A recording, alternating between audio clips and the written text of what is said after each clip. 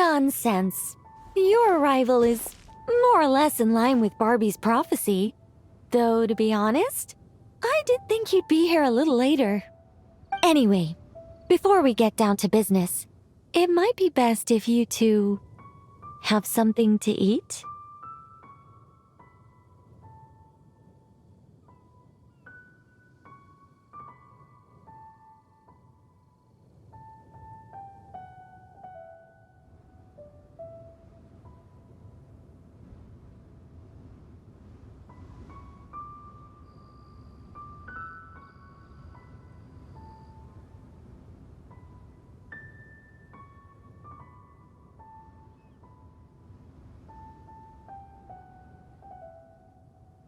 No, of course not. But my hearing happens to be quite sharp, and I heard Paimon's stomach rumbling a mile away. Whoa! Paimon's stomach is rumbling for two! We must both be super famished!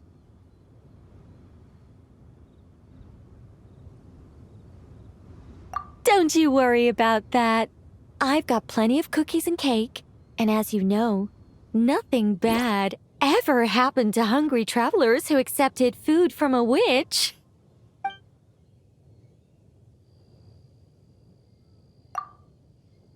Oh, Paimon's so full! No matter how much she puts in her tummy, there's always more on her plate.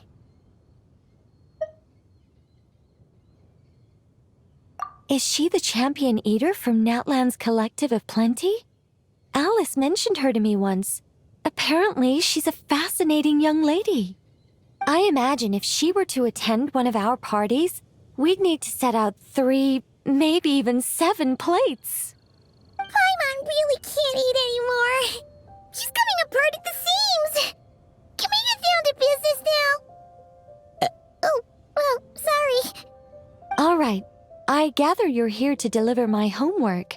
The one that Barbie prophesized? Nothing of the sort. We were discussing something completely different. The moon's massive shift has knocked her hydromancy out of whack. So she needs to head back for a while to undergo a period of silent meditation. While she's away, I'll be taking over responsibility for everyone's homework. I also plan to help her add the next round of homework to the dictionary. Huh. You can just swap the person in charge like that? Not like I had much choice. Before Barbie and Alice even told me about it, they'd already inscribed my special homework in the dictionary. As much as I'd like to erase the whole thing and keep on casually observing the world, Alice is busy maintaining Teyvat's borders, and Barbie is off realigning her hydromancy. Octavia didn't bother to come back, and you can forget about Rhindaughter. The other mages all have their own affairs to attend to, so the duty of supervising this homework has fallen to me. There really are. I don't even know how long it's been since we all got together to make this a proper tea party. In any case, as long as I finish my homework, my story will be officially inscribed in the dictionary. After that, I'll be able to go back to observing and guiding. So, Traveler, Paimon, it's time to deliver your message. What's my homework? Oh, and since this doesn't count as a prophecy, just something Barbie and Alice came up with 10 minutes ago, there probably isn't any useful information to be found in that dictionary you're carrying. You're right, Nicole. We had a look before coming over, and there aren't any detailed instructions at all. There's only these 2 sentences. All right. That first sentence was clearly written by Barbie, but I bet my bottom more it was Alice who added the second. Anyway, let's get cracking on this homework. Just let me think. Where should we begin? Huh? Oh, Barbie gave me a rundown of my tasks just now. Basically, I just need to go to a few homework locations, make sure everything's up to scratch, and conduct some field work. Wait a minute. Paimon thought she was giving you a prophecy. How rundown count as a prophecy? Well, you see, I naturally view anything Barbie says to me as some sort of prophecy. Besides, when Barbie wrote this homework of mine, all she actually did was flip straight to the final page of my story and tell me the ending in advance. You make a fair point. But then, what's the difference between a prophecy and a spoiler anyway? All right, enough dawdling. Come on, follow me. We're going to... Yes, that seems like as good a place as any. Just like that? Hold on, how are we supposed to get the...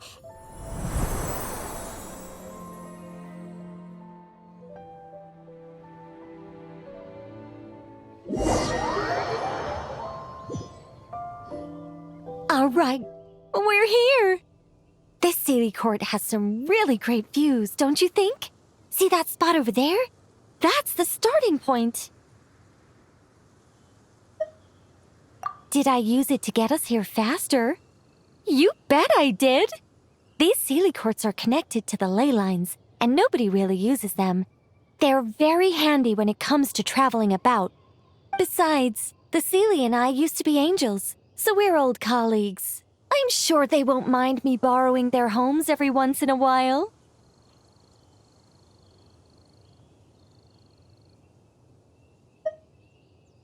Yes, I read about that in the dictionary. Based on how it ended, you and Lord Barbados must have played quite a beautiful tune. Such a shame that Barbie couldn't hear a single note. When Alice heard about it, she laughed so hard her hat nearly fell off. How about we head to the next location, which should be...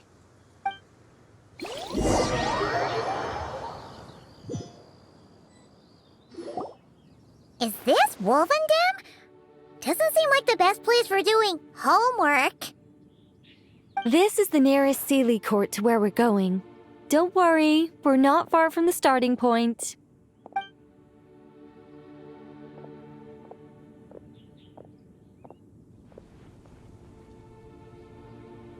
Whoa! Where did all those wolves jump out from? Hey! We're not here to hurt you! We're friends with Razor!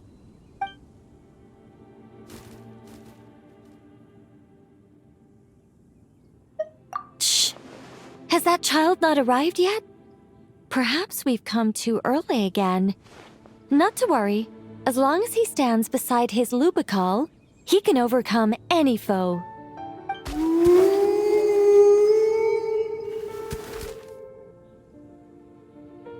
Why'd they come back? Oh, did they hear us talking? If only Razor were here, he'd be able to tell us what they want to say. You're not wrong, Paimon, but there's a lot more he'd need to understand than just the chatter of wolves. All right, that's about it for this place. I could do with a good rest. Come on, let's go. Time to head back for a cup of... Whoa! When did this door appear? This looks like Alice's handwriting. Let's take a look. Thanks for your help with the homework. Now hurry home and have a hot cup of tea. P.S. There is a surprise waiting behind this door. Hurry home? Wait a second. Why does this door look so familiar? There's no way it could lead to...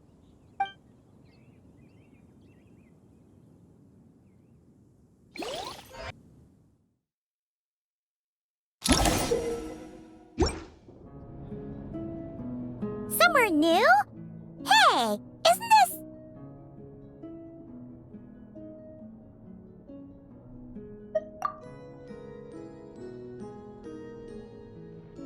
No wonder Alice wanted to borrow the lodge key.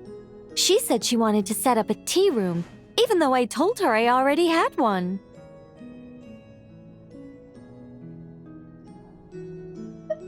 It symbolizes the completion of guidance, the end of a journey, and the fulfillment of prophecy.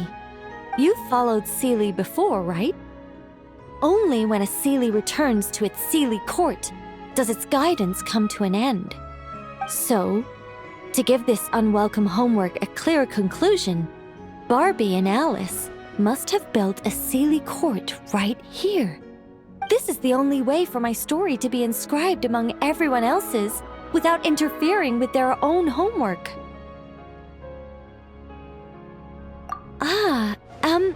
Well, we're not all that different. Once upon a time, we were all angels after all. But that doesn't really matter. What's important is what it symbolizes. It's like writing a novel. As long as the main outline is there, there'll always be a way to flesh out the details so the pieces fall into place. As long as I take my seat, this homework of mine will be officially over. It's a nice touch, but it feels like the ending to a story written on the fly. If Anya were here, I'm sure she'd have come up with something more clever. Don't you worry. That's an essential element as well.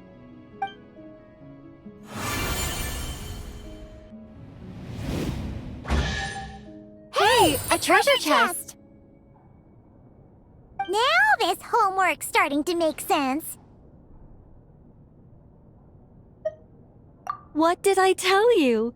It seems like this has been a fruitful little excursion after all. And it seems my story has been formally inscribed in the dictionary, which means that today's homework ends here, and also that there'll be a formal tutor to provide guidance on all future assignments. Well, that depends on what assignments are assigned. Personally, I'd love nothing more than to bury chests for people to find by completing their homework. I'd leave clues and watch them enjoy a merry little treasure hunt. Now that would be fun. But Barbie's been keeping a close eye on me, so I'm not sure I'll get the chance.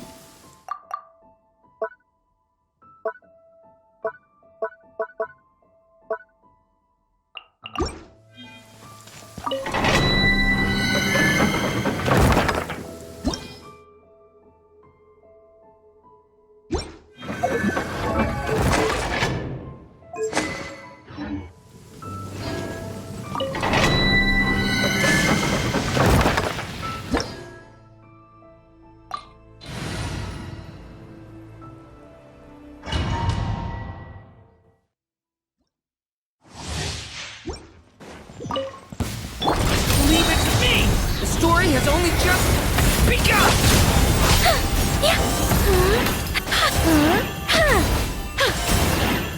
Gears of the storm! Stay! Our little secret. Time for takeoff. Let's play!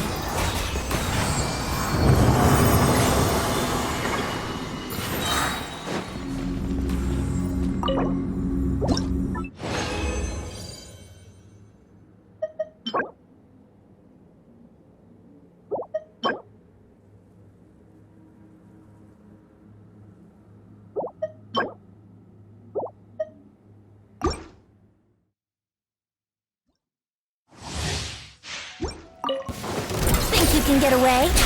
I live within you. I think not. Watch out! A turning point?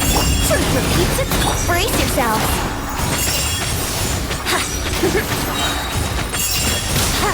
Time for takeoff.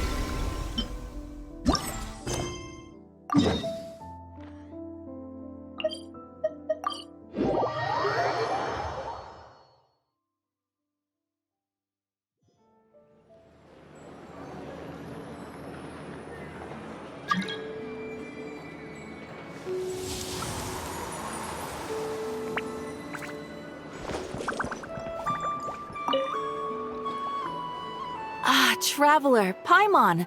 It's been a while. As it happens, there is a letter here for you. One moment. Here. A letter? From who? Dear Diary, I'm Kale. I work as a trainee forest ranger under my master, Tainari. I'm also studying at the academia. I've been getting better and better at reading lately. Mr. Al-Haytham says that the written word is a crucial medium for exploring the world and understanding oneself. That's why I decided to start this diary. That said, what should I write about? Things are pretty quiet in Sumeru these days. Life is good. Every day is a fulfilling and happy one. When I think back to the days when I suffered from Elazar, or way back to when I was injected with God remains, I am in a much better place now.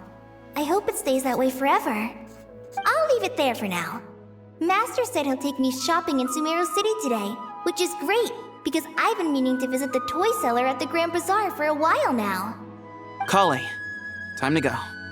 Yes, Master! Huh?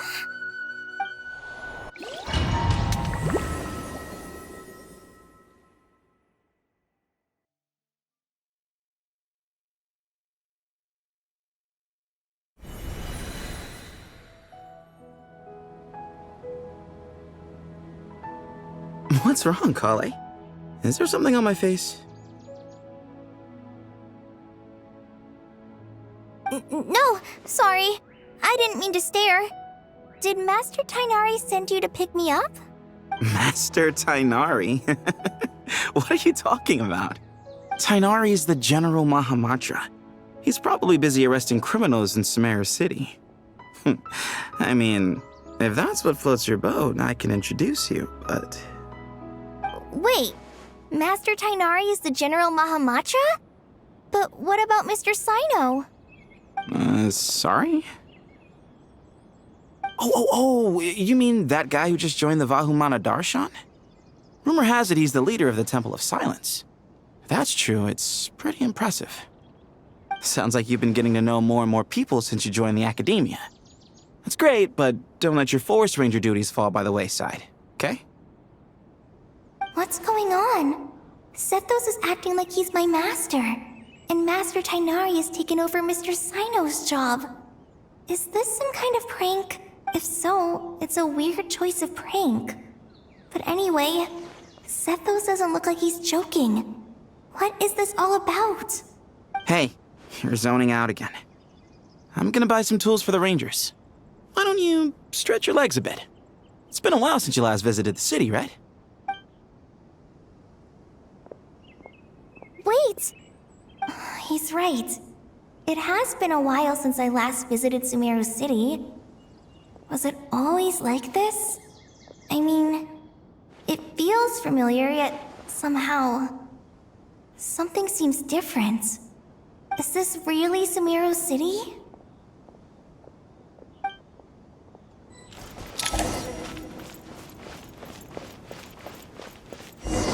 Hey, did you see who just walked by? I think she's that famous merc. It takes courage to maintain a peaceful life, too. How will I ever save enough money to buy that custom-made axe? I heard that Sage disappears without a trace as soon as he gets off work. It's a little Lord Kave Bay, did you get a chance to review this month's accounts? Any feedback? You mean the version you sent over a few days ago? Yeah, I took a look when I received it. I was thinking that maybe our profit margin is a little excessive. I visited some of our commercial partners last month. Their earnings are very slim. Are you suggesting that we give up some of our profits for them? Well, since we have more than we need, yes. Making money for its own sake is pointless. Don't worry, I've already planned for it, and the numbers look fine. We can adjust the rates starting from next month. Also, about that designer you hired, I've had to revise his proposal 3 times now, but he just doesn't seem to... Let's cut our losses.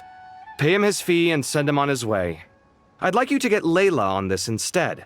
She was Cyrus's student, and she designed the Palace of Alcazarzare. Seems like a much safer choice. Who's sneaking around over there? Mr. Kave? Do you recognize this person, sir? Yes, it's all right. We've met. This is Kale, Sethos' trainee. He brought her along the last time I went for drinks with him. What brings you to the city, Kale? Is your master here too? No, this is all wrong! Why is Mr. Kave saying that too? Tainari is my master, not Sethos! This can't be real. I have to ask someone else. There's gotta be someone else out there who still remembers the truth. Hey, wait! Don't run off! How strange. What's gotten into her today? It's like everyone switched places. I guess I'll keep looking around. Would you like a cup of coffee? Students are under so much pressure these days. Lots of visitors today, I see. Welcome all. It's been a while. Hey, Rahman. You know that guy who sells face powder on Treasure Street? I haven't seen him around in a while. Any idea what happened to him? Oh, you mean a Hongar? Yeah, he got into a brawl with Shavirme on Treasure Street. He's been banned from setting up shop there for now. Seriously? Oh, well, that's a shame. I was planning to pick out some makeup for you. Oh, don't worry about it. The legendary Flame Mane discussing makeup with the Zubair Theater star dancer. Now there's something you don't see every day. Flame Mane? You know, I'm not actually sure when people started calling me that. Maybe the other Eremites thought I needed a fiercer title to scare people off? To be completely honest, I think the title would fit you better than me, Dia. You think? Can't say I've never imagined myself as a merc. If I ever give up the dancing, maybe I'll head to the desert and give the Eremite life a try. You would? Is that so strange? Oh, not at all. In fact, I've actually had similar thoughts before. If I ever get tired of sleeping out in the wild, I think I might go look for a job at the Zubair Theater. I've adored the dance of Sub-Zeros ever since the first time I saw you perform it. If the chance ever came up, I'd love to try it out on stage for myself. Really? If our manager Sataria heard you say that, she'd hold you to it. Probably grab you by the sleeve and never let you go again. Hey, when that day comes, I'll do your makeup myself. How's that sound? Sure. If the day comes, I'd be honored.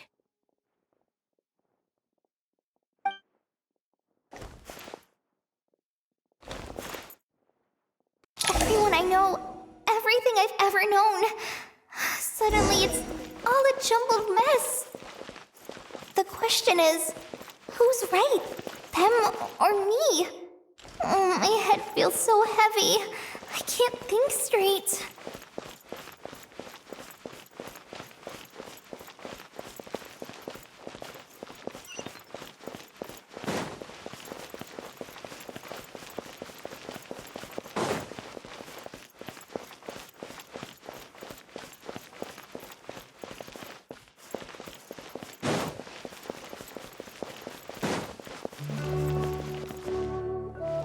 Mahamatra Tainari, we've apprehended the suspect.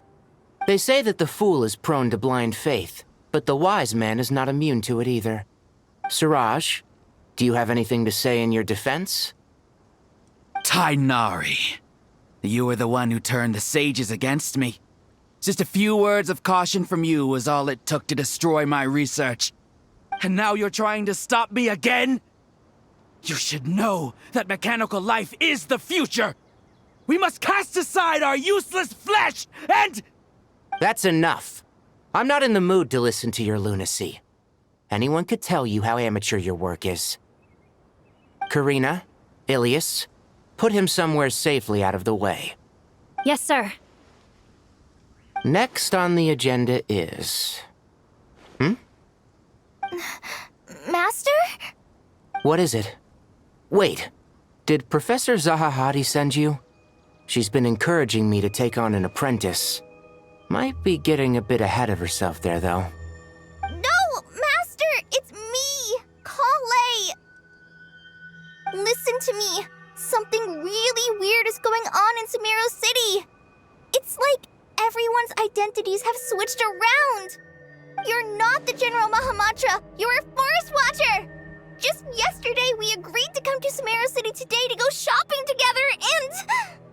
All right, there's no rush. Let's back up a little. Your name is Kale, correct? Although this is our first meeting, you do seem strangely familiar somehow. Is there anything I can help you with?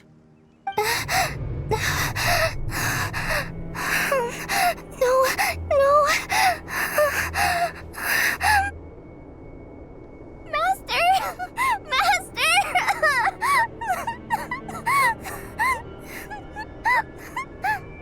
What is it? Huh? Did you have another nightmare? I've told you before, when you're tired, lay down on your back in bed and get some proper sleep. It's much better for you than napping on your front. Poor posture obstructs your breathing, which can lead to all sorts of weird dreams. Now, we're supposed to go shopping in Sumeru City today. Remember? Cheer up. I'll take you to Hushang's. I heard he's got some new toys in stock. Go wash your face, take some deep breaths, and when you're ready, we'll head out. Okay. Thanks, Master Tainari.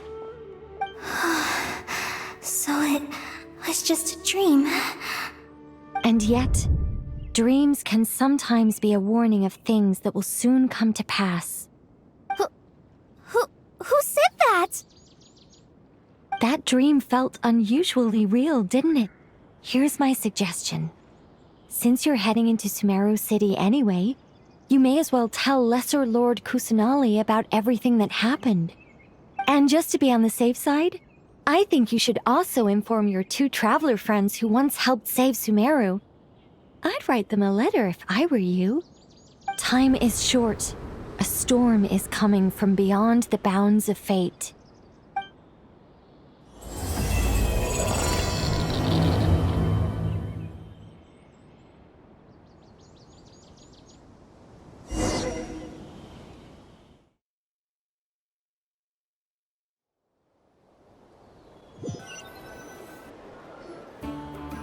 What a strange situation. No wonder Kale was in such a rush to write us a letter. Imagine waking up one day to find that everything around you has changed. You might not even recognize Paimon anymore. Whew, that's a scary thought. Let's get to Sumeru and find out what the heck is going on.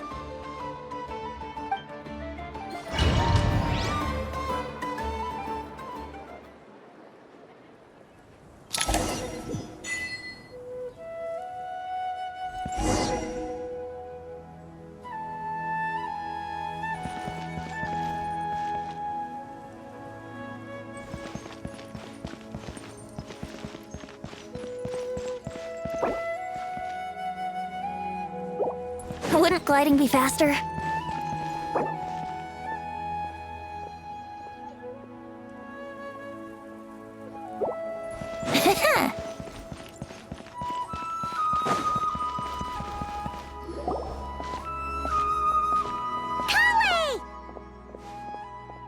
Traveler! Paimon! Thank goodness! I'm so glad you made it! Of course! We won't let anything happen to you, Kale. So, what's going on in Sumeru City? Looks like lots of people are moving or something. Yeah, I was just gonna say. After I wrote my letter, Master and I went to Sumeru City and told the Dendro Archon everything that I experienced, from start to finish. She was silent at first. It seemed like she was deep in thought. Then the next day, we got told that she was ordering everyone to leave Sumeru City immediately and move to Caravan Rebot. The entire population of the city has to move? Not just Sumeru City. The evacuation also includes Lokapala Jungle, Avidia Forest, Ashavan Realm, and Ardravi Valley. Basically, everyone living in the rainforest must temporarily relocate to Caravan Rebot. Holy smokes! That's crazy! Yes, it's quite an operation. Even if people only bring the bare essentials, the scale is simply enormous. They've requisitioned almost all the Sumpter Beasts in Sumeru for the task, including the entirety of Dori's Sumpter Beast Park.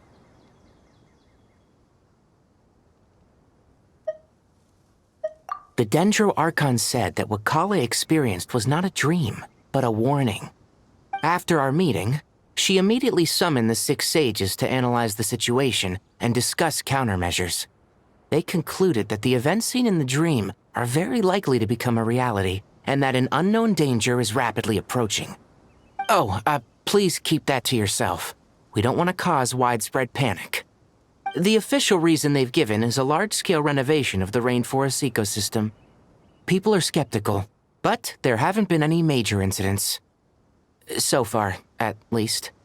The Dendro Archon seemed really worried when we spoke to her. She said you can go visit her in the Sanctuary of Surasthana when you arrive. She also said she'd hold out until the very end. Tighnari? Kale?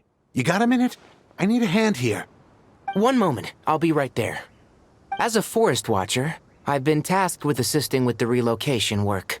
There's a lot to be done, and they need all the help they can get. This will be the final group of evacuees from Sumeru City. While they're away from home, they'll be heavily reliant on outside help. Thank you for coming in our time of need. As you can see, another crisis is upon us. Excuse me, sorry to trouble you, but could you help an old man find his medicine? It's buried somewhere in my luggage.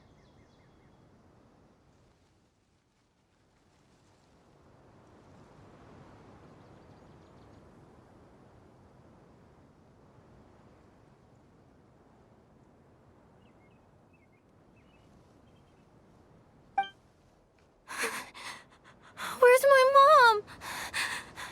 Where did she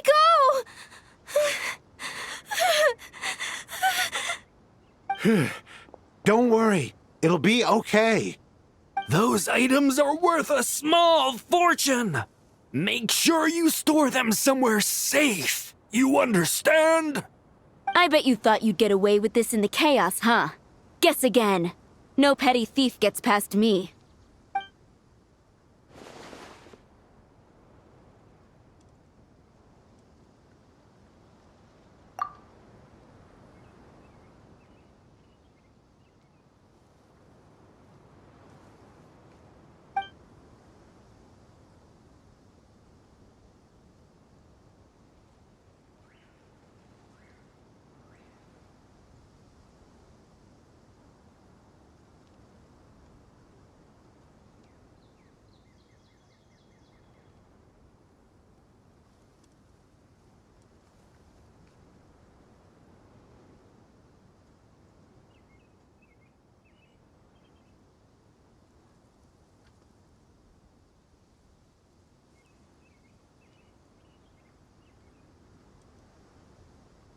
We should go help the evacuees. See you around. I'm so glad that you believed me and came all this way to help. It means a lot. Please stay safe.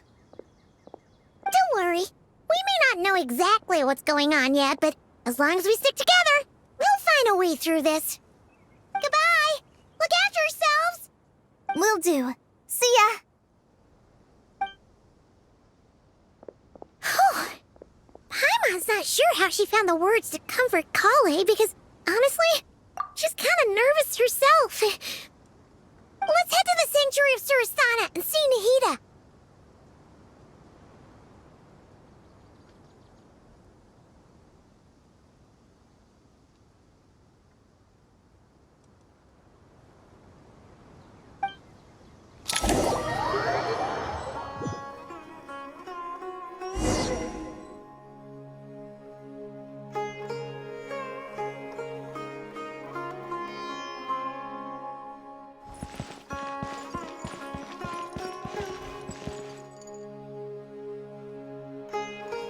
Who goes there? No unauthorized access to this place. By order of Mahamatra Sino. Are you blind? It's the Traveler and Paimon. Surely you've seen them before. Huh? Oh, so it is. I'm sorry, I haven't been sleeping well lately. My nerves are a little frayed. The Dendro Archon is in a very vulnerable state at the moment. Mahamatra Sino is concerned that our enemies might choose this moment to strike, so he's ordered us to strengthen our defenses. Just seeing you two again already puts our minds at ease. Please, enter. I'm sure everyone's expecting you.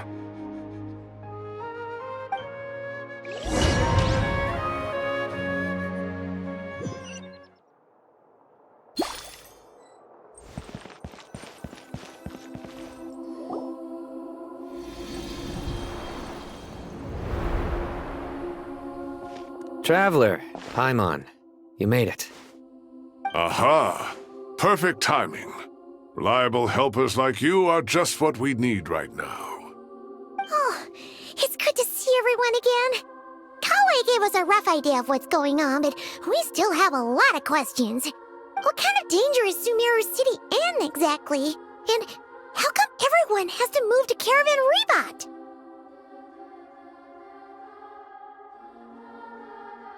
At this stage, we can't be certain. We're investigating, but no definitive answers yet.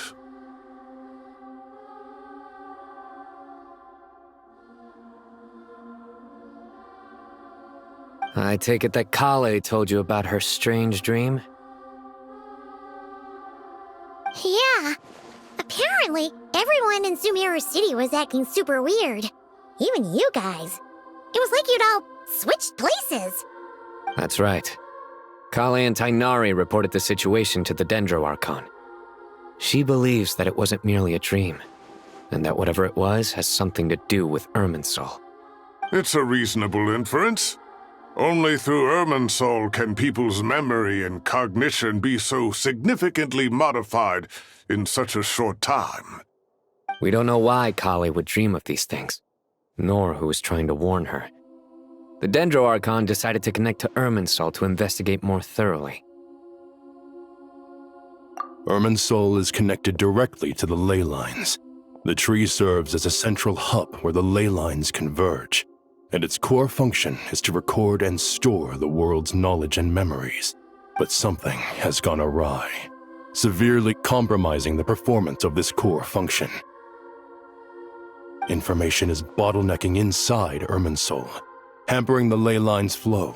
If this continues, new information will languish unrecorded, with existing records thrown into disarray. In short, the souls of the dead will be stranded, while the living have their sense of reality warped. In the long run, Kale's dream could well become a reality. And that's just the beginning. There's no telling what other nightmares could end up coming true.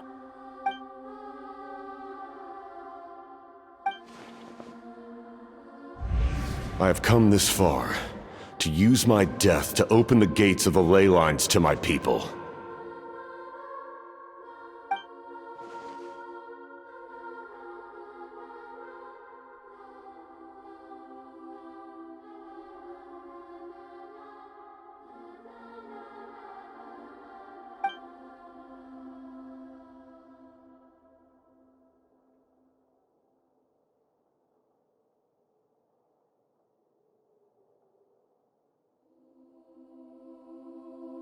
Faced with a growing backlog of information, the Dendro Archon decided to connect herself directly to Irminsul and take over the recording and processing function herself.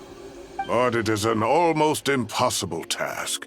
Individual brains aren't equipped to deal with the sheer volume of knowledge and memories involved. All that information flooding in at once would instantly fry any human mind. And for a god, even for a god, the suffering must be unimaginable. The Dendro Archon's power originates from Irminsul. Any issue with the tree itself takes a toll on her to begin with. On top of that, she's subjecting herself to the grueling task of processing all that data. It must be torture for her. And despite all of this, she is somehow finding the strength to investigate the Irminsul situation from within and send us her findings. I finished analyzing the latest data. Looks like our working theory was wrong. There's no signs of Irminsul having been attacked from the outside. So it's internal then? Some sort of disease, perhaps? No. I've spent half my life studying the ley lines. If Irminsul malfunctioned this easily, the world would have met its end long ago.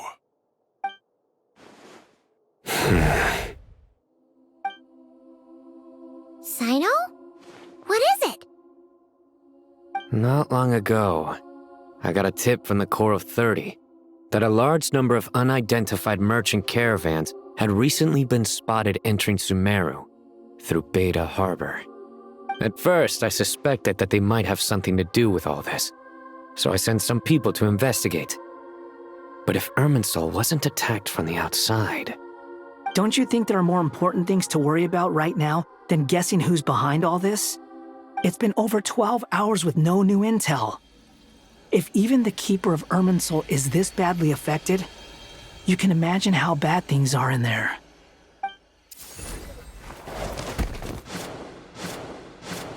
Dendro Archon.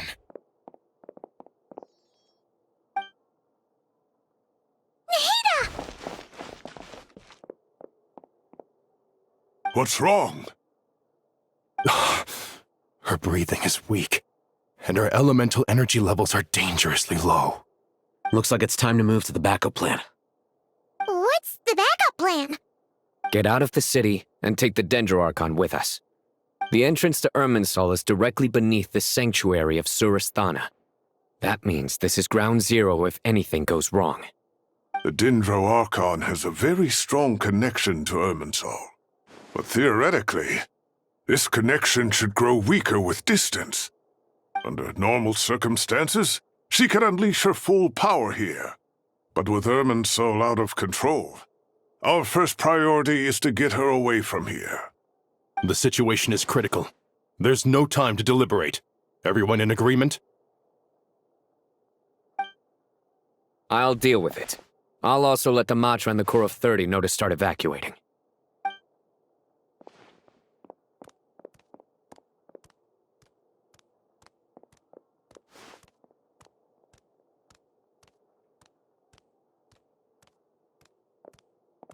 Let's go. No sense grieving when there's nothing more we can do. Agreed. We'll be back as soon as this is over.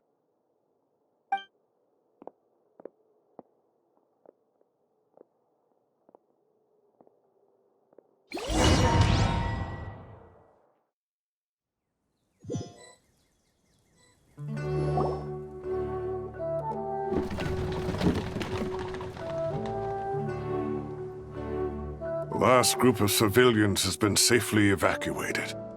Dendro Archon's carriage will travel with them. Sino and Hat Guy will protect the convoy. With the Dendro Archon in a coma, we've lost our means of investigating the situation. And with Irminsul still deteriorating, we have no choice but to evacuate Sumeru City. Feels as though we're being pushed along by an invisible hand. Stop moaning, Cyrus. We're the teachers here. We should be showing a little more confidence, don't you think? A wise judgment. Let's move out to Caravan Rebot.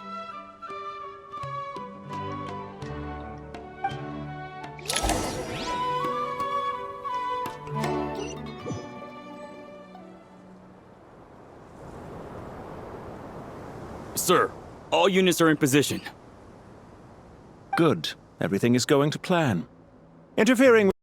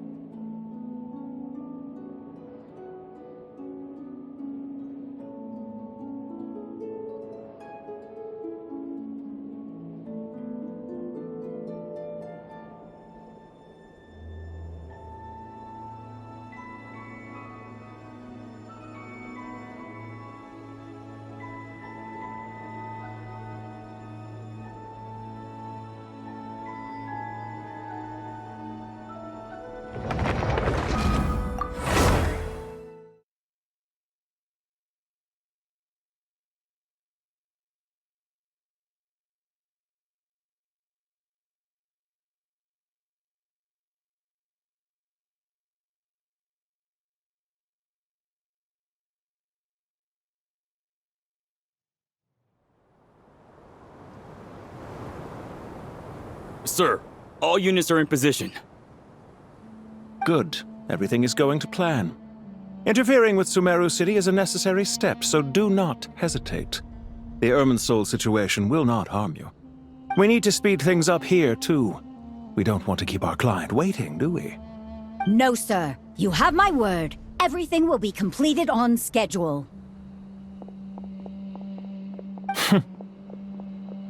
They say that fervent ambition attracts the favor of the gods, and with it, a vision. But we appear to be the exception.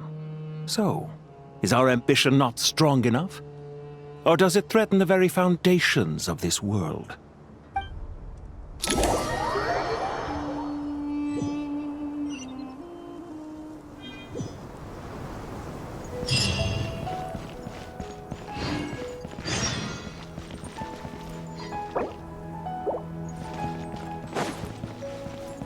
Wouldn't gliding be faster?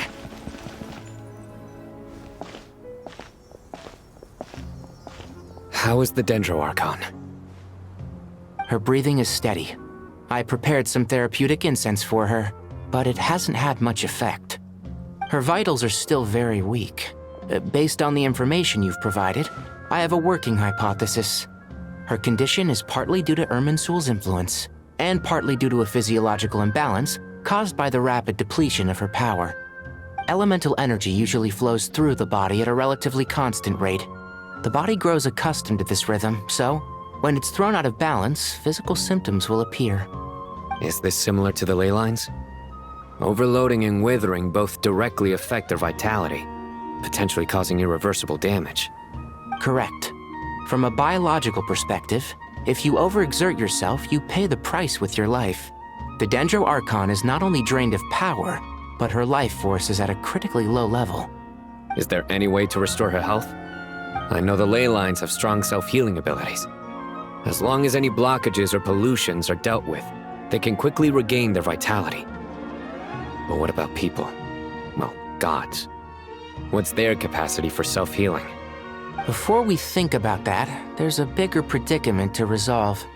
Restoring the Dendro Archon's power requires us to heal Irminsul first.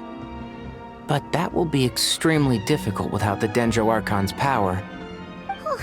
Paimon's already getting lost here.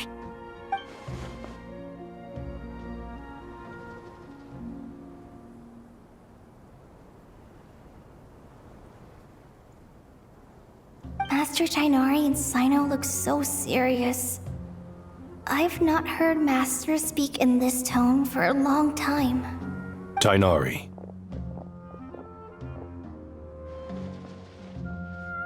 Master Nephis, sages. Tainari, haven't seen you in ages. Have you gotten taller? Or did your ears get longer? Hopefully the former, Uncle Baladuri. Sino, where's Professor Cyrus?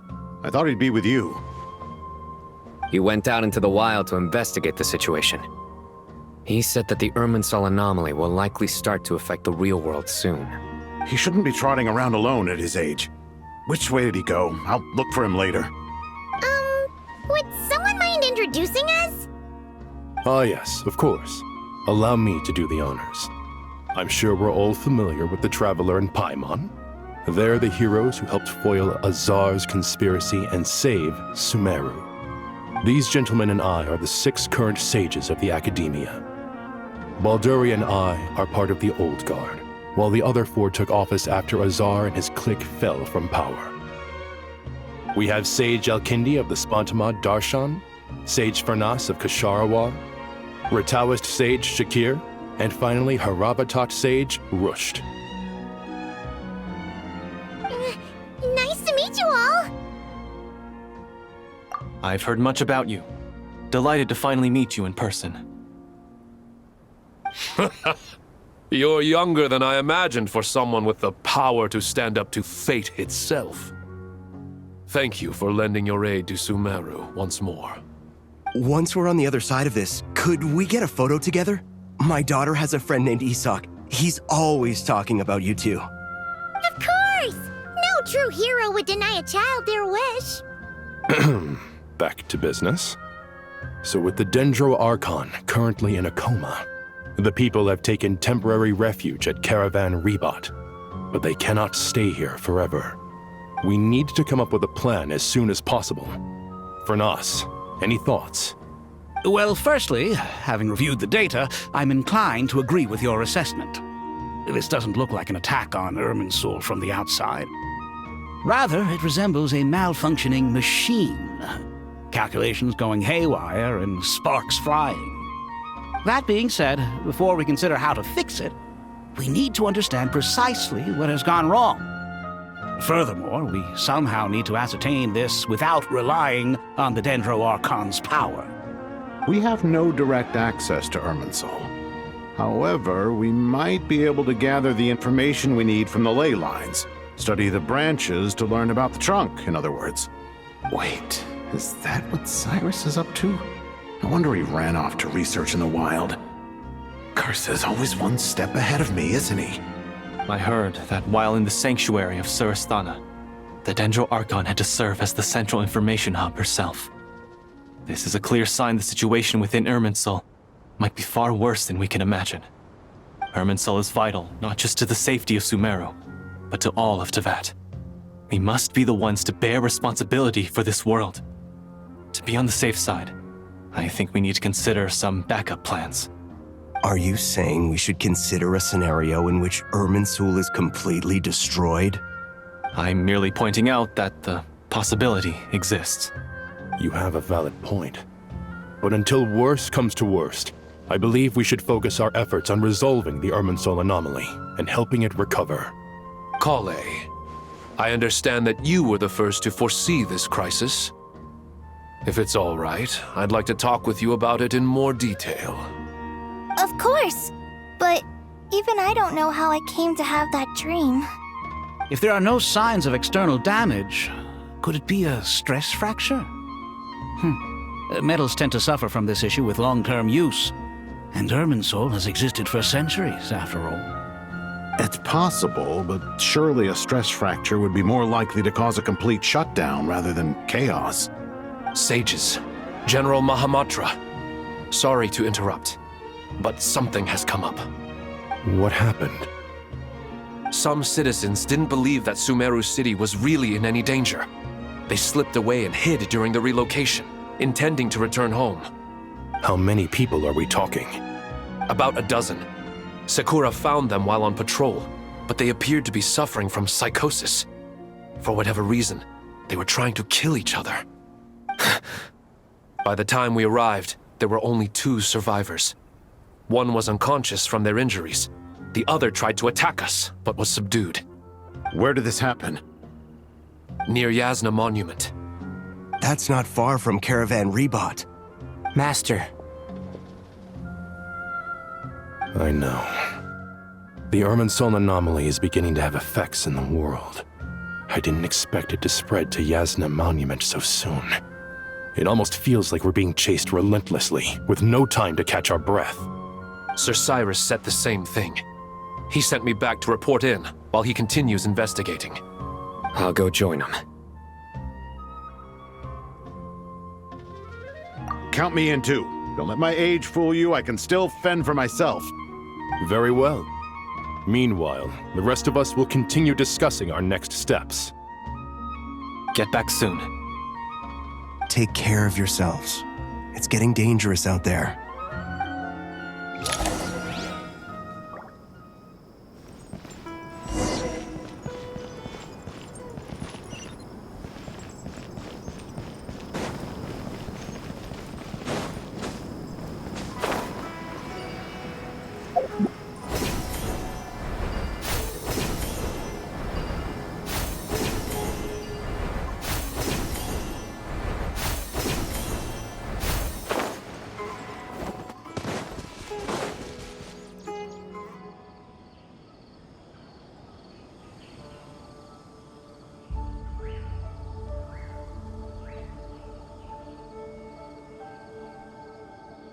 Please, don't go any further.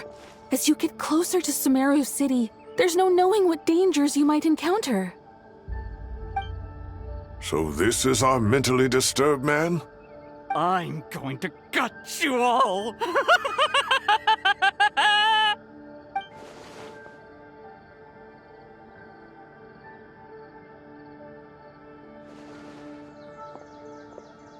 Cyrus, you didn't even bring a single guard?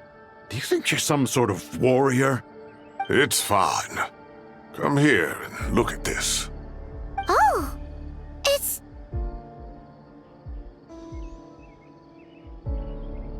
That's right. Flowers that bloom from openings in the ley lines, indicating some sort of anomaly. I don't believe I've ever seen a color like this before. Did you discover it nearby?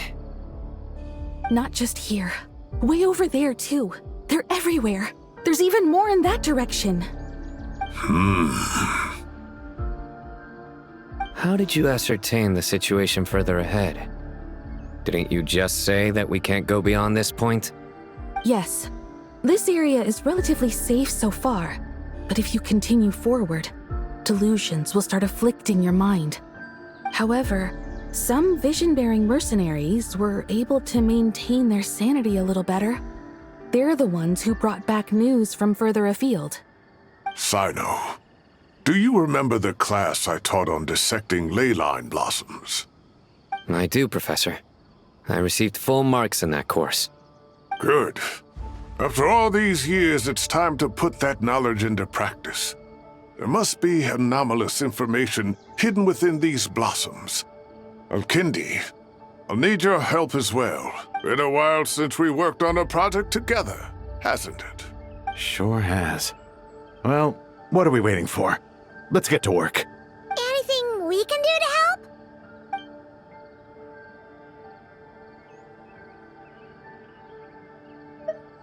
Will you need my help?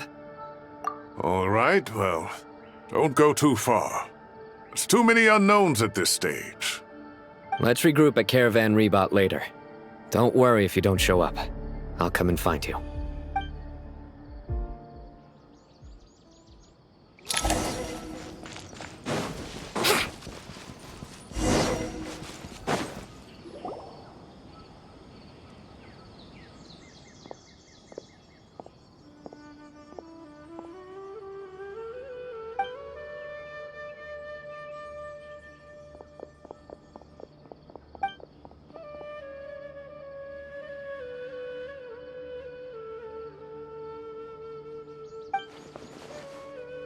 That should be the heart of Oasis. All we need to do is light it with the fire seed, and it'll restore a pep with elemental power. The damage it suffered internally will also slowly begin to heal.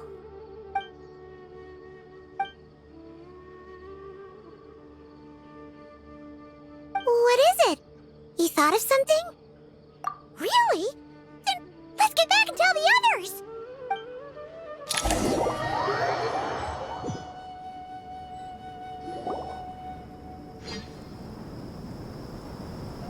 Phew.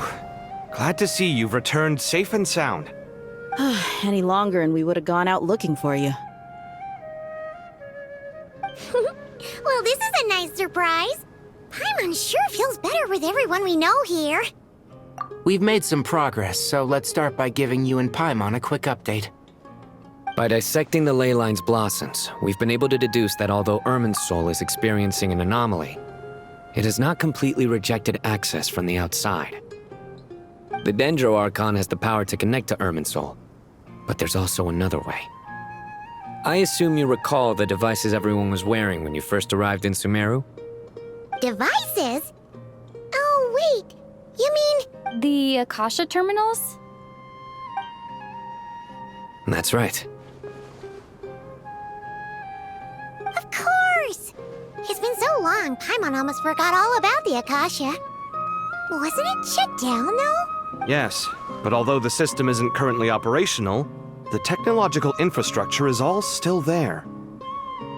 And it turns out that a certain someone gets so bored at work that he's actually read through every single one of the instruction manuals. No prizes for guessing who that was. If praising others is that embarrassing for you, you can simply spare yourself the ordeal. As much as it pains me to say anything nice about him, there's no denying his intelligence. He rarely forgets anything he's read. The Akasha is exactly what Sumeru needs at this moment. Between us, we should have all the knowledge and expertise we need to get it up and running again. But if I recall correctly, doesn't the Akasha need a Gnosis to function? That's exactly right. The Akasha relies on the Gnosis as a power source, and in its absence, we'll need to find an alternative. To tackle this problem, it looks like we'll be relocating once again. Namely, to the Temple of Silence. Ring any bells? It's the only major institution in Sumeru dedicated to preserving the knowledge of King Deshret's civilization. You might find the answers you're looking for hiding there. I agree. There's a good chance. Master Nephis and the other sages have discussed it. As the chaos from Irminsul continues to spread, Caravan Rebot won't be a safe haven for much longer. We have to move into the desert next. The scholars and sages will head to the Temple of Silence, while the civilian population seeks refuge in Aru village. The Eremites will keep everyone safe during the journey, and Candace will be there to receive us at the village. This leaves us just one thing to worry about. That Dendro Archon. She's very weak. We can't afford to wait until Irminsul is fixed. There has to be another way to help her. Huh. Wow. Luckily, the Traveler had a eureka moment while we were out investigating. Really? Wow. Nice one, Traveler. Let's hear it. What say our Amorta experts? Theoretically, it's feasible. From what you're saying, although elemental life and elemental energy have their differences, the Dendro Archon has explicitly stated that she can imitate the power of the former. In which case, as long as Apep is willing, she should be able to convert her own power into a form that the Archon can use. It wouldn't be difficult for her at all. The only problem is convincing her to help. Yeah! Even though she wasn't exactly friendly the last time we met, she didn't refuse to talk with us. When she realizes the danger that Nihida is in, surely she won't turn a blind eye to it. Well, hopefully not. Either way, we're not exactly spoiled for choice here. Hey, it's better than having no options at all. I agree. Without Irminsul's aid, the legendary Dendro Dragon Apep may well be the only living thing in Sumeru who can help our Archon recover her power. There's no time to lose. I'll bring this proposal to Master right away. If he and the other sages agree, we'll split into 3 teams. The academics will go to the Temple of Silence to look for a solution to the Akasha problem. The Eremites will escort the civilians safely to Aru village, and the Traveler and Paimon will take the Dendro Archon to see Apep. There's still a long road ahead, and no knowing if we'll make it. But at least we have a direction now. I'll take it over floundering around in confusion. If there are no objections, then let's proceed. But before we adjourn, I would like to leave you all with some parting words.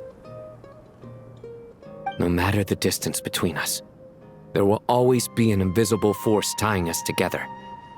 May the bonds forged in the past shine bright like stars and open a new path before our feet. Huh. Is that from King of Invocations? No. This one's from King of Invocations, the sequel. What's the difference? The sequel's much cooler. Couldn't agree more. Well, it was very apropos. Once this is all over, I'll give everyone a copy of King of Invocations and the sequel to show my gratitude. Come on, let's get moving.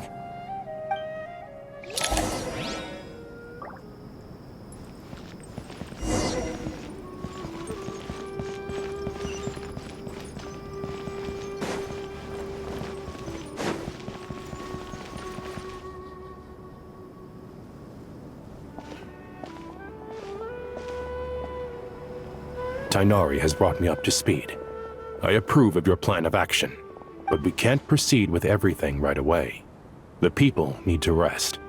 For many of them, this will be their first time in the desert, so we'll need to find additional personnel to help escort them.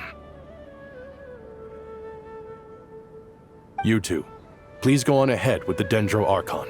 Let's rendezvous at the Temple of Silence later. No problem. We got this. Words can't express my gratitude, so let me just say, I hope everything goes smoothly for all of us. Goodbye for now. All right, let's get going. If Paimon remembers correctly, the last time we saw a Pep was in... Traveler, Paimon. Could I borrow you guys for a moment? It'll only take a second. Kale, what's the matter? Well, the thing is, Master Tighnari once told me, after you raise a problem, you should think about how to resolve it. But ever since I had that dream, I feel like I haven't been of any help at all. I tried my best to keep up with the conversation, but there was so much new information, I couldn't take it all in. So, I just wanted to ask, do you have any tips for me there? Huh, Paimon knows exactly how you feel. But fear not, everything you need to know is right here in Paimon's notes. Sumeru chapter. It's got tons of info about all the things we've seen and heard on our adventures. Some parts are a little simplified, but hopefully it all makes sense. You see? Being the greatest guide in Tibet isn't just a fancy title. It takes a lot of hard work. Paimon doesn't always understand the things you're talking about with other people. Whenever that happens, she notes down the confusing parts and goes over them in her own time. This is perfect. Could I borrow it?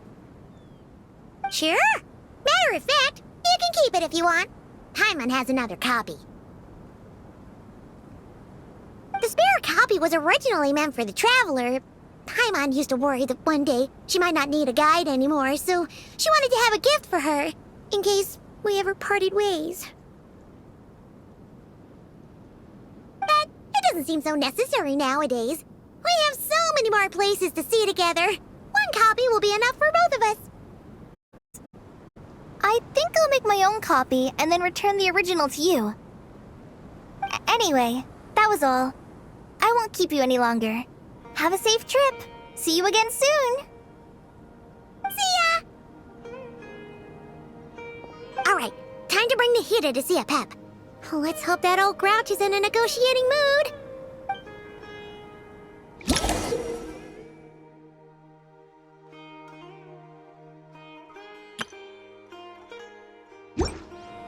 Hey, here's a thought.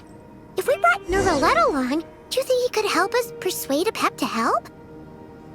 Actually, never mind. And a pap-sized Urgalet's probably one of those dragons who has grown too close to humankind. They might end up fighting for all we know.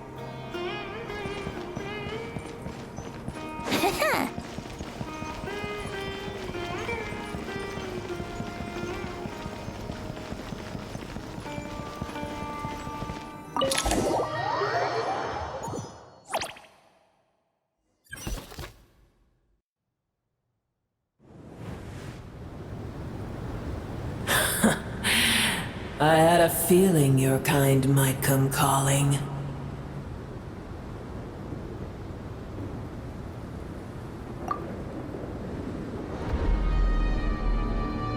The ley lines are in disarray.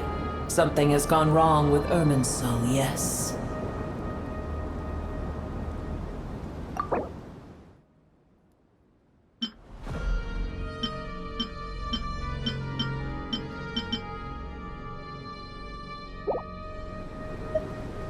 Even from a great distance away, I can sense that Sumeru is headed for destruction. You who took our home from us, prepare to watch as your own world is plunged into oblivion. Oh, how the cycle of history comes to a poetic conclusion. This isn't a joke, Apep! Nahida's is in grave danger! Can you please help her? Is she now? Then do explain. For what reason should I lend Booer my assistance?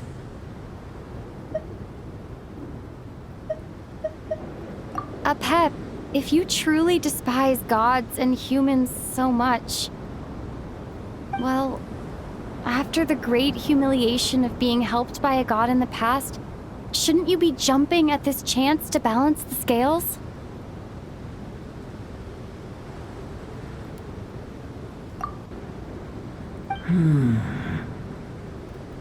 Now that is a compelling reason. When El Ahmar plotted against me and I was tortured by forbidden knowledge, it was Booer who saved me from agony. And though I regard with shame the pity of my enemies, to receive aid without repaying it would likewise tarnish a dragon's dignity. Oh, tiny Booer, puny humans. Just this once I shall deign to show you the true power of dragonkind. Whoa! It's happening again! We're gonna get sucked in!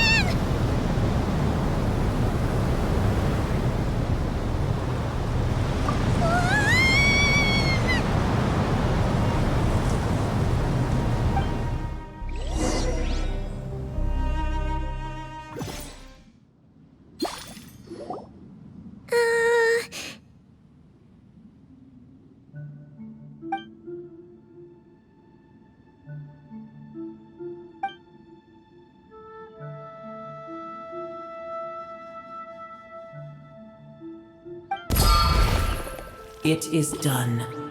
The heart of Oasis is supplying her with life force as we speak. It shall not be long before she recovers. But I should warn you. Booer's existence is closely intertwined with Irminsul. Unless the issues plaguing it are resolved, she will never completely recover her former strength. Thank you. Spare me your words of gratitude. You may also spare me your feigned concern.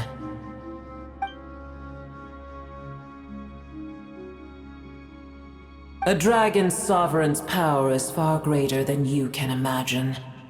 While I was indeed weakened when the heart of Oasis ran dry, providing tiny Booer with a morsel of my life force shall have little consequence for me. Oh, good to hear.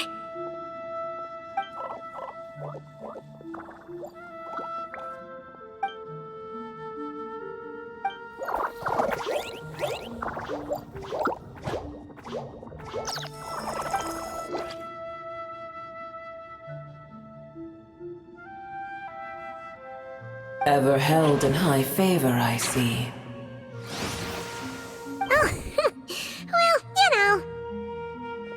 The compliment was sincere.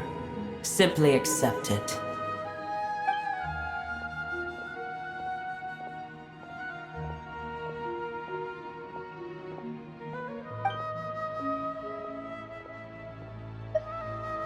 I did once. That tree was not planted by the heavenly principles. Irminsul existed before they ever arrived in Tevat. What? There was a time when it belonged to Tevat, to dragonkind. Its appearance and function then differed greatly from today. The ley lines flowed with an abundance of a familiar, primitive form of elemental energy. You may know it as the power of the Light Realm. The heavenly principles usurped and refashioned Irminsul, made it serve humanity, and used it to anchor the fate of the world. Yet in the end, humanity has failed to protect it. Heavenly principles, God of gods. It makes me sick. The enmity between your kind and mine can never be bridged. As things stand today, holding a grudge against you would serve no purpose. But there will come a day when we reclaim this world for ourselves. The opportunity will arise no matter how long we must wait. I can already sense that far away from here, the Hydro Dragon has wrested his authority from the hands of the usurpers. Though we have yet to meet, I know that we are both preparing for our revenge day and night. Uh-huh.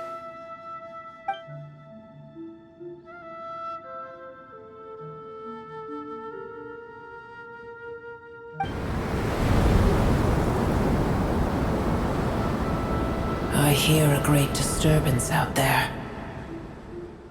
Huh? What is it? Sandstorms come. The Jinn. I see. Another calamity approaches. You both seem restless. Let us part ways here. Booer is safe with me.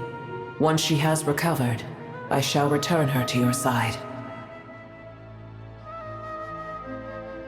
Oh, thanks again. Take care, alright? I told you already I have no need of your feigned concern.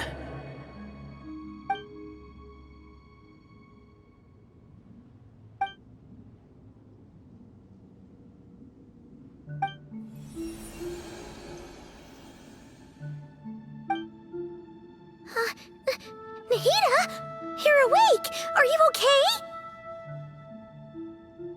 Cease your interrogation.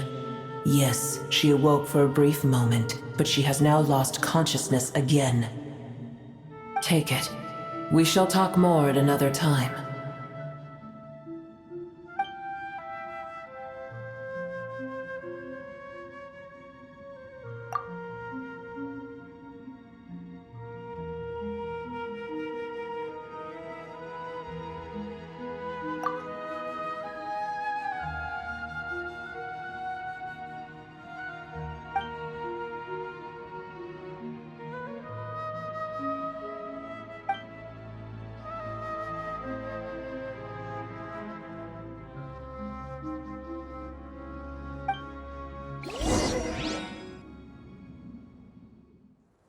Where the heck are we? Did you just dump us in the middle of nowhere? Wait. No. Paimon remembers now. The Temple of Silence is over that way. Come on, let's go find the others.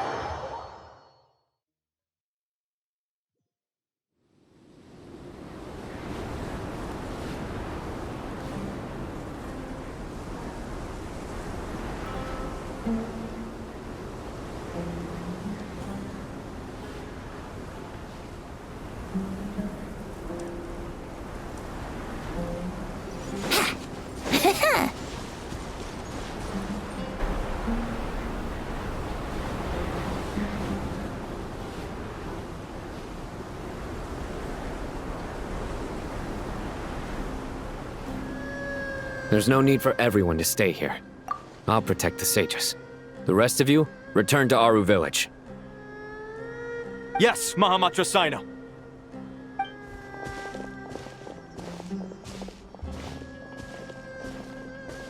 Sino! What's going on? You're back. How is the Dendro Archon?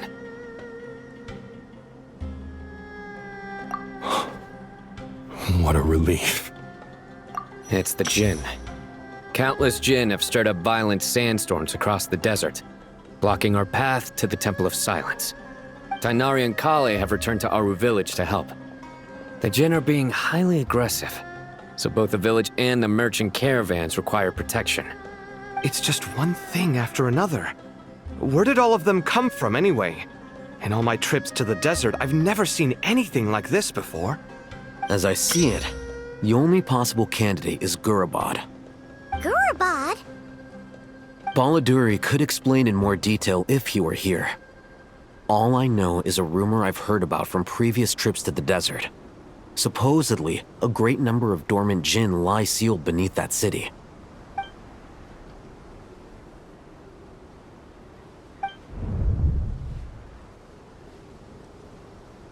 Gurabad is, for me, a fated land. I must therefore return back to this city, where my destiny awaits me still. My master, I am sorry that I couldn't stay by your side for long, and that I could not have more time to get familiar with you. Lilipar. Yeah, we once said goodbye to a friend there. Well, maybe not a friend exactly, but someone we met on the road anyway. She was a strange bottle. If we can find a way to wake her up, maybe she can help solve the situation in Gurabad. Well, be careful. You may find there's more than just the Jinn to worry about. You mean, there are other dangers in Gurabad? It's a sensible assumption to make. The moment we arrived in Caravan Rebad, the Irminsul anomaly started spreading in that direction. Now we've moved to the desert, and suddenly we're plagued by Jinn and sandstorms. To call it a coincidence would be a stretch. Don't worry, we've gotten a lot stronger since our last stint in Sumeru.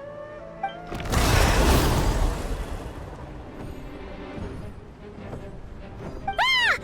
When did they show up? It appears the monsters native to the desert have been stirred by the Jinn's activity.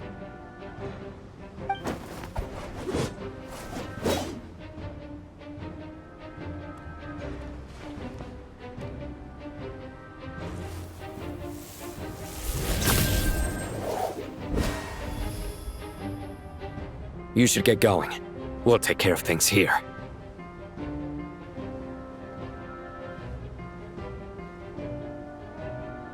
You too. Don't do anything too risky. You got it?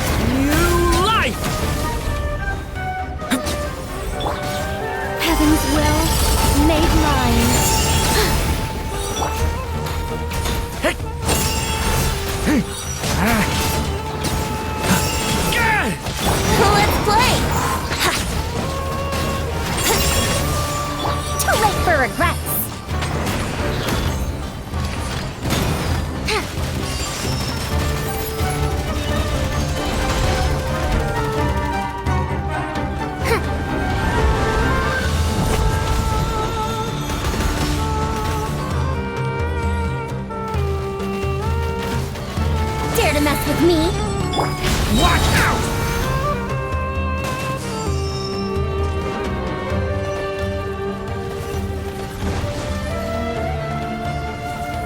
Run while you still can! There's nowhere to hide! The story has only just begun!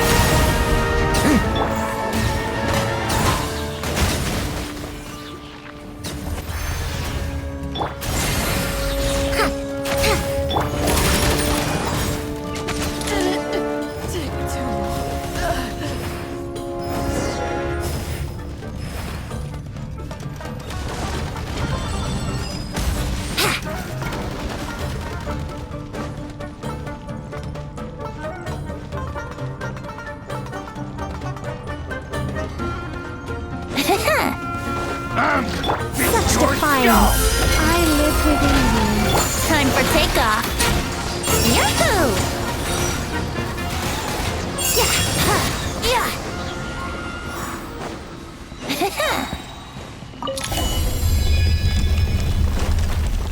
You see that strange machine? Paimon has a sneaking suspicion that that's the thing wrecking Gurabad and setting all those dangerous Jinn free! The target has reached the core zone. Requesting backup. Repeat, requesting backup. Backup en route! Stop her at all costs!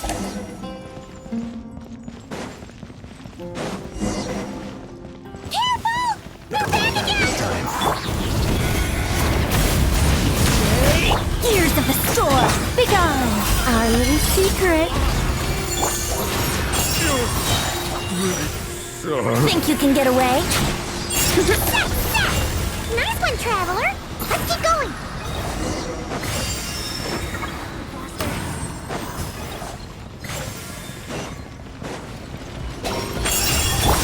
Turning point in space! I live within you. Truth repeats itself. Yahoo! Time for takeoff. Brace yourself.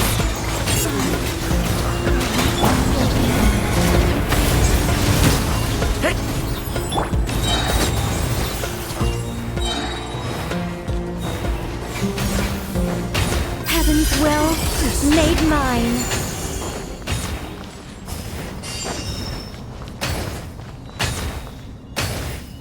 This hunk of Jinn's gone kaput! Now we can finally... It seems my subordinates failed to stop you in your tracks. Apologies, sir. There is no need to apologize. You did well to hold your ground against such a powerful adversary for as long as you did. I must commend your courage and perseverance. So, you're in charge here, huh? First the problems with Irminsul, now this mess in Gurabad? Are you the ones responsible for all this? I'm afraid I cannot answer that. I assume you aren't naive enough to expect answers from an enemy. Oh, this guy is so snooty! However you want to spin it, you're clearly involved in this somehow. So you can either start talking, or we'll have to make you talk. Let's get him! Traveler, what's wrong?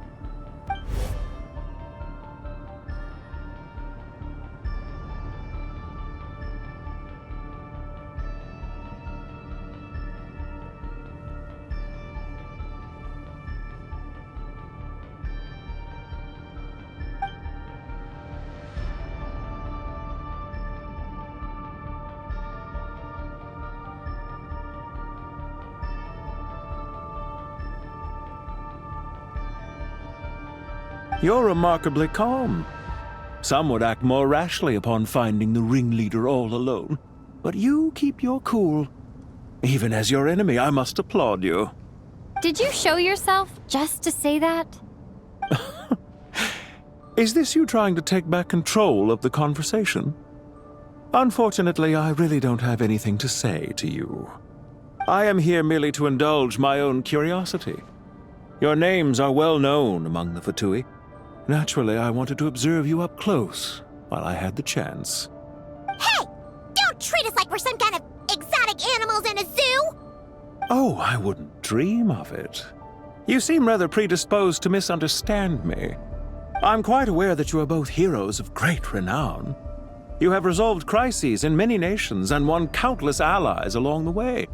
I've been following your adventures with great admiration. My only regret is that the trajectory of your journey conflicts with our goals. What do you mean, admiration? Sorry, but that sounds pretty weird coming from you. I don't see why. We may happen to occupy opposing sides, but there is no cause for deep-seated enmity between us. To respect one's enemy is to respect oneself. Well, now that you're observing us up close, what do you see? I've observed as keenly as I can. Yet, while I endeavor to understand, your true strength remains a mystery to me. Violence is not my area of expertise either, so, you see, I would much rather converse with you like this than determine a victor with the edge of a blade. Besides, I've heard that even 3 moons in the sky fail to eclipse your brilliance. I know better than to bite off more than I can chew. 3 moons? So, you have a connection with the Harbinger, the Doctor. Well deduced. Our commander, Dottore, died in Nodcry, but there are things that do not end with his departure. We must... Look at me. I almost divulged more than I should have. What are you after? Revenge for Dottore? Or are you plotting something else? I've said quite enough, I believe. There's no point in continuing this conversation, except to say, I've noticed that you seem to know your way around here quite well. A repeated visitor to Gurabad, are we? Ugh. I'll take that as a yes. Then I'm sure you'll have heard the story of this place. The mother of the Jinn, Lilupar, and the tragic tale of her vengeance that spanned 3 generations. It was right here that Lilupar once helped the wise to ascend to the throne. But from that moment on, every king who sat upon it was corrupted by power. These degenerate rulers lost control over their nation, and with it, the right to occupy that exalted seat. What are you trying to say? I once admired you for your adventures. That is the earnest truth. But it appears to me that your journey serves ultimately to uphold the rules of this world. Are these rules truly just? Does the heavenly principles rule with wisdom or folly? And how can we be sure that the 7, who wield authority over the world, will not be corrupted? Do you seriously think you're gonna convince us of anything? Convince you? I'm sure my commander already tried that. Why would I waste my breath doing the same? If a few words from a stranger were enough to make someone completely change their stance, it would only prove that they never had a firm will to begin with. I am merely stating my position, so that we might understand each other better. One's enemy in the present may not necessarily be an enemy for life. As for what game I'm playing here, I'm simply buying some time. But now I must bid you farewell. It was a wise decision not to attack me immediately. Since you did not fall for my ambush, I will now have to ask those in hiding to reveal themselves. Leave this to us, sir. Very well. I trust you to do what is necessary. Stall her while I execute the next step of the plan. Sumeru City, Irminsul. Hey! Stop right there! Don't you dare leave without explaining yourself! All units, stop them! Protect the commander! Did you hear that? He mentioned Sumeru City and Irminsul! He's definitely knows something! We can't let him get away! Get rid of these pesky soldiers, quick! Rear guard to the front! Don't let them through! Get that thing in position! Hold on! Just a little longer! Story has only just begun! We'll see about that! Truth would be our little secret. I think not. Yahoo! We finally beat them! That mysterious guy can't have gotten far! Let's catch up with him!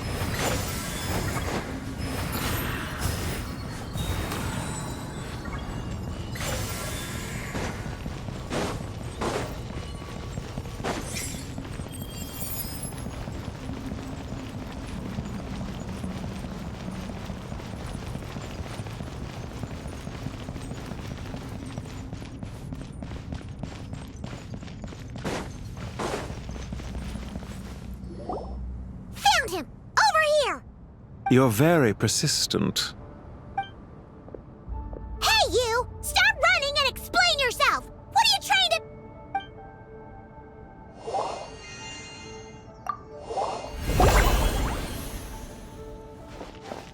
What's this? Relax. A small trap like this won't be enough to hold you. The sandstorms from Gurabad will die down soon enough, but this small window of time was all we needed to launch the next phase of our plan. Don't be discouraged. I knew that someone would come here eventually, so I planned ahead. Where to chat with you, which door to exit from, even which mechanism to wait by for you. I thought through every detail. You, meanwhile, know nothing of who I am. So far, you've only heard my voice, and for all you know, it may not even be real. But not to worry. This is only our first meeting. It shan't be our last. Just answer me one last question. Why do you continue to follow Dottore? He has conducted countless cruel experiments, even on his subordinates. Follow isn't quite the right word.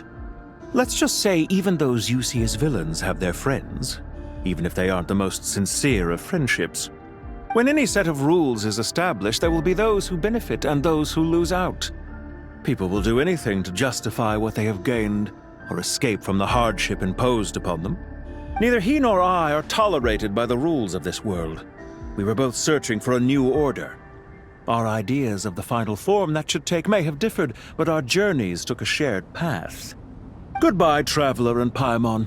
I wish you a timely escape, albeit not too soon. I will need a little more time to prepare, after all. Hey! Come back! Wait, this dark wall. We've seen these on our adventures before. It swallows people up! Oh, I'm sorry. She shouldn't have jumped the gun! Oh, okay. He may have fooled us this time, but we'll get it back!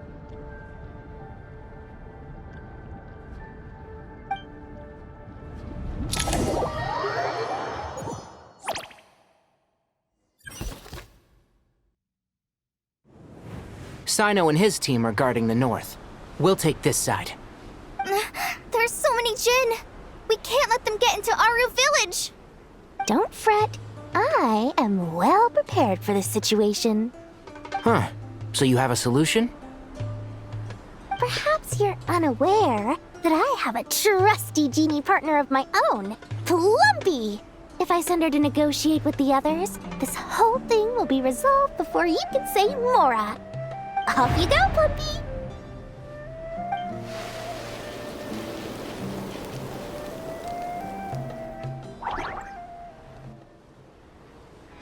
Come on, what's the holdup?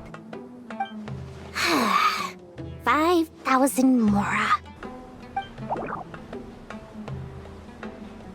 20,000 Mora.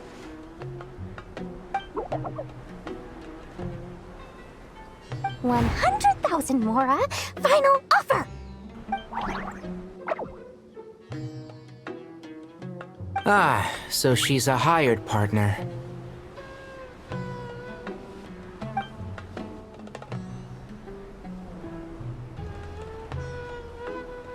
Hired partners are reliable too. Plumpy here is a highly skilled negotiator. You'll see. Just a few words from her and...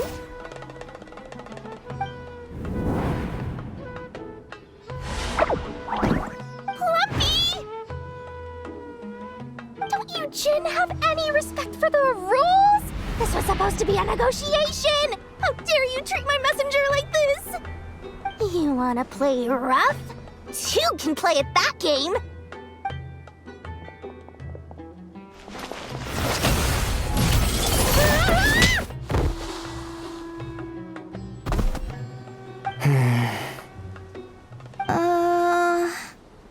Looks like it's up to us now.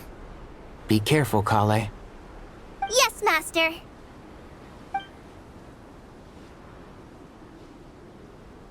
What happened? How did I pass out? Never mind. Plumpy, it's time for revenge. You know, this reminds me of when you first arrived in a video forest.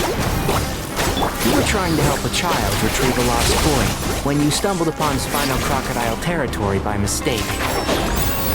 Yeah, I remember. Our first time fighting side by side. Fighting side by side? I seem to recall swooping in to rescue you with a team of forest rangers. Please stop. Forest up! Hi! Fallen Emma, help! And Shroud! Dust to dust.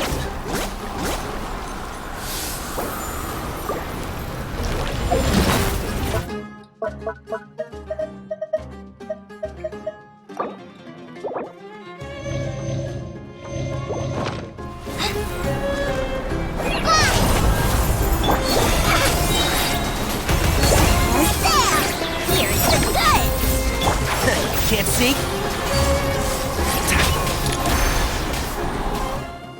There's too many of them! I can't believe I used 12 rare items in one battle! Ugh.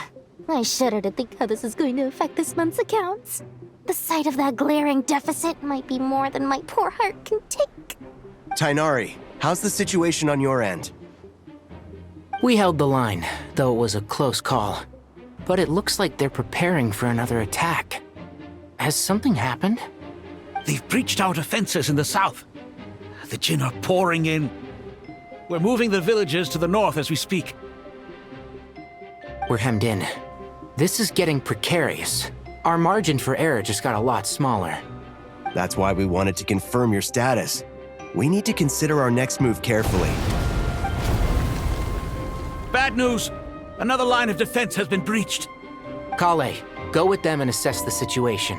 Dory and I will hold the line here. But Master!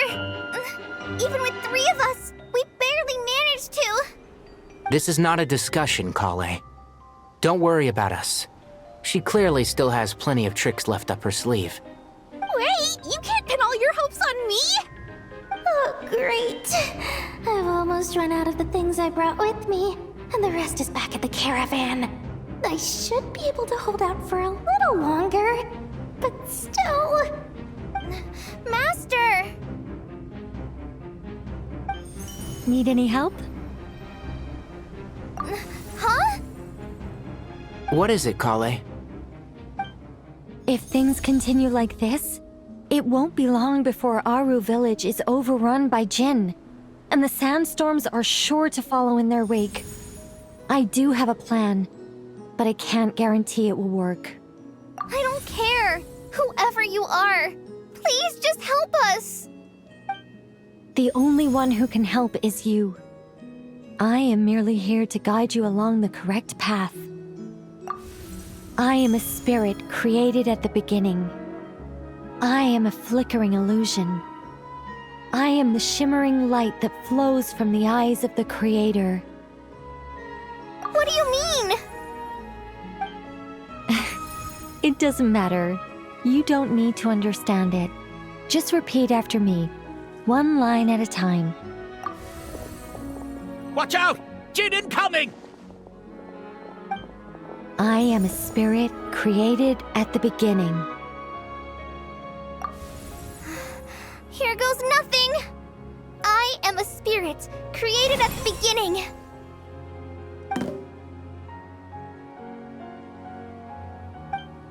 I am a flickering illusion. I am a flickering illusion. What's wrong, Plumpy? I've never seen you so agitated before. That's... But how do you... Do you know what Kale is reciting?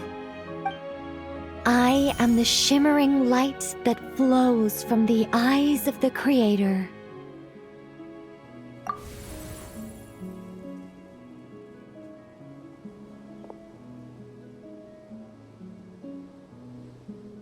I am the shimmering light that flows from the eyes of the Creator!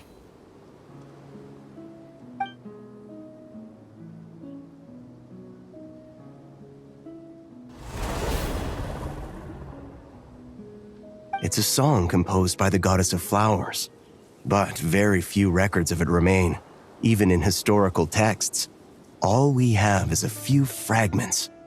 Is Kale an avid historian? Not to my knowledge. The Jinn have actually quieted down. Although, no, it's more than that. It looks like they're showing submission.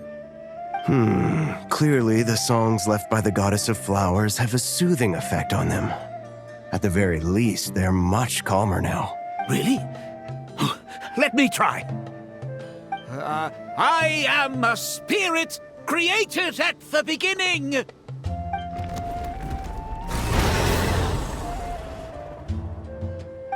Don't stay away! I'll stop! I'll stop! It seems like the song only works when Kale recites it. But why?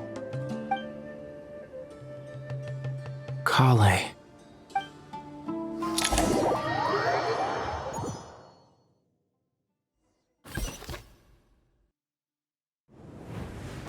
Yeah! Any luck?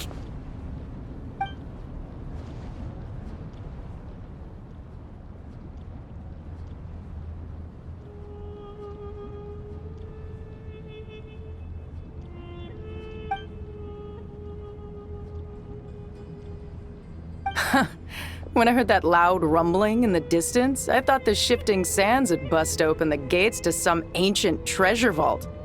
Turns out it was just you guys. Huh? Wait, that sounds like... It's been a long while. Did you miss me?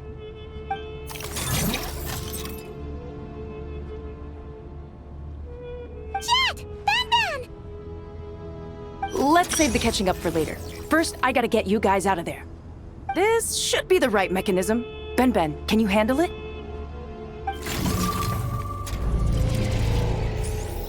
There we go. Come on, let's leave this place.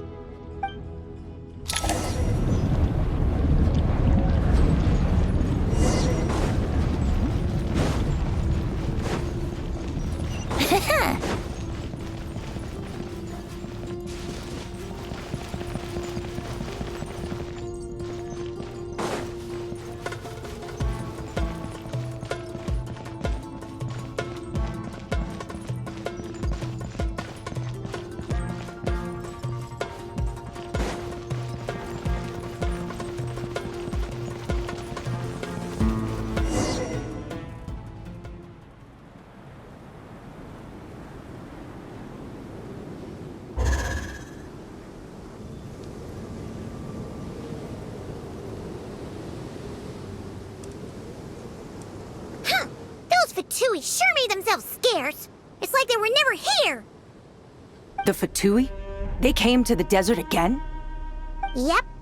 No idea what they're planning this time. They were being very coy about it. How have you been, Jet?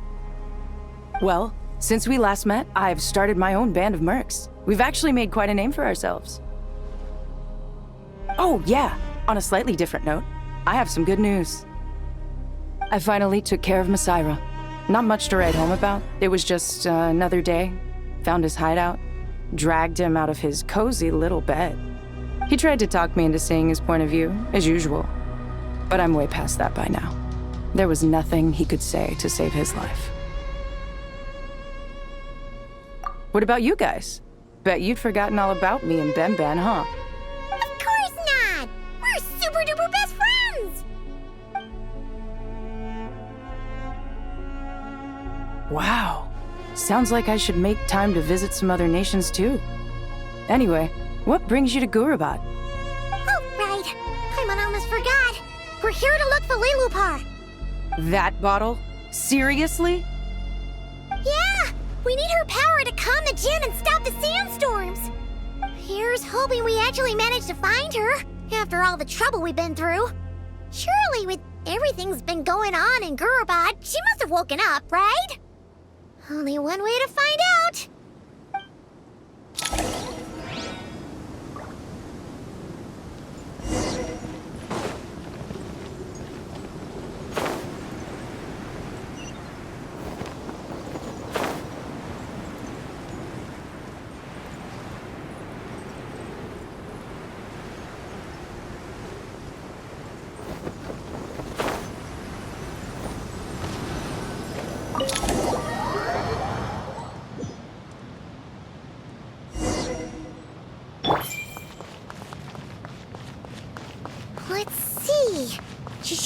Now you're Aha! Found her!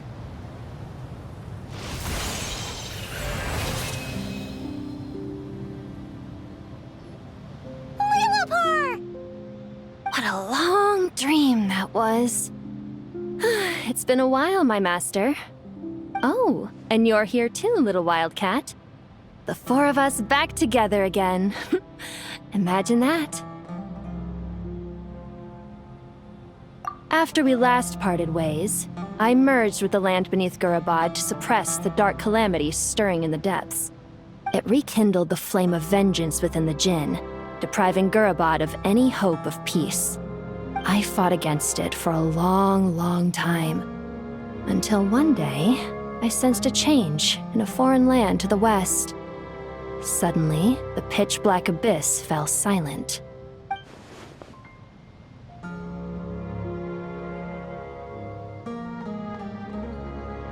Once satisfied that that dark power could no longer bewitch the Jinn, I too fell into a deep slumber, from which I have only now awoken.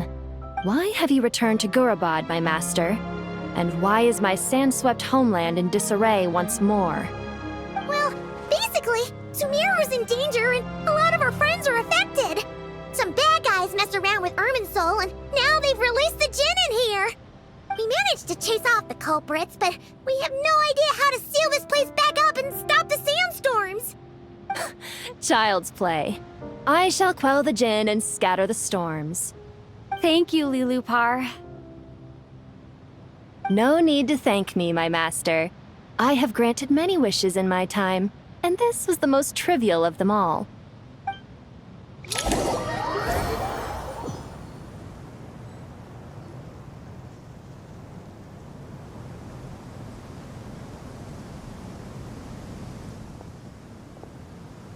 The sandstorm's gone. The sun shines bright again. When I said that we'd meet again under a lovelier sun, this was exactly how I imagined it.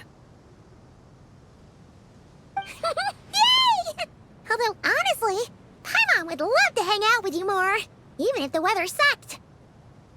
Well, there shouldn't be any more Jinn breaking out, right? Are we okay to head back? Sounds good. You can introduce us to your other friends. Another adventure begins. Lovely. The storms have stopped! We should be able to get to the Temple of Silence without any problems now. Time to regroup!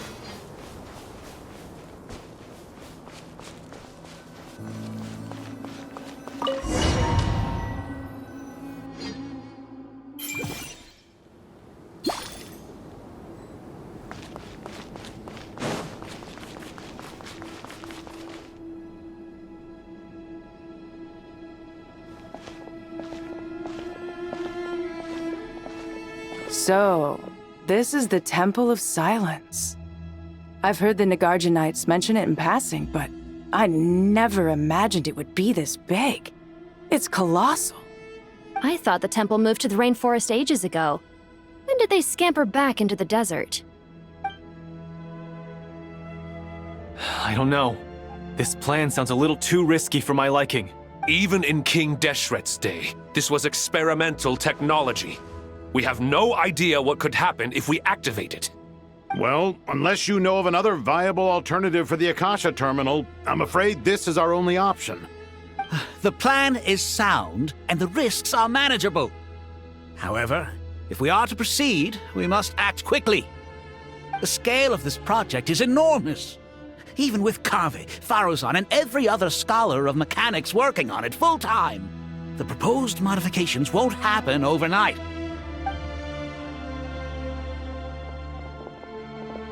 You're back. Everything all right? And who are they? Friends of yours? Pretty much everyone in the Temple of Silence is. This guy's Kave, and the one next to him is Alhaitham. Hello, I'm Jet, and this is Lillipar. Oh, a famous name from the history books. Pleased to meet you. A friend of a friend is a friend of mine, as they say. Who's they? Huh? Do people not say that? Not in the desert. Friends you can trust, but friends of friends? Gotta keep an eye on them. Still, I do trust the Traveler's judgment. I'm sure you're good people. The sandstorms have calmed down. I take it the Gurabod problem is resolved? What did you find?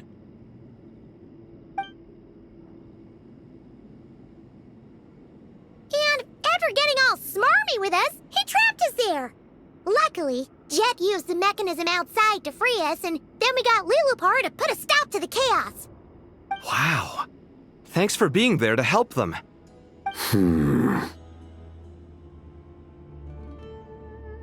So, this mystery man openly admitted that he was merely a Harbinger subordinate. Yeah? Is there something weird about that?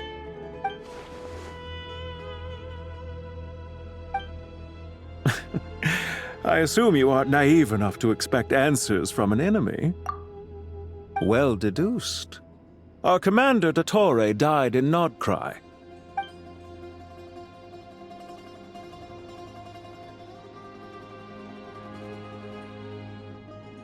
Are you wondering about his true identity?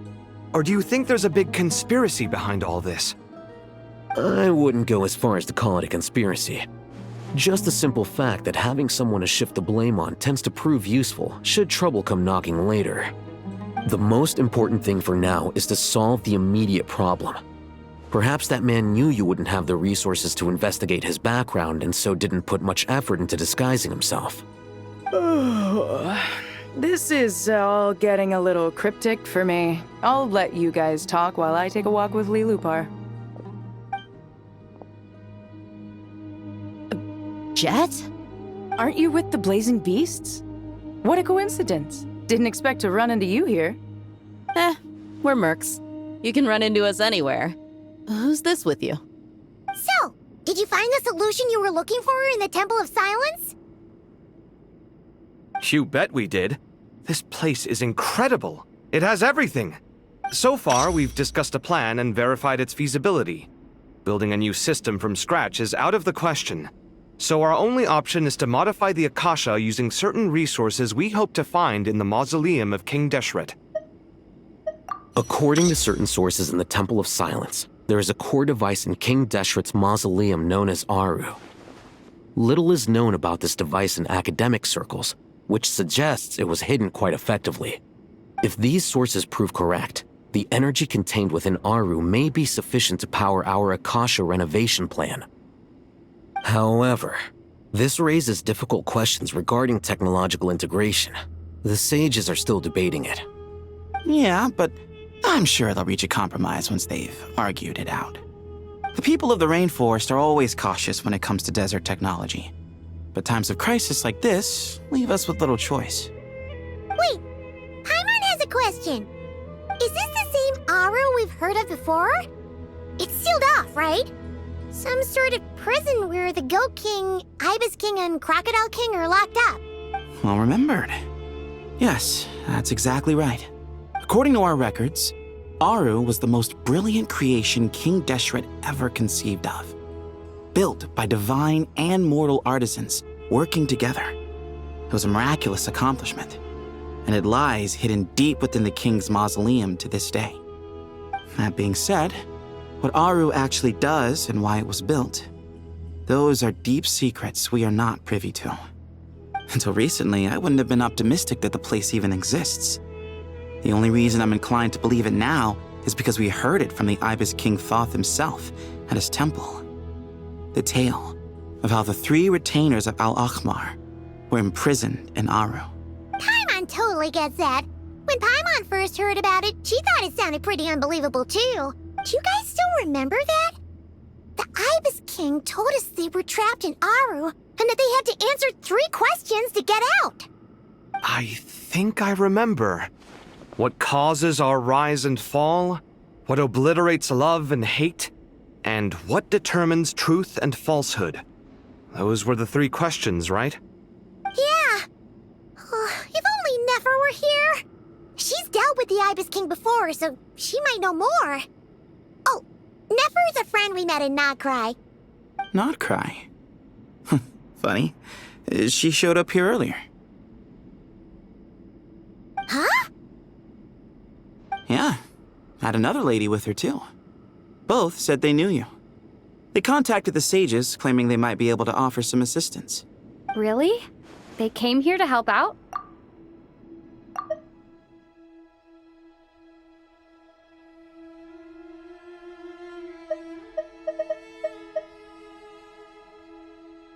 Not cry. Funny. She showed up here earlier. Yes, really. It was just before you got back. One of them said she's made Nod Cry her home. If she's the person you were talking about, then... Looks like betting on Aru was the right choice. See? They're right over there. Nicole! Never! Why, hello! We're here to help.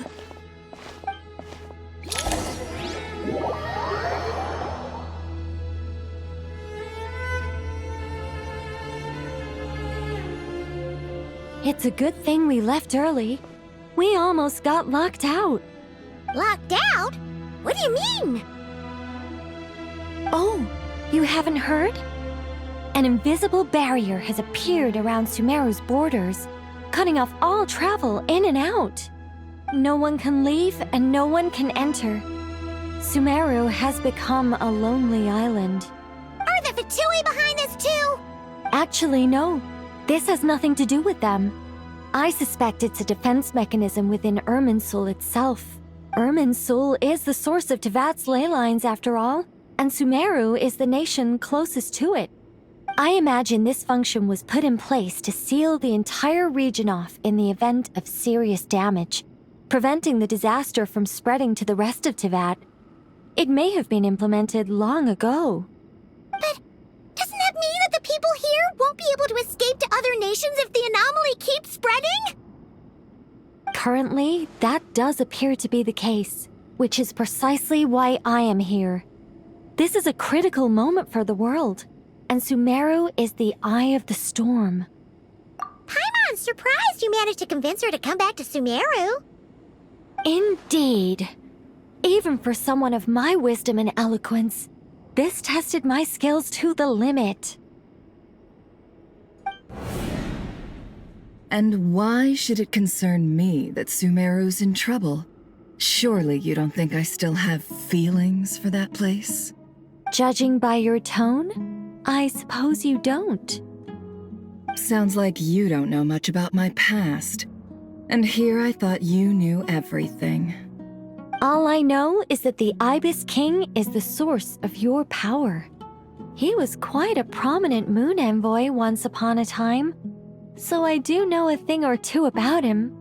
As for your past, I have ways to learn the full story if I wish to. But everyone has secrets they'd rather keep to themselves, wouldn't you say? I'm glad you see it that way, Miss Nicole. I've chosen to call Nodcry home, which is why I did my part in its hour of need. That doesn't mean world savings become a habit with me. I have no particular desire to play hero in Sumeru, thank you. I understand. Human emotions do not appear and disappear without cause. There is always a reason to be found behind both salvation and destruction. Still, if time has taught me anything, it's that human emotions are often complex and in conflict. That's why people change their minds about things all the time. But that's where we angels come in. Our duty, ultimately, is to guide people towards their deepest, truest desires and help bring them to fruition. So I wish to hear about your past, because I do not believe you are motivated by hatred alone. And if we still arrive at different conclusions in the end, that's okay.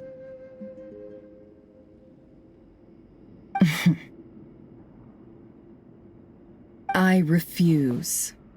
Wait, what? But I set the atmosphere and everything. Isn't this supposed to be the moment when we finally open up to one another? Is it? Maybe I'm not so good at reading the atmosphere. You're right, Nicole. There's more to me than just hatred. Had it consumed me, I'd be left stuck in the past forever. never living in the present. But I don't think that your guidance can change my mind. The all-consuming sands, the bloodshed, both deserved and undeserved. Those old emotions cling to me like a shadow. Do you wish to shake them off? No. I hope to remember them forever. Those emotions and memories shaped me into the person I am today. They'll always be a part of me. In that case, would you like to hear my perspective, at least? Sure. It's not every day you get to hear an angel's opinion. A long, long time ago, when the angels still walked freely upon the earth, I found life tedious. Monotonous work, lukewarm relationships. Things weren't nearly as interesting as they are now. And yet, since the angels' demise, I have found myself missing those days on more than one occasion. Human emotions are often attached to a person, a place, or an object.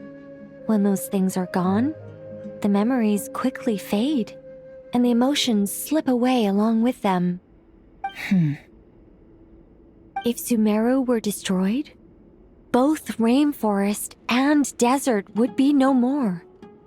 With the object of your hatred wiped from existence, it would not take long for the memories buried deep in your heart to slowly fade. Both love and hate are intense emotions, but they are nothing compared to the void left behind when they disappear.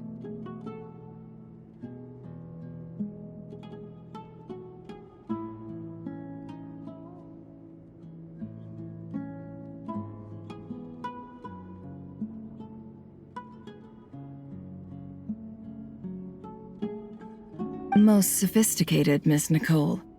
But anyone focused on the future could only ever applaud the destruction of the things they hate. Still, I'm a special case. Someone once told me that human memory is more selective than a Mora-hungry merchant choosing between customers. We all need a reality check once in a while, so we don't forget the truth. As much as I dislike Sumeru, this is no way for it to perish. All right, you win. I'll help you out a little, but I won't work for free.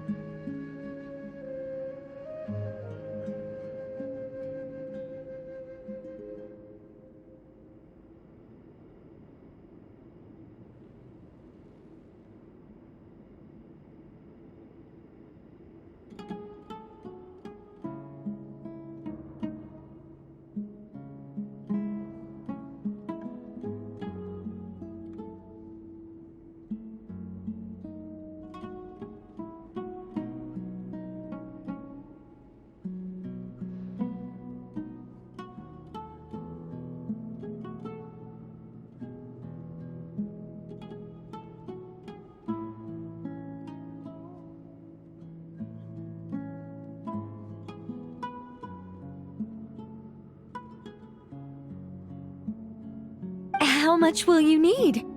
You're not gonna milk this for all it's worth, are you? What do you think? I'll be upfront with you. I don't have much more on me. If that's what you need, I could borrow some from Alice. Or perhaps I could pay in sculptures. The ones I carve are actually worth quite a lot.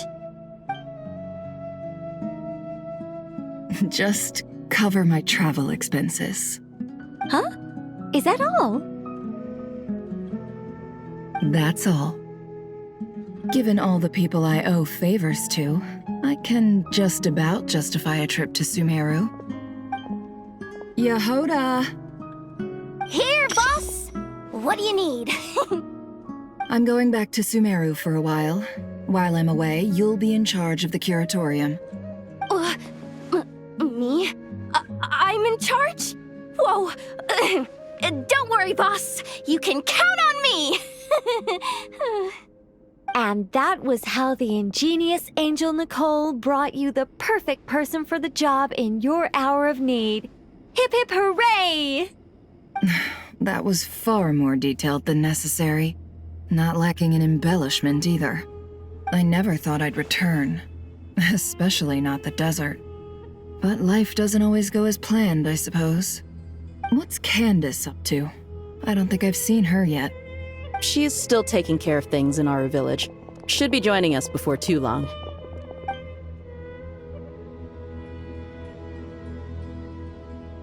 Oh, and sorry. Hope we're not interrupting anything. We have some good news, though. We're planning to go to the mausoleum of King Deshret to look for the legendary Aru, then use it to try and restore the Akasha system. According to records in the Temple of Silence, the mausoleum houses something called Aru's Chute, which can be used to establish connection with Aru. We still have some time before we leave, so there's no rush. By the way, who are these two new faces? Just call me Nefer. I'm based in Nodcry. Did I hear you mention Aru? Correct. Well, I happen to have a connection with one of the 3 retainers imprisoned inside, the Ibis King. I'm here to get things done, so if you don't mind, I think I should come with you. That sounds perfect. Miss Nefer, are you from the desert by any chance? Why do you ask? I don't know. There's a familiar air about you. Plus, you mentioned Candace. Sorry, I don't mean to pry. It was just a random thought. I'm Dia, an eremite mercenary. My work usually keeps me out in the desert. I'm on good terms with Dory, and she's mentioned you all before. It's nice to finally put faces to the names. However, my associate here is probably less well acquainted with you. Why don't you all introduce yourselves? Actually, I'm a little better acquainted than you might think. Huh? Huh. Are my eyes playing tricks on me? It looked like you spoke without moving your mouth. Ventriloquism. I have heard tell of it before. What is it, Kale? It's you! You're the voice who's been speaking in my head, aren't you? You encouraged me to report my dreams to the Dendro Archon, and got me to recite that magic prayer. I have many titles, but let's go with the most pertinent one. I am Nicole Rain, an angel who has lived since ancient times. An angel? Sounds like a big deal, but, what exactly is an angel? Oh, Well, we're a rather long-living race of beings. Not gods, technically, but we can still tell you a lot of stories from ancient history. Yep, and she's also an amazing sculptor. You could say she's a real creative type. Well, ma'am, if both the Traveler and Paimon give you rave reviews, you must be pretty impressive. Oh, please don't call me ma'am. I find it so awkward when people get too formal with me. Just relax and be yourselves. No need to be nervous. Miss Nicole, if it's okay, could I ask you a few questions? Yes, you may. I can see your heart is filled with confusion, and you are desperate for answers. I also know which questions you want to ask me. Why did you dream of Sumeru City in disarray? Why did those verses soothe the djinn only when recited by you? I can guide you to the truth, but it involves a personal secret of yours. I'd prefer to speak with you alone, if possible.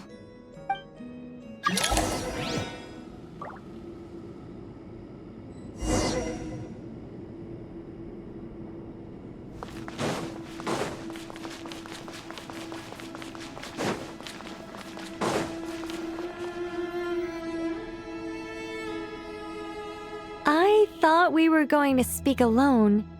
This is a lot more people than I was expecting. What's wrong with it?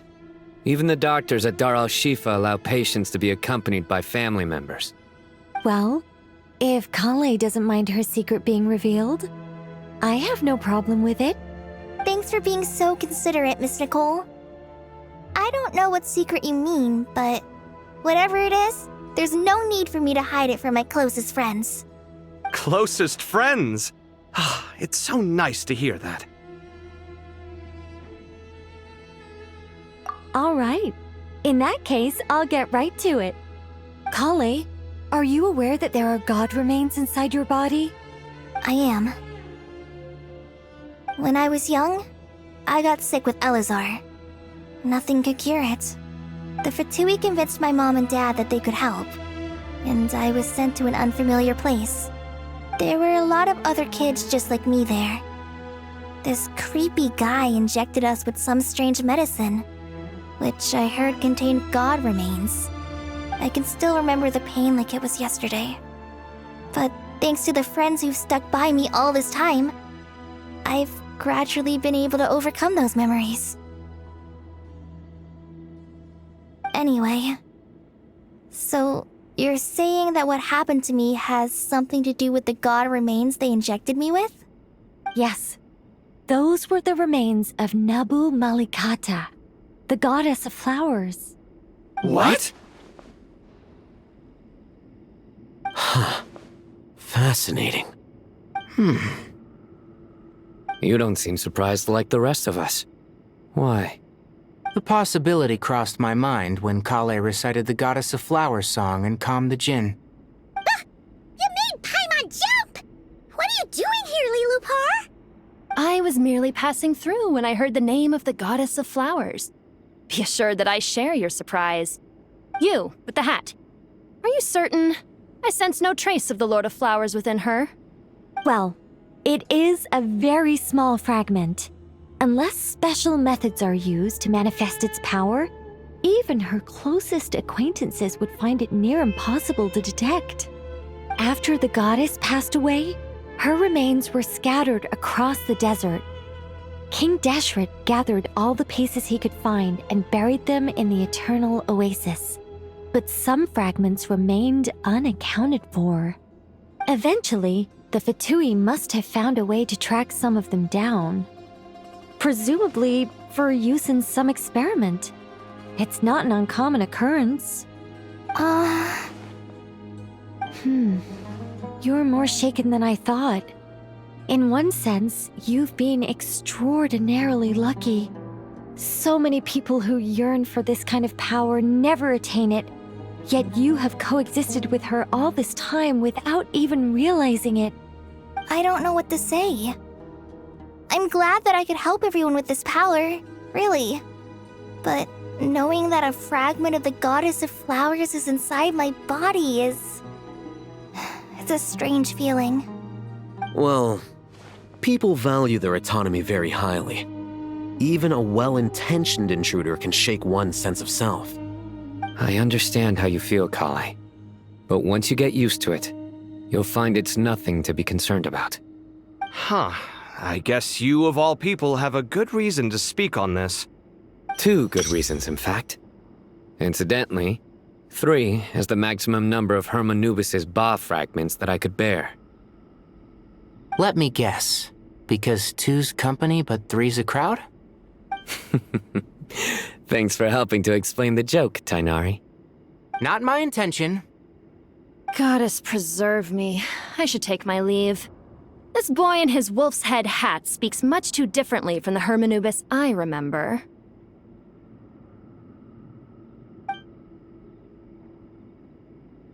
Kale, all I'm trying to say is, no matter how many Hermanubis fragments there are within me, you wouldn't think of me as Hermanubis.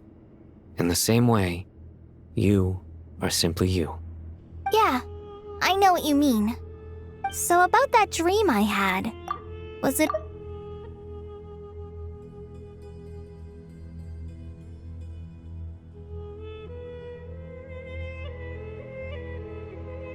Yes, just like me, She was an angel created by the primordial humans, born with the instinct to guide living beings.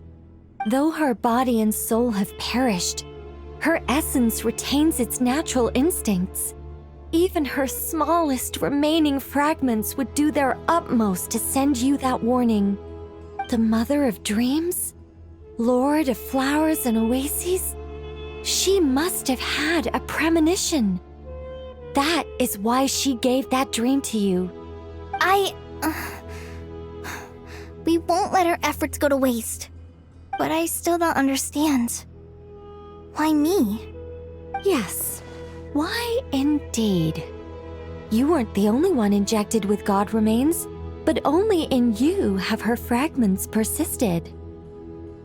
I suspect it may be because of the firm will you showed in the face of suffering. She was likely assimilated by that will. Of course, this doesn't mean you have to shoulder any extra responsibility. As this young man said, you are who you are, and that will not change. All right. Any further questions from the family members of the patient? If not, we should head to the mausoleum of King Deshret. Let's move out. Time to put our plan into action. We all hope it'll work. But will we really be able to open Aru? And even if all 7 pillars of King Deshret agree to let us proceed, the scale of the work to follow is daunting to say the least. Haven't you handled other big projects before? I mean, the biggest project I've worked on to date is probably the Palace of Alcazarzaray, I guess? But this is orders of magnitude beyond that. It's a total nightmare. Look on the bright side. At least this time you're actually here when Sumeru needs you most. You won't have to come asking me for details after the fact. Mock me all you want. But now that I'm here, things will be resolved far more quickly and smoothly than last time. Kave's self-doubt disappeared in an instant. Like magic. Well, this confidence is most gladdening. Now, go and pack your things. We'll head to the mausoleum as soon as you're ready.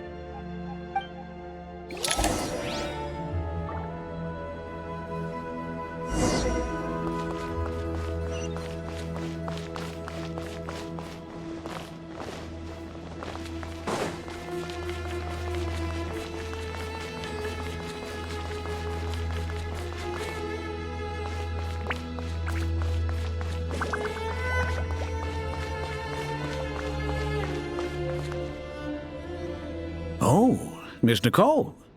I heard you're a very talented sculptor. Is that true? Oh, I don't know. I wouldn't want to blow my own trumpet. Honestly, even though Kasharawar is best known for its focus on mechanics, plenty of Kasharawar scholars are quite serious about sculpting as a hobby. So if they rate your work, that's enough for us. We just have to take a look. Who's we? Myself and a few other scholars. Kashif, Daneshvar, come take a look. Oh, well, if you insist, I suppose there's no harm in showing you.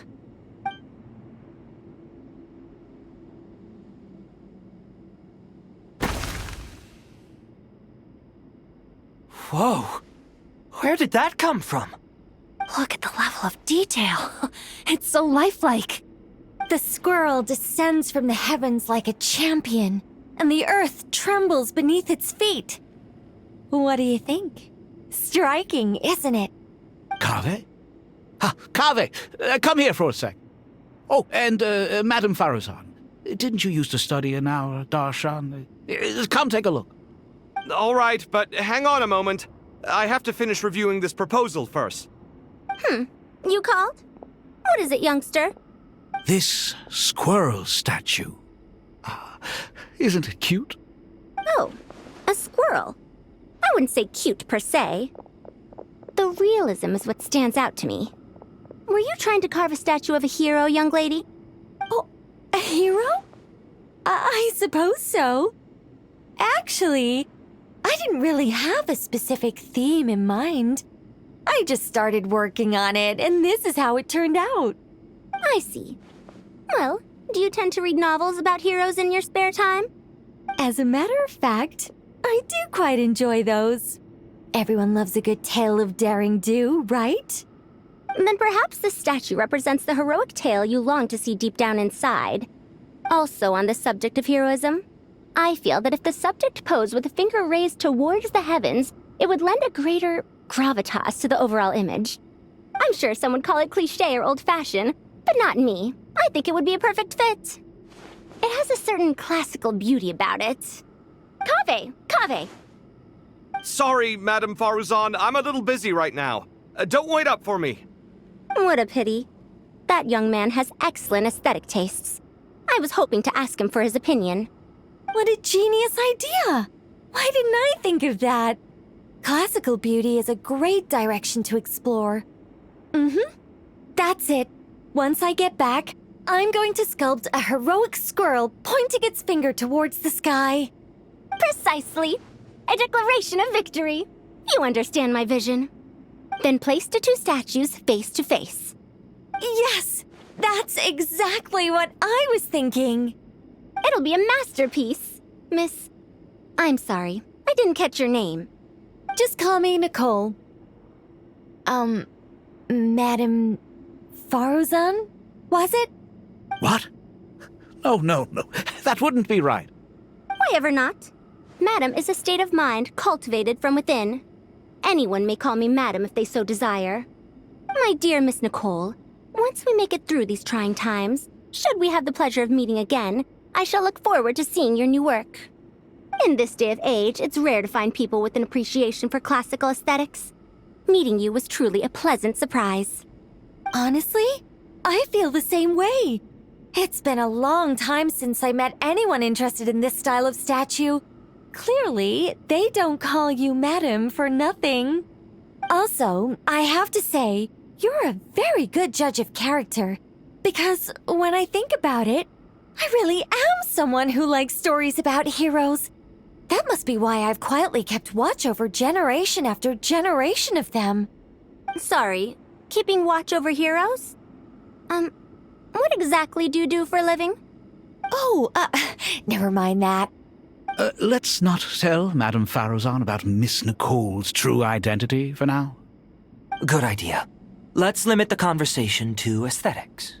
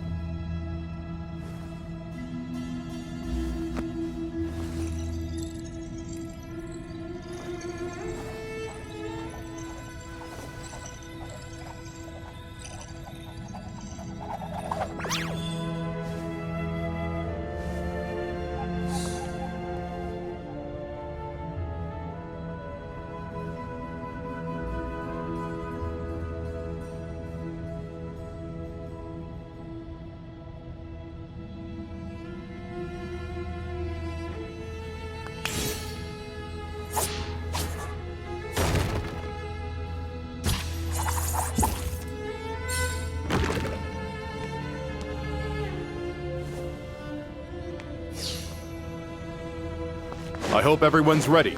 We'll be arriving at our destination very shortly.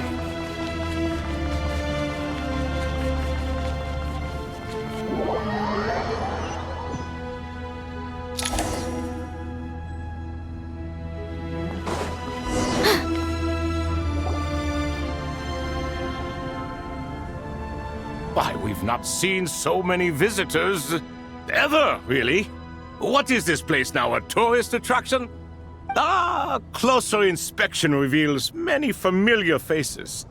To what do we dusty old fellows owe the honor? Surely you're not just here to chat. You surmise correctly. We are here to carry out a rather enormous project. Ho, enormous, you say? How large, then? Larger than the gaping void in our lives? Why, you've even put a smile on Goatee and Crocco's faces. All this activity is making for quite a special day. I know that laugh. Lilipar? What on earth are you doing here? Oh, this is hilarious. Turns out good things really do come to those who wait. As long as you stay alive long enough. When did you three get locked up in here? And still you act all high and mighty, putting on a show for the younglings. Truly hysterical. Why, you... Yes, I know. No need to shout. You're right, Lilipar. Goatee, Crocco, and I all have the same problem. But didn't King Deshret seal you away? How did you break free, and how did you get in here? Who knows? Perhaps you can ask my master one day, should you ever get the chance. Behold, the executioners of old. Some have turned into fragments residing in human bodies, and others are imprisoned eternally, leaving not a single shard behind. It's almost tragic, watching lowly prisoners like you act all self-important. Curiosity gnaws at you, doesn't it? Your interest in the outside world threatens to burst you at the seams. Turf. I'm starting to take a liking to this magic bottle lady. Time is of the essence. Let's get down to business. We come to you, O three ancient lords, to request your assistance on behalf of the Academia. If we can help you regain your freedom, then please consider lending us your aid. As for precisely what we need your help with, it's a long story. So, to demonstrate our sincerity, we are prepared to first resolve the problems that plague the three of you. All right, stop arguing, Crocco. And Goatee, don't you start. What's the harm in letting her speak? It's not worth getting so angry about. Forget about her. The three questions are the crucial thing here. But do you really have a way to answer them? You once answered the final question, Nefer, but the seal did not open. Unless, with the passage of time, you have found a new answer? You could say so. When you first asked me what determines truth and falsehood, my answer was a liar's soul. Liars are the best at seeing through the falsehoods of the world. But if you want them to tell you the truth, you have to reach their soul. I think that makes sense. I found it quite compelling myself, and I told Nefer so. Unfortunately, it brought us no closer to liberation. Well, that's simply because it was my answer, not the one King Deshret was looking for. Can you guess which answer Al-Ahmar wanted then? Time. And that's not only the answer to the final question. It's the answer to all three of them. All things wax and wane with the passage of time. Love and hate eventually fade into nothing. Current affairs are always fraught with conflict and controversy. Only time can distinguish between right and wrong. You once described King Deshret as a proud man. I'd say that the prouder someone is, the more inclined they are. Time. Well, indeed. Perhaps in building Aru, our king was in fact attempting to reverse time, to bring love and hate, right and wrong, the rise and fall of all things back to their point of origin.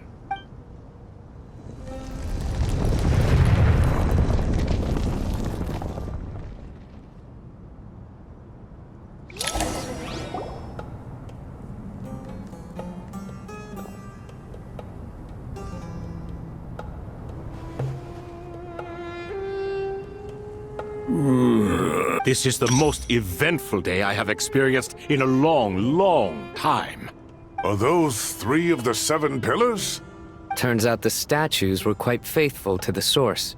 You three seem to be in good spirits. Prison can help a person grow and learn to cherish what they have. Nevertheless, after everything you've done for me, I sincerely hope you never have to experience it for yourself. Hello, Nefer. It's good to see you, Thoth, the Ibis King. Nice. Definitely puts my mind at ease, seeing you two getting along so well. Should we maybe introduce ourselves, or... Sure. I'm Sethos, the current leader of the Temple of Silence. This is General Mahamatra Sino, and this is the former Spantamad sage, Cyrus. But I'm guessing none of that means a whole lot to you. Everything is equally new to us, in truth. We've been gone from this mortal world for longer than you can imagine. Let's hold off on the introductions for now. We can always ask Nefer about you later. It'll give me something to talk about with my chosen disciple. You're like a helpless parent. Gods and people of yore are not necessarily welcome in today's world. Self-awareness is one of my finest qualities. I thought I ought to share its fruits with you two. Is that so? Well, I think we'll take it in stride, just as we did with the 3 questions. Fair point. I have to applaud your persistence. And I must praise you for your wisdom. Now, state your wishes, young ones. I'm sorry? Why, your tremendous accomplishments deserve a reward, do they not? You must let us do something for you in return. General Mahamatra, what do you think? I won't beat around the bush. Sumeru is facing a crisis the likes of which have never been seen before, and we need your help. Every calamity throughout the ages has been connected to us in one way or another, whether we were its cause or consequence. Whatever is wrong with Irminsul, it severely affected the Dendro Archon. She fell into a coma and is currently receiving treatment from the Dendro Dragon. The Dendro Dragon? I'm sorry, the Dendro Dragon is helping to heal the Dendro Archon? Not a pep, surely. Not vicious, cruel a pep who possesses no virtues aside from her basic instincts. Good heavens. I shudder to think what could have caused Lesser Lord Kusanali to suffer such a plight. Still, why would the Dendro Dragon lend you her aid? She has always held nothing but contempt for the Archons. I suppose she and Kusanali must have some history. You can help us make history too. A smooth talker. Well said, lad. Currently, no one can connect to Irminsul. We hope that by opening up Aru and making some modifications to it, we can use its technology to our advantage. Unfortunately, Aru is an imperfect creation. King Deshret never managed to realize his full vision before his death. Much remains to be done if it is to be pitted against Irminsul itself. Besides, I hear your reasons, but to give Aru up over such would be... The archaeological records clearly indicate that although Aru's construction took a long time, it was not beyond human means to achieve. Modern technology should solve the efficiency issues. We have no choice but to go all in on this. This is by no means a threat. But the only reason we helped you escape from Aru was to gain the necessary leverage to negotiate with you. You asked us to state our wishes, and we have. Each one of us here needs your help, as do all the thousands of people living in Sumeru. They need you, and they need Aru. What do we think, my fellow old fogies? Shall we lend our support or not? Since you ask so nicely, naturally. Naturally what? Are you for or against? I simply mean we shall do what comes naturally. You claim that you wish to open Aru. Know you then that the golden slumber created by King Deshret is preserved within? We do. We understand the risks involved. In all likelihood, the mortal world will never again be able to replicate King Deshret's work. Never will there be another chance to come so close to creating a utopia. Knowing this, are you sure of your decision? We are sure. Before people can dream, they must first live. If your minds are made up, very well. We shall summon our erstwhile colleagues to discuss this further. Saint Shezepank, Saint Bennu, once you surrendered to silence and were buried with King Deshret. But now, we invoke the right to awaken you with our voices.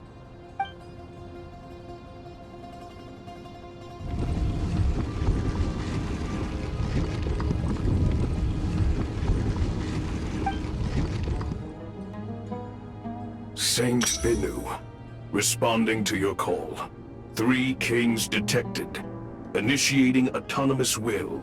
Saint Shezbank, responding to your call. 3 kings detected. Initiating autonomous will. Ah, Lord Herreshoff. What a long time it has been. I trust you are keeping well. Then your trust in my well-being has long outlived your physical body. You have always opened with that same phrase, in life, death, and now even beyond. Al-Akhmar is long gone. What is the reason for this meeting? You're awake? Good.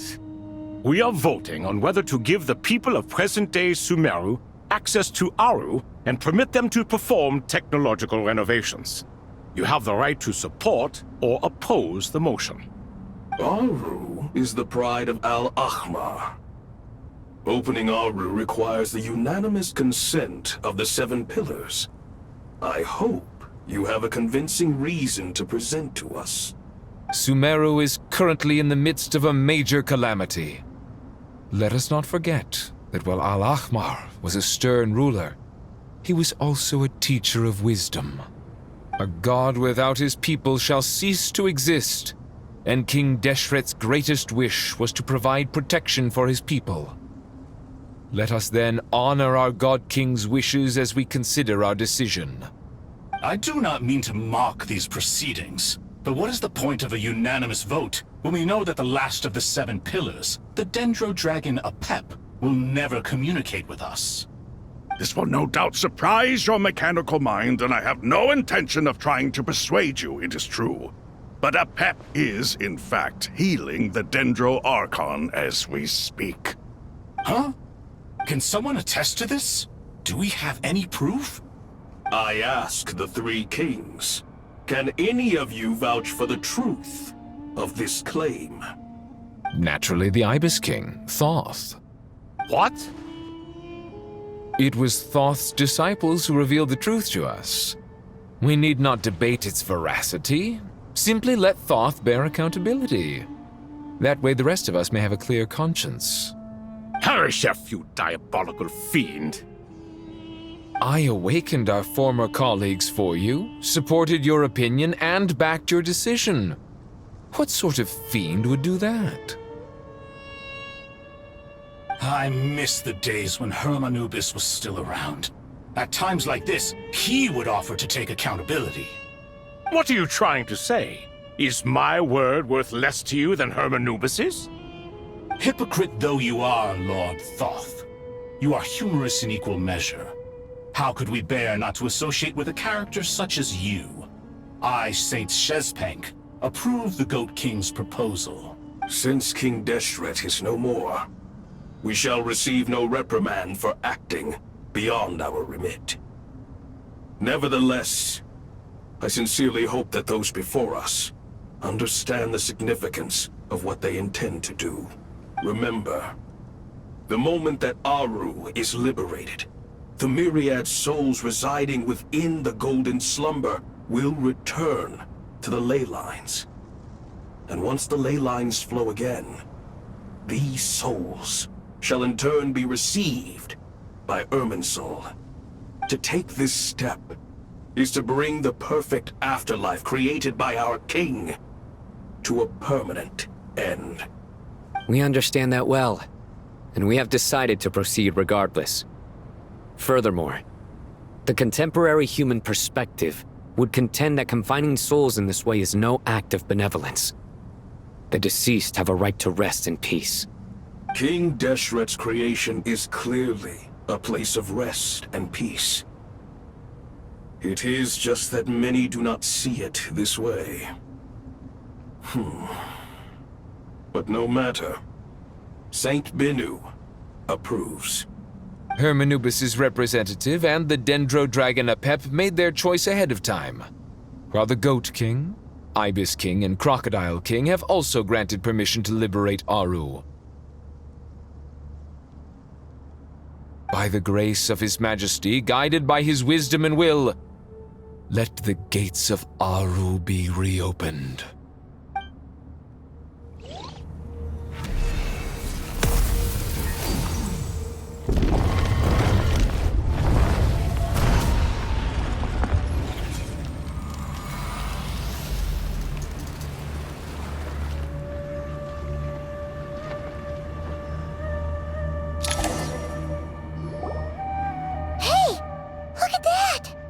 What's this? Are we under attack? No. Wait, it's...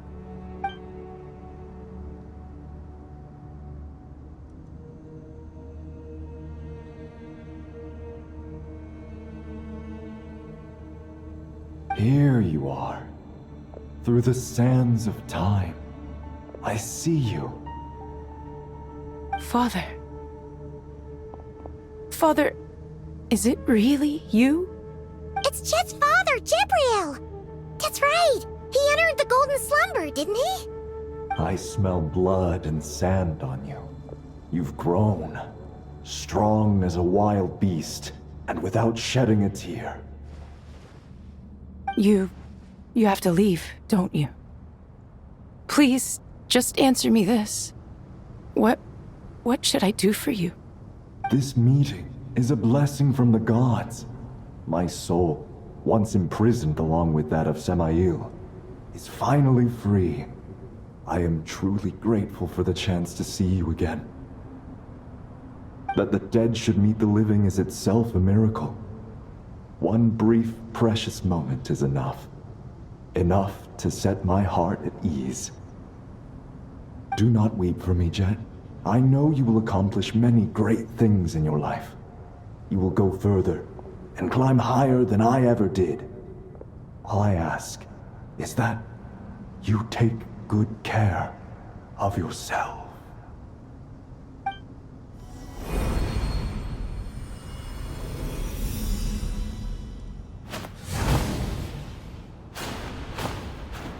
Father! Father! Father. Hey, Jet. Do you want something to eat? Maybe it'll help you feel better. I'm fine. Thanks, Paimon. It was just a little sudden. The chance to see my father again meant the world to me. He was trapped in the golden slumber for our sake. And now, after all this time, he can finally rest in peace. I'm glad. It's a huge relief. You've grown strong, Jet. More than enough to fend for yourself. Yeah. I'll leave the past in my memory where it belongs. My family, the good times and the bad. Goodbye, Father.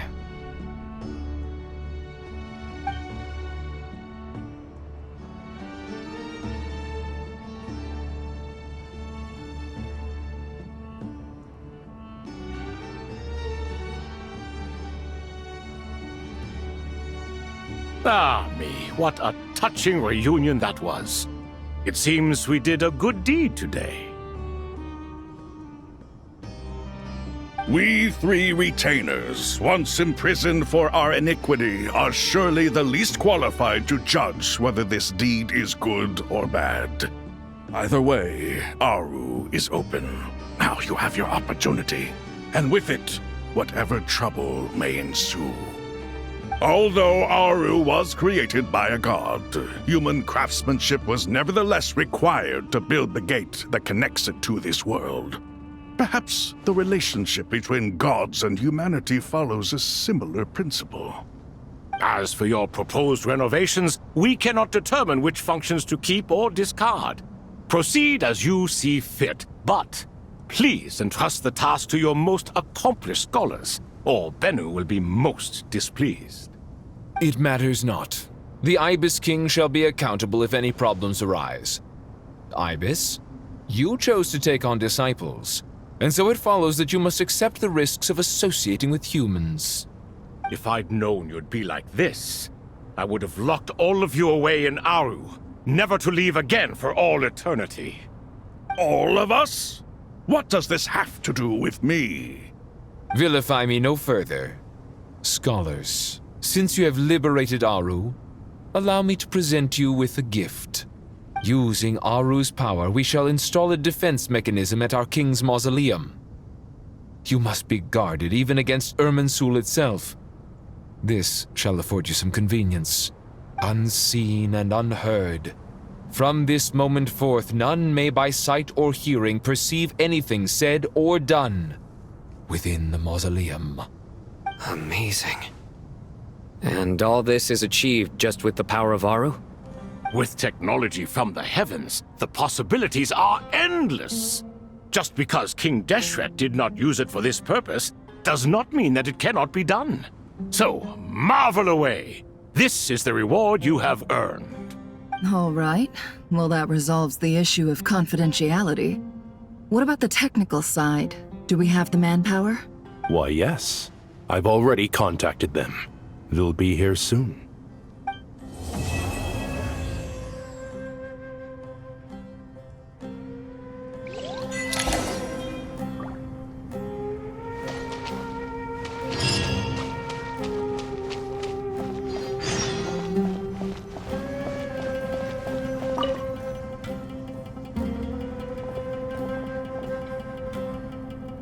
You must be the ones tasked by the Academia with renovating Aru? That's right. Good afternoon. I'm Kaveh, and these two are Termezi and Naisaburi. Hey, I'll hate them. Come and introduce yourself. We've met before. This is Thoth, the Ibis King, and everyone knows these two. Afternoon, gentlemen. I've only ever seen these two in murals. Ah, the paintings in the temple.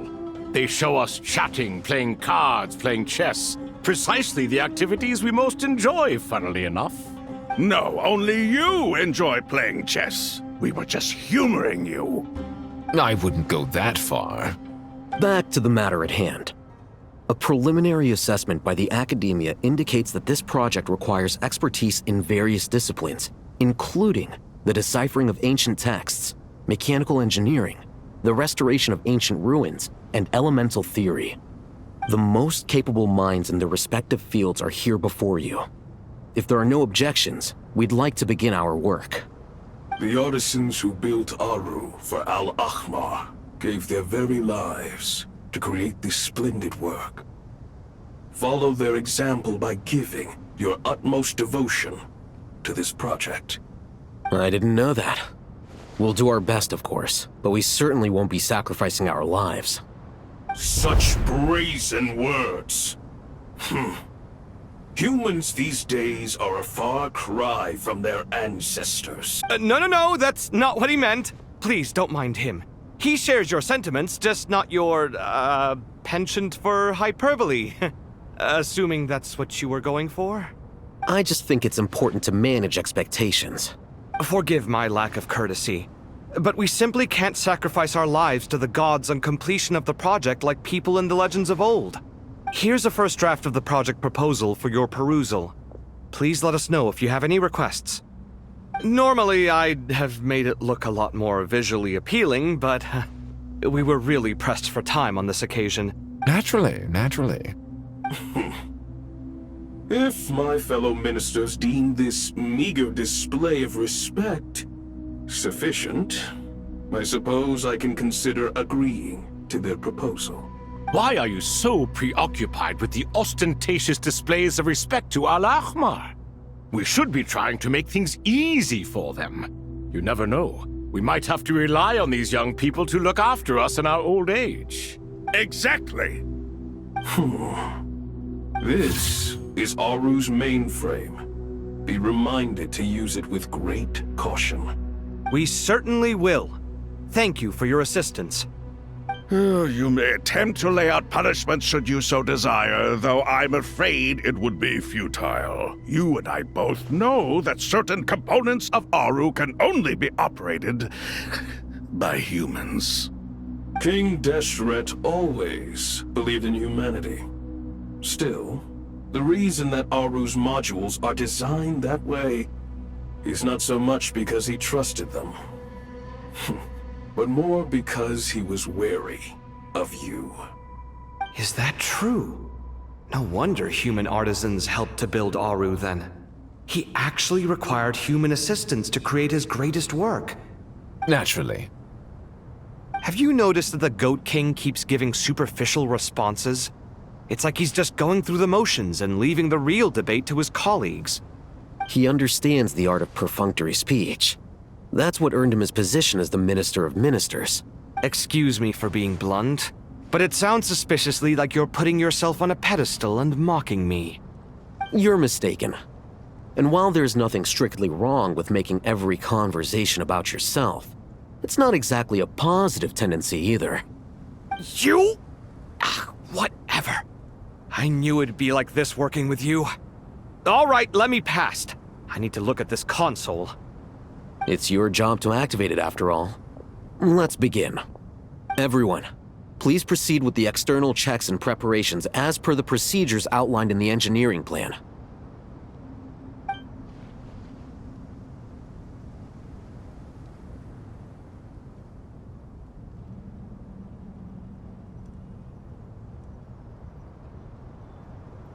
Hello there, youngsters. Whoa, the Ibis King came to life. What do you mean, came to life? I've been alive the whole time. You did say we could start our research, right? Are you having second thoughts now? I've reviewed the proposal. The work you're planning to carry out on this grand device is ambitious in its scope. You have ample confidence in your abilities, I take it? I wouldn't say I'm feeling hugely confident, but given how bad things are, I'd rather at least try something than sit around waiting to die. You are the top scholars of your day. I trust you are aware that there are countless links between Aru and the Akasha? Aru and the Akasha? But I thought the Akasha was the Academia's greatest technological accomplishment, created years ago by the Dendro Archon to help her people access knowledge. And you too? Do you not know either? You've read the instruction manual, right? You tell them. An instruction manual? The Akasha has an instruction manual? The Dendro Archon is a kind and thoughtful god indeed.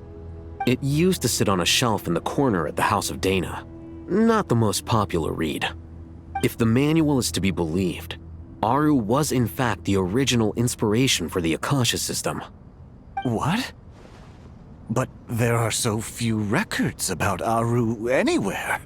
And practically none of these... But this is something you could not possibly have known.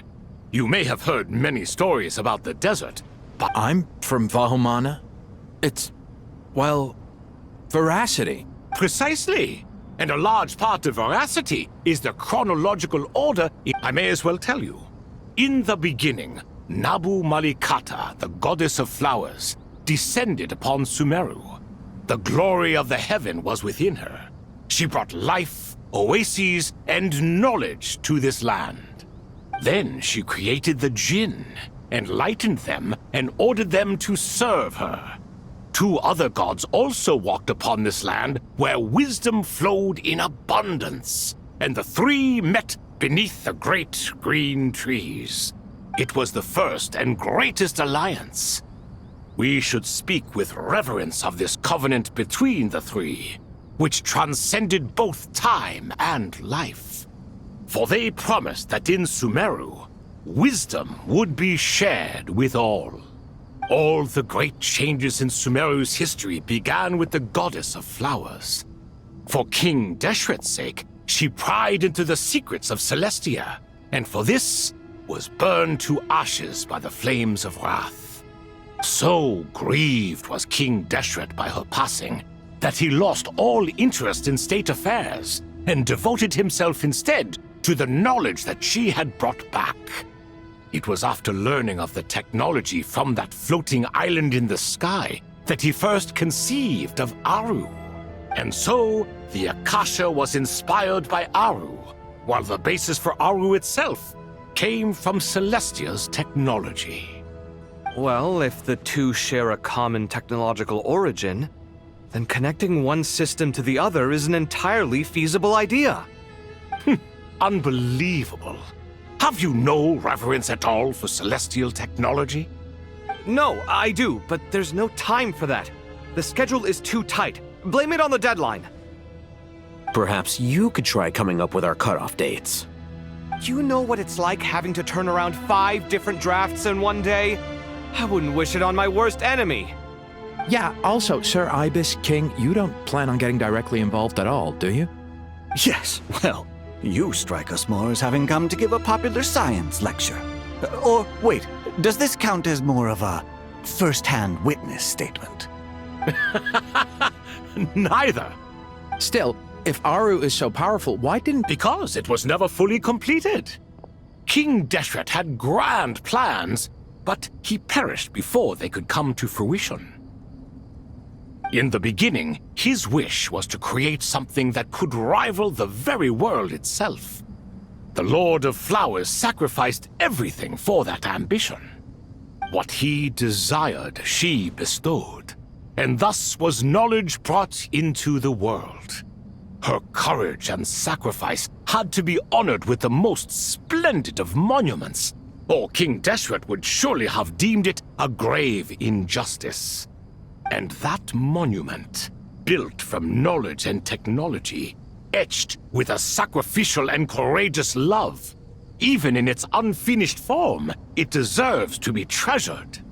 At that time, King Deshret said the following to the Lord of Dendro.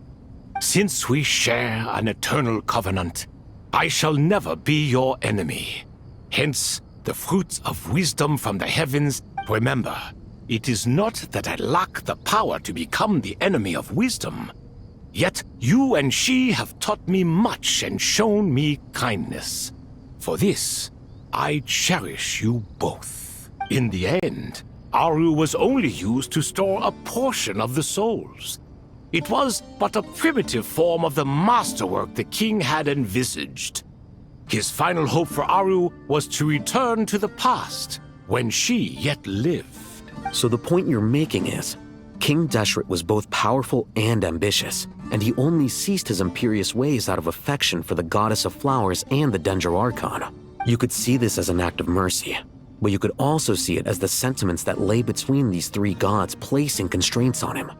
This was, after all, the foundation of the alliance between them.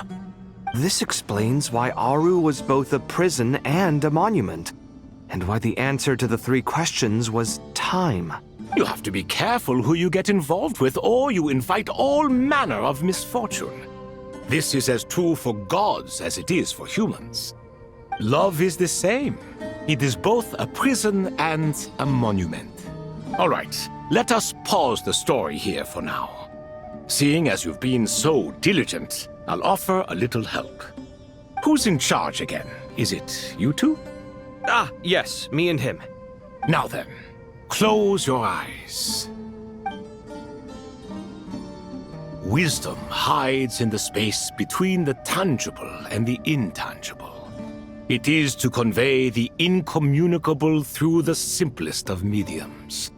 By the power of King Deshret, I shall grant you a glimpse into the unseen secrets that lie at the threshold of existence.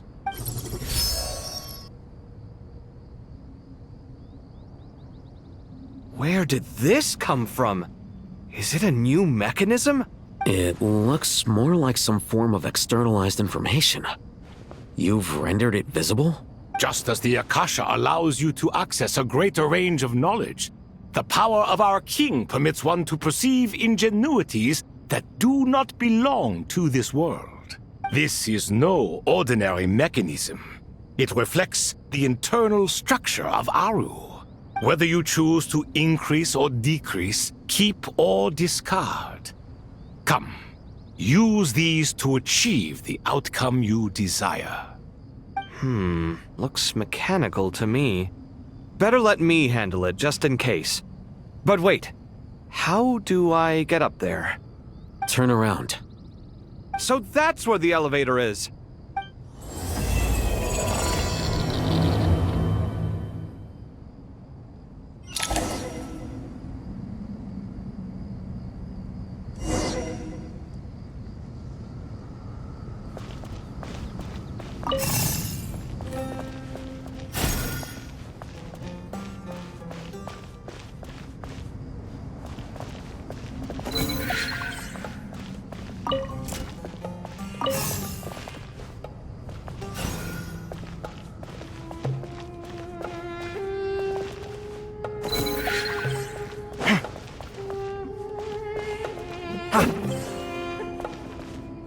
Scanning.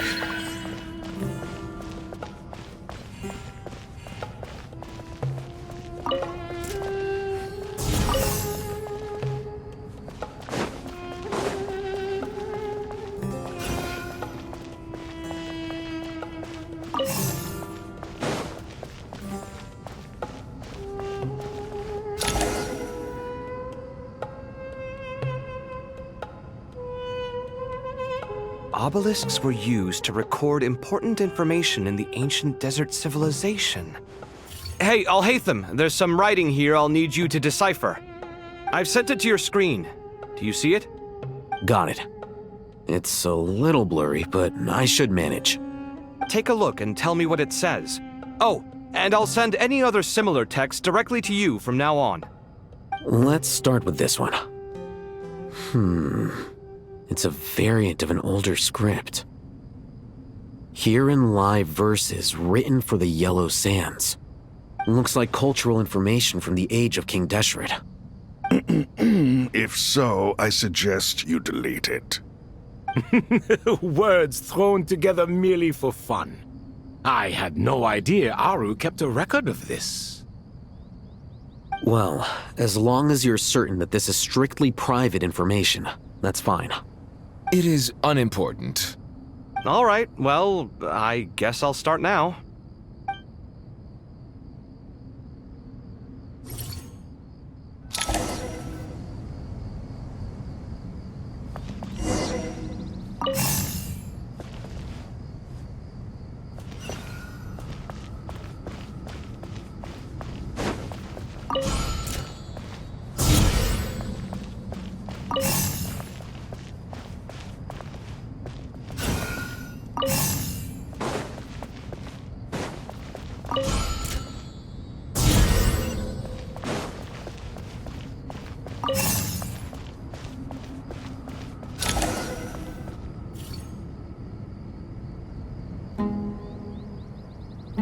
Found some more. Sending them over to you now. These are all reports about the Gurubad conflict. Can we delete them? I'd say so. Most of this information has already been archived anyway. What if there are details in there that Vahumana missed? What are we supposed to do if they come after us in the future? They'll just have to live with it. If we don't resolve these issues now, there won't even be an academia in the future, let alone a Vahumana Darshan. Yeah, you're right. Okay, done. There's some other similar monuments nearby. I'll check them out.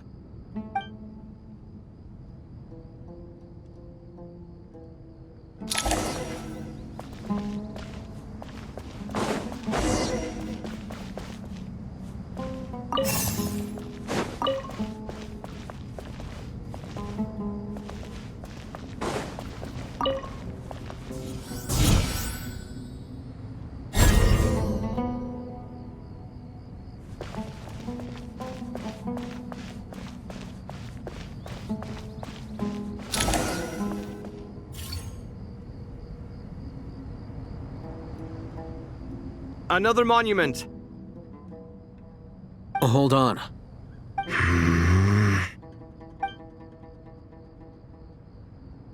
You're still reading it? How long is it? It records the development and governance of the Oasis civilization. Most of it concerns the Jinn, but it also contains records left by the artisans who built Aru. Is it important? Some of it. There was no way for me to read the whole thing in its entirety, so I had to rely on my intuition to pick the parts worth keeping. What about the artisans' records? What do they mention? They're speculations, mostly. For instance, they were wondering how to protect themselves if King Deshret decided to silence them after the construction of Aru was complete. Sounds like pure mythology to me. Surely that kind of thing didn't really happen. The records do emphasize that this was merely their conjecture based on various myths. Still, the artisans did leave details of their plans to survive, including blueprints for their escape route. Even that got recorded? Okay, well, I'll make a copy of this first before I delete it. Is that truly necessary? You won't be needing those. No, the blueprints are important. I want to keep them as a memento.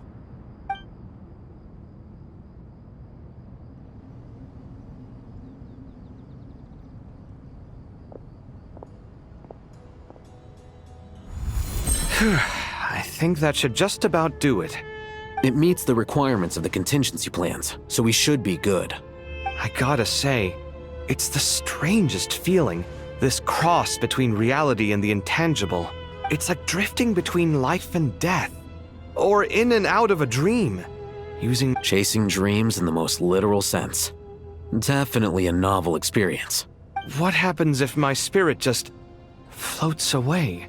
That won't happen. Anyway, I wouldn't celebrate just yet if I were you. There's likely to be a phase 2 of this project. All right. I'd better keep my wits about me then.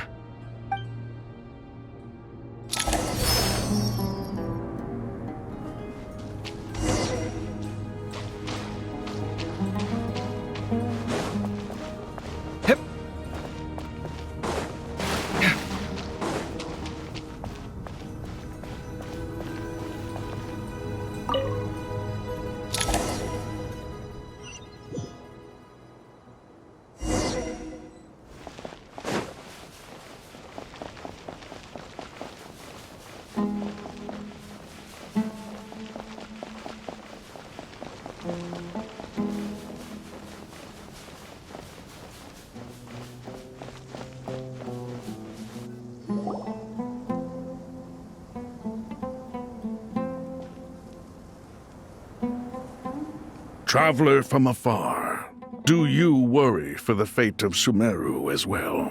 Whoa! It's Sobek the Crocodile King! Greetings, Crocodile King. Please be at ease. I'm just here to chat with you about Lesser Lord Kusanali. Sounds like you really care about her. Yes, although to be exact, it is a mixture of both concern and curiosity that I feel. Speaking of Nahida, Paimon was wondering how she's doing. Wait a moment. What is it? I tried calling out to a pep, but there was no response. This can only mean that she is focusing all her energy on taking care of Lesser Lord Kusanali. All the gods who served King Deshret seemed super surprised to hear that a pep agreed to help Nahida. Guessing she made a bad impression on you or something. Are you aware of the history between her and our king? The story begins a long time ago. Al-Ahmar was always a wishful thinker where the Dendro dragon was concerned. Without consulting her, he decided to list her among the 7 pillars and declared his own power to be far superior to hers. That was when our king was at the height of his power. Ibis Goti and I were no match for him, and so we chose to submit and serve as his ministers. But not a pep. No, she never thought much of him. To a pep, Al-Ahmar's pride and sense of superiority were nothing but ignorance and hubris.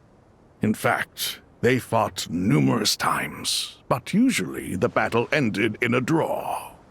In the end, King Deshret coveted the power of Celestia, only to end up corrupted by knowledge. His final act was to trick the dragon into swallowing him whole, leaving her to bear the torment of his sins. The Dendro dragon stands for the glory of a bygone era. She hated Al-Ahmar and what he represented. All the gods, all the power they wielded. And so, her willingness to help the Dendro Archon through this crisis comes as a great surprise indeed. It makes one wonder whether, perhaps, the Dendro Archon assisted her in the past. Yep, Nahida did her a huge favor. So Lesser Lord Kusanali put an end to the Dendro Dragon's many long years of torment. As much as she loathes the 7, a pep knows kindness when she sees it. No wonder she was willing to make an exception. Yeah, that's the sense we got from dealing with her too. She is not incapable of coexisting with other living things. Rather, she actively chooses to avoid coexistence. And this despite the fact that she symbolizes life itself.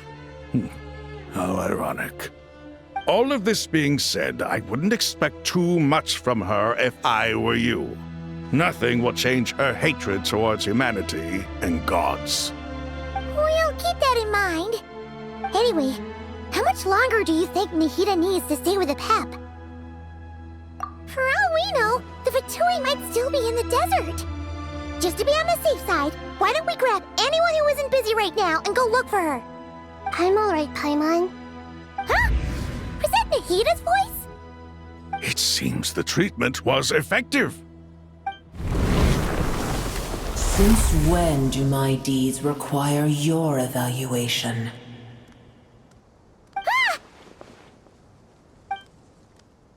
Here will do just fine. I had no intention of taking you any further. One ought not expect greater generosity than they have earned.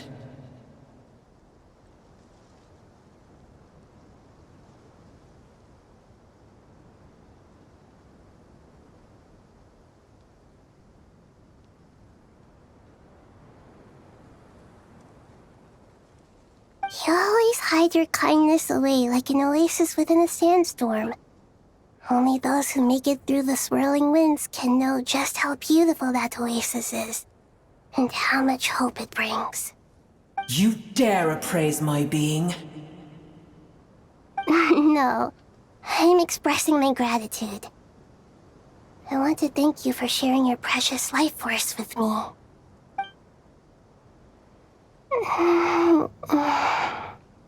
Awake already? You are more resilient than I thought. Pep. I feel much better. Thank you.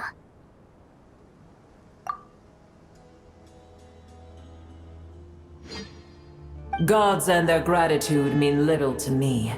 I would rather you give me your assurance that the situation with Irminsul and Sumeru's ley lines will be competently managed. If I suffer any ill effects from the ley lines, you, as the god of this land, will be held responsible. And you would not enjoy being held to account by me. I understand what you require, but I would assume this task even if you did not demand it. Sumeru is my responsibility. I must resume my duties as soon as possible.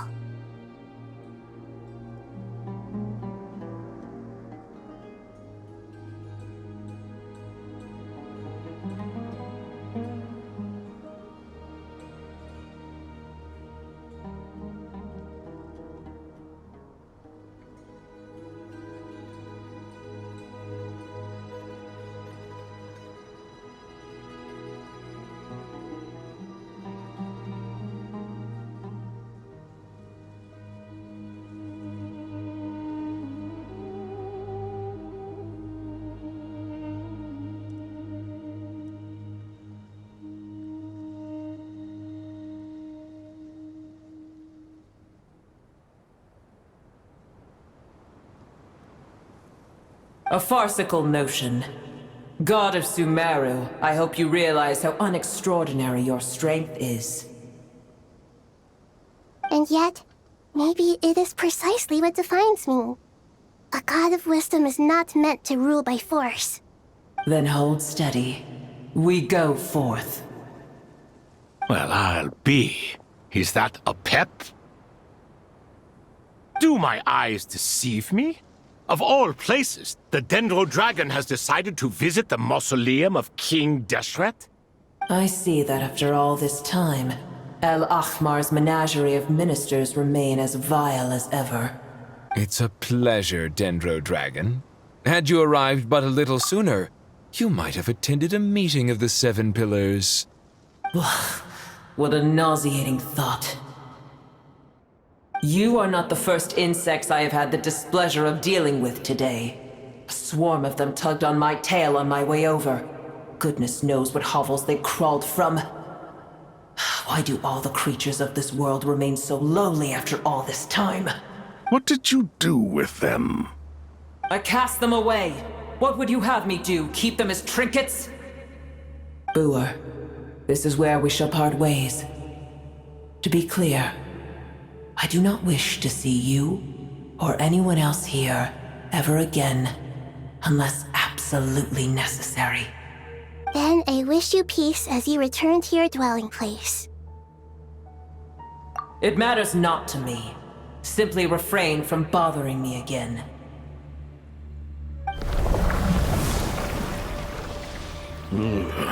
A force to be reckoned with. At times like this, I feel glad that she has no interest in any of this. Hold on, just hold on, okay? We're almost there. We made it. Huh?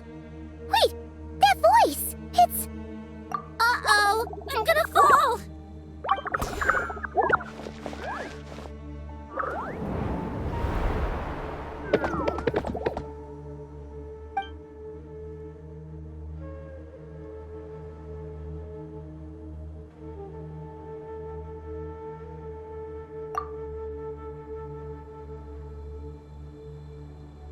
Well, that's a relief. A pair of safe hands indeed. The Dendro Archon's familiars. They are the last thing I expected to see here. Huh? Wait, what are the Aranara doing here? Don't you guys hate the desert? Obviously I was worried about the Dendro Archon. I've been supporting them with my Pari powers the whole way here. Oh, you seem pretty nervous. Is it because there are too many people around? Not just people. It's all these non-human beings, too. It's hard on them. I can't believe you made such a long and dangerous journey just for my sake. I appreciate your support so much. Thank you all. I'll have to ask everyone to wait while I help our new arrival settle in. Once I'm done, I'll gather everyone to discuss our next steps. Traveler, Paimon, shall we find a place for our friends to stay? Awesome! Let's go! Well, first I have some questions.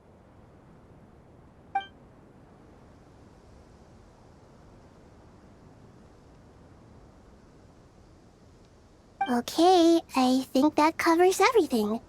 Thank you. We can get going now.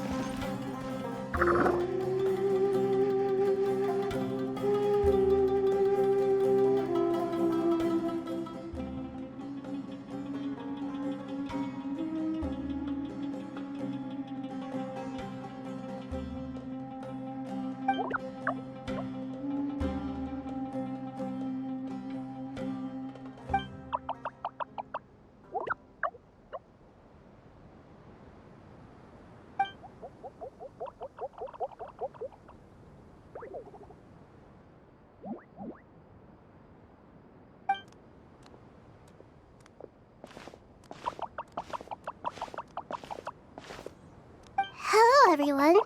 It's only us.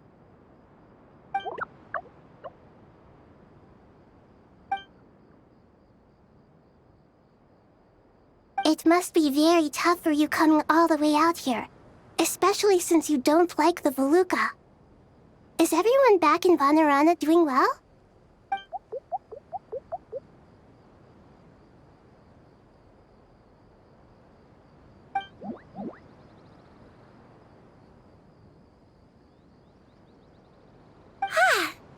everyone's here. Good. Are you okay? You look like you were about to pass out back there. Then you're forgetting who I am. Don't underestimate me.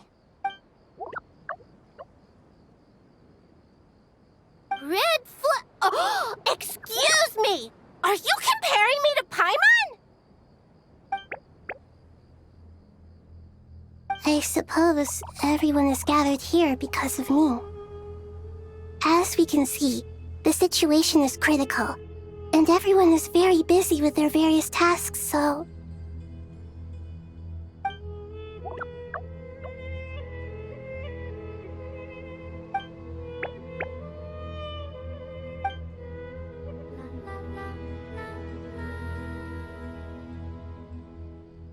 I can't thank you enough. Right now, we're focused on restructuring Aru, processing excess information, and helping restore everyone's confidence. I'm sure you'll find it all very straightforward. I can help too! Just let me know where I'm needed.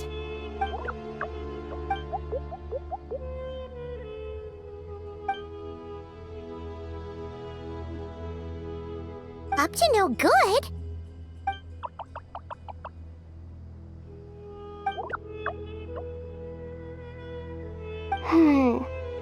That definitely sounds suspicious.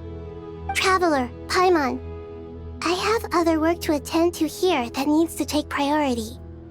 Could I trouble you to investigate the situation Arabalika spoke of? No problem. Leave it to us! Thank you. I'm counting on you. There's one other thing. If you are to work alongside the people of Sumeru, you will need to make yourselves visible to them. Is that acceptable to everyone?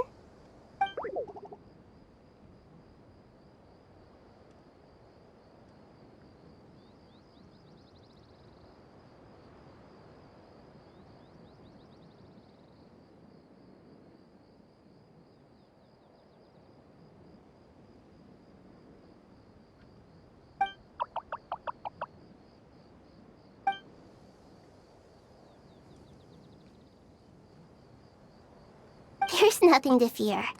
No one here will hurt you. But if you do feel afraid, don't worry. Just call my name and I'll be there. Very well. Now, I shall bestow a small blessing upon you all. Whenever people see you and interact with you, from the moment their gaze meets yours, they will experience the most beautiful of dreams.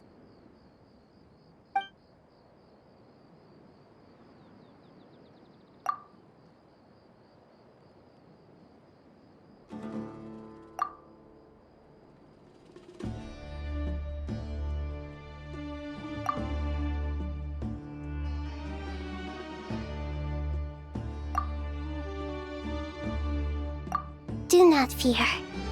We will face it together. This too shall pass.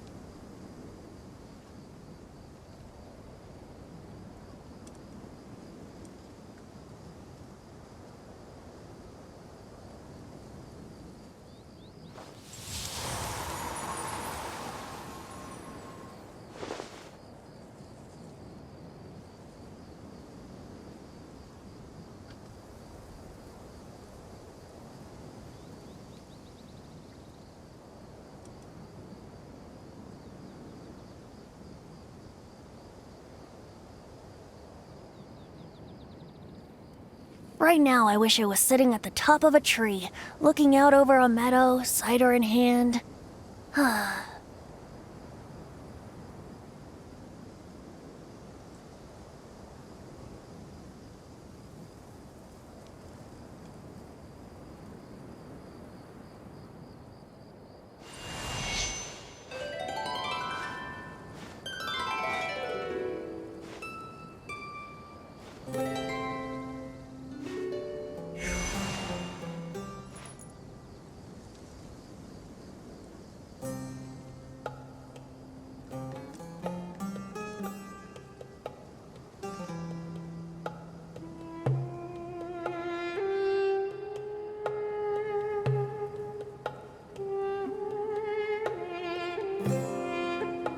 Come on, traveler, let's go!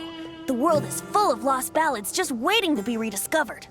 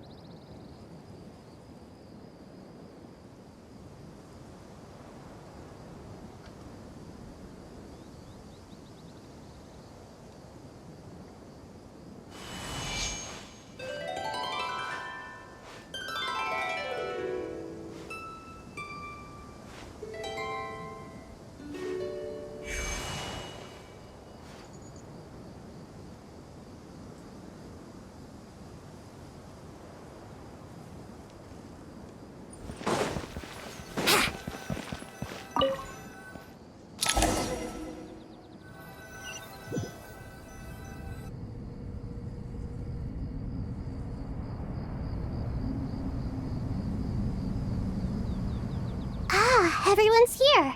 Wonderful. Dendro Archon, you're back. Are you recovering all right? You mustn't push yourself too hard. I'm doing very well. Thank you for your concern.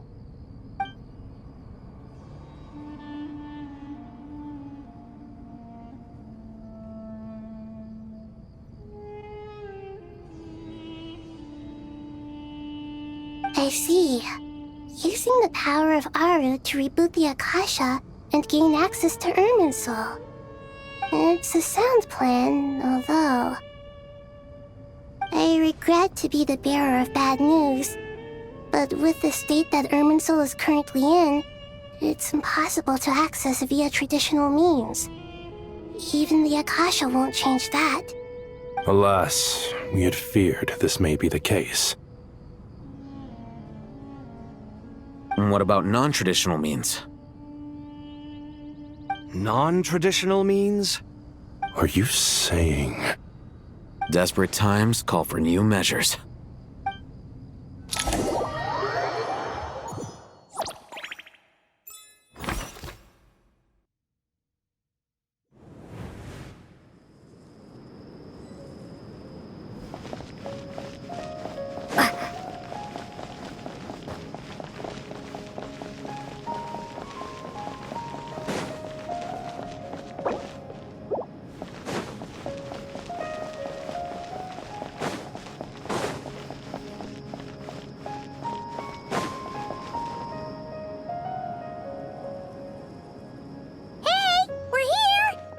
Ah, it's you. Is there a situation?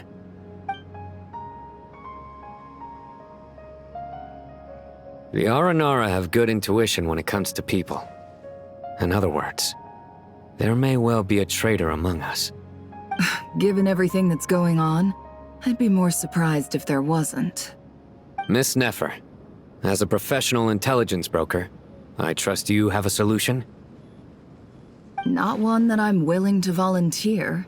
What's in it for me? Let's say I'll treat this as a pilot project aimed at expanding your intelligence operations. Whatever business you're in, an avenue to demonstrate your abilities could never hurt. I like the sound of that. Glad we're on the same page. Given that you rarely set foot in Sumeru, practically no one at Caravan Rebot knows who you are. I take it you've read the files on everyone in the area? Yes. I also skimmed the list of evacuees, and am more or less up to date on where everyone stands. Any initial suspects? Limiting the scopes to males whose recent activity could be viewed as suspicious. I've identified 3 names. The Aranara saw 2 people talking, but currently we only have 1 suspect. The other person was probably just a messenger, and in all likelihood has already left Caravan Rebot. Everyone is heading for the desert per the evacuation order. Anyone willing to turn back at this stage is almost certainly with the Fatui. There's no way it was a spur-of-the-moment decision to act at a time like this. This spy must have been planted long ago. We need to smoke him out from wherever he's hiding. Sounds like you have the beginnings of a plan.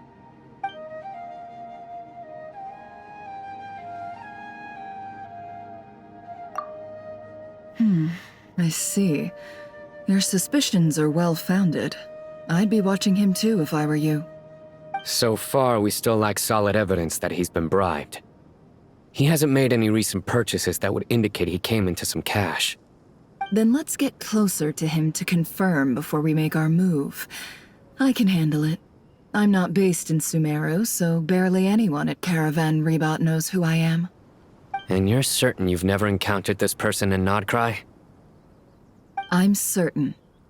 Besides, it's extremely rare for me to have had any direct contact with Sumeru mercenaries besides Jet. There's no way he could have seen my face before. Sino, stay out of sight and wait for my signal. If he raises any red flags, I'll bring him toward the main road. Understood. I'll take it from there. Excellent. Well, it's a pleasure working with you.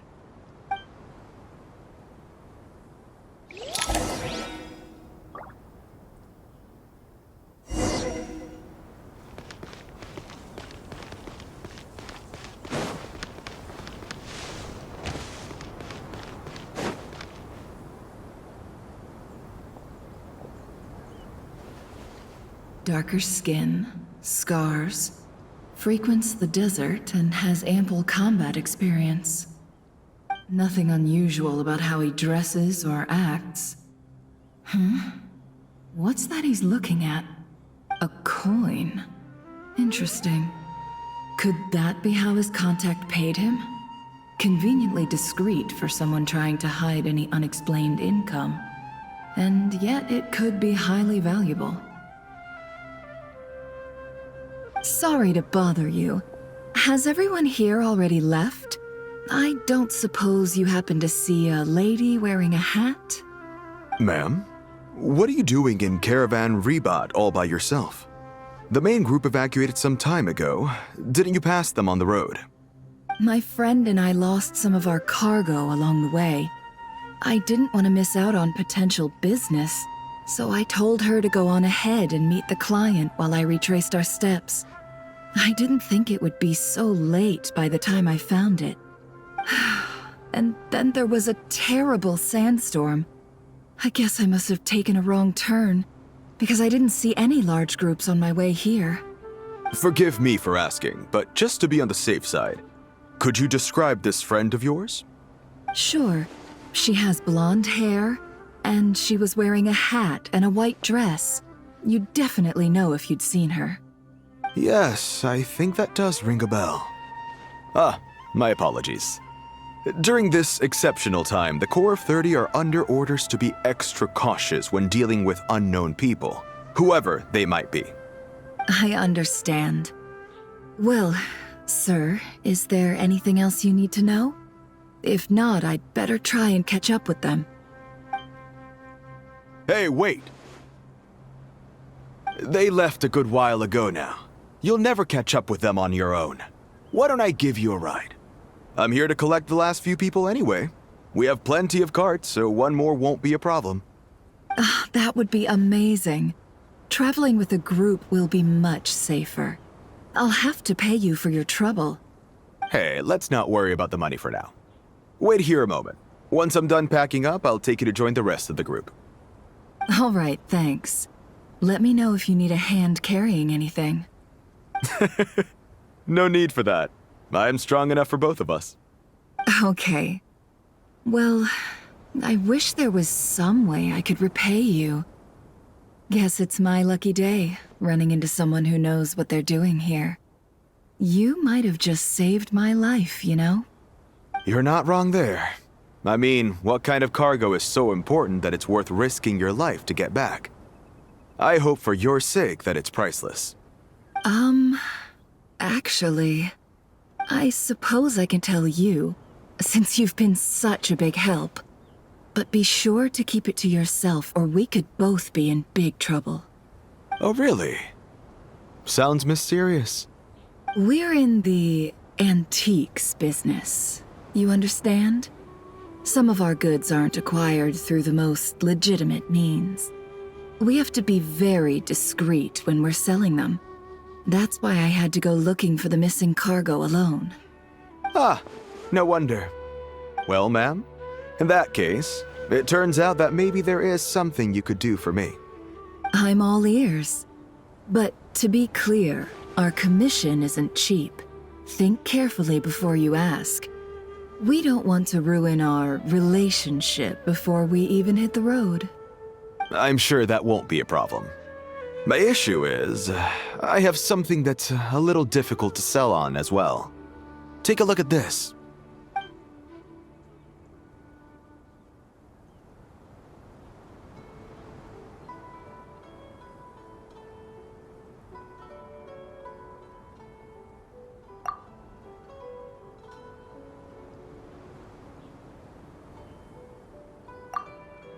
Pure gold.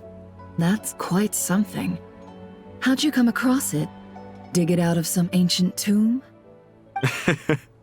If you look hard enough, there are many treasures to be found in the mausoleum of King Deshret. It has no distinct Snezhnayan markings. That'll be why he's going with that story. And he clearly doesn't want to arouse suspicion, so he... Surely you have an existing business partner. Won't they take it off your hands? I hope I won't be attracting the wrath of my competitors by helping you sell this. The shop I used to work with is having cash flow issues at the moment after losing some money.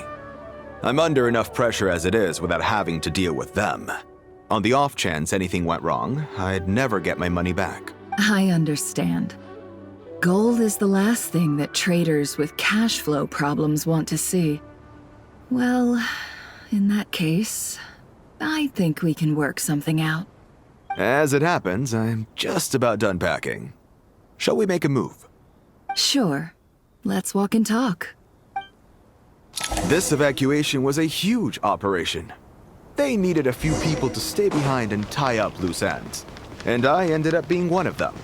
You're lucky you ran into us in time. I certainly am. I don't know how...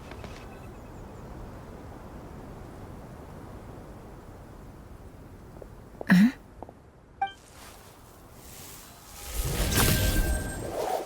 Hands where I can see them. General Mahamatra! No, wait! What are you doing?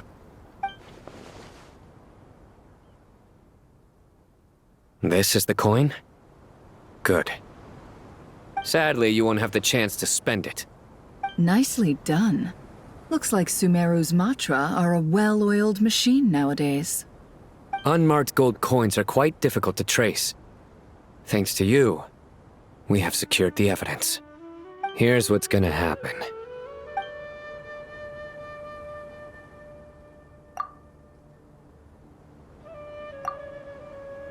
Southeast from here, Leeward side of the hill. That's where he's meeting his contact. Great work. Candace tells me your interrogation skills are highly effective. Hers are quickly catching up. She's improved a lot in recent years. Looks like it's over to you for the next step. Because I'm quickest on my feet? Because you know how to trail a target. Plus, it'll be easier to monitor their activity from the air. Fine. I'll be quick. One more thing. The Traveler just brought a message from the Dendro Archon. Once you're done with this, we're to meet up at the mausoleum of King Deshret. Got it. Will do. Are you sure you'll be okay on your own? Gee, I don't know. Maybe you should come with me. Okay. Then Paimon's coming with you. Really? You do know this is a stealth operation, right? Meaning, you have to be quiet? Paimon? Are you sure about this? Well, Paimon at least wants to give it a shot. Like everyone says, if you never try, you'll never know. Besides, being the best guide in Teyvat has to count for something. This should be a piece of cake. Fine. Join me if you want. But be warned, if anything goes wrong, I'll have to gag you and shove you into a bush. No need! Paimon will be super careful. Promise! Good. Then what are we waiting for? Let's go. Ah! Coming! Coming!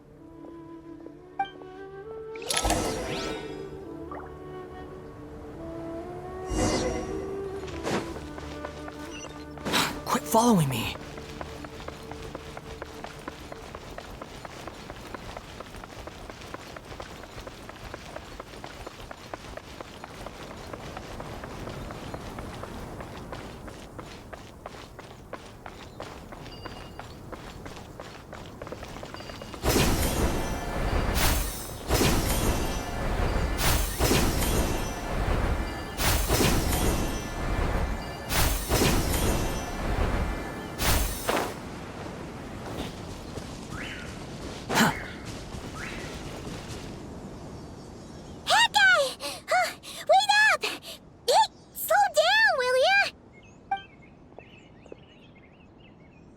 We're here.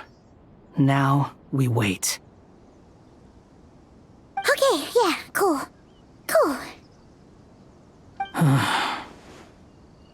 What's on your mind, Paimon? Huh? Nothing? I thought all you cared about besides being a guide was food and sleep. Why the sudden urge to go on a dangerous mission? What's that supposed to mean? Paimon's been on plenty of dangerous missions before. But never on your own. You hardly ever leave the Traveler's side. Just saying, I'm kind of at loose ends right now. So if you did want to share, I suppose I'd have to listen. If not, suit yourself. Makes no difference to me. Hat guy? Do you think Paimon is useless? What? Where's that coming from? When we were in Notcry, Paimon suddenly realized something. Even though Paimon's with the Traveler every single day, whenever we face real danger, she can't do anything to help. Paimon doesn't get like this very often. She just got really scared when the Traveler got kidnapped that time. What if she never came back? What would Paimon do then? And the more Paimon thought about it, the more useless she felt. But Paimon doesn't want to be a burden. Paimon wants to be a friend who's actually useful. Does that make any sense? You know, that feeling of just being completely useless and... Oh. Paimon probably sounds so ridiculous right now. You asked the right person. Boy, do I know that feeling. Oh, hat guy. I'm not gonna try and encourage you. What I will say is this. When you start doubting yourself, you have two choices. Give up or change. You have to make the decision to move forward. Otherwise, No amount of consultation from other people is gonna help you. So ask yourself, what do you want? To get stronger? To learn more? Whatever it is, go do it. You won't have any regrets if you can at least say that you tried. Oh. Alright. Something's not right. Shouldn't they be here by now? Paimon, is it just me? Or is it a little too quiet around here? Should Paimon take a look? We'll give it another hour. If nothing happens, we head back. Okay.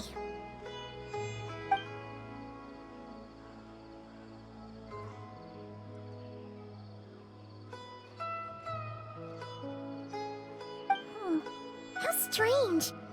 We've been here for ages. Where the heck are they? Have we been stood up? What is it? Did you think of something? Something feels off about this whole situation, but I can't quite explain why. We know for sure that the guy Sinocot had something set up, yet somehow his contact is a no-show. So, either the handler got caught, or, more likely, they decided to cut our guy loose. But how would they know to do that? Wouldn't they at least send someone here to check things out? That's the problem. They couldn't possibly know what's happening here. Unless... This feels all too familiar. Come on, let's head back.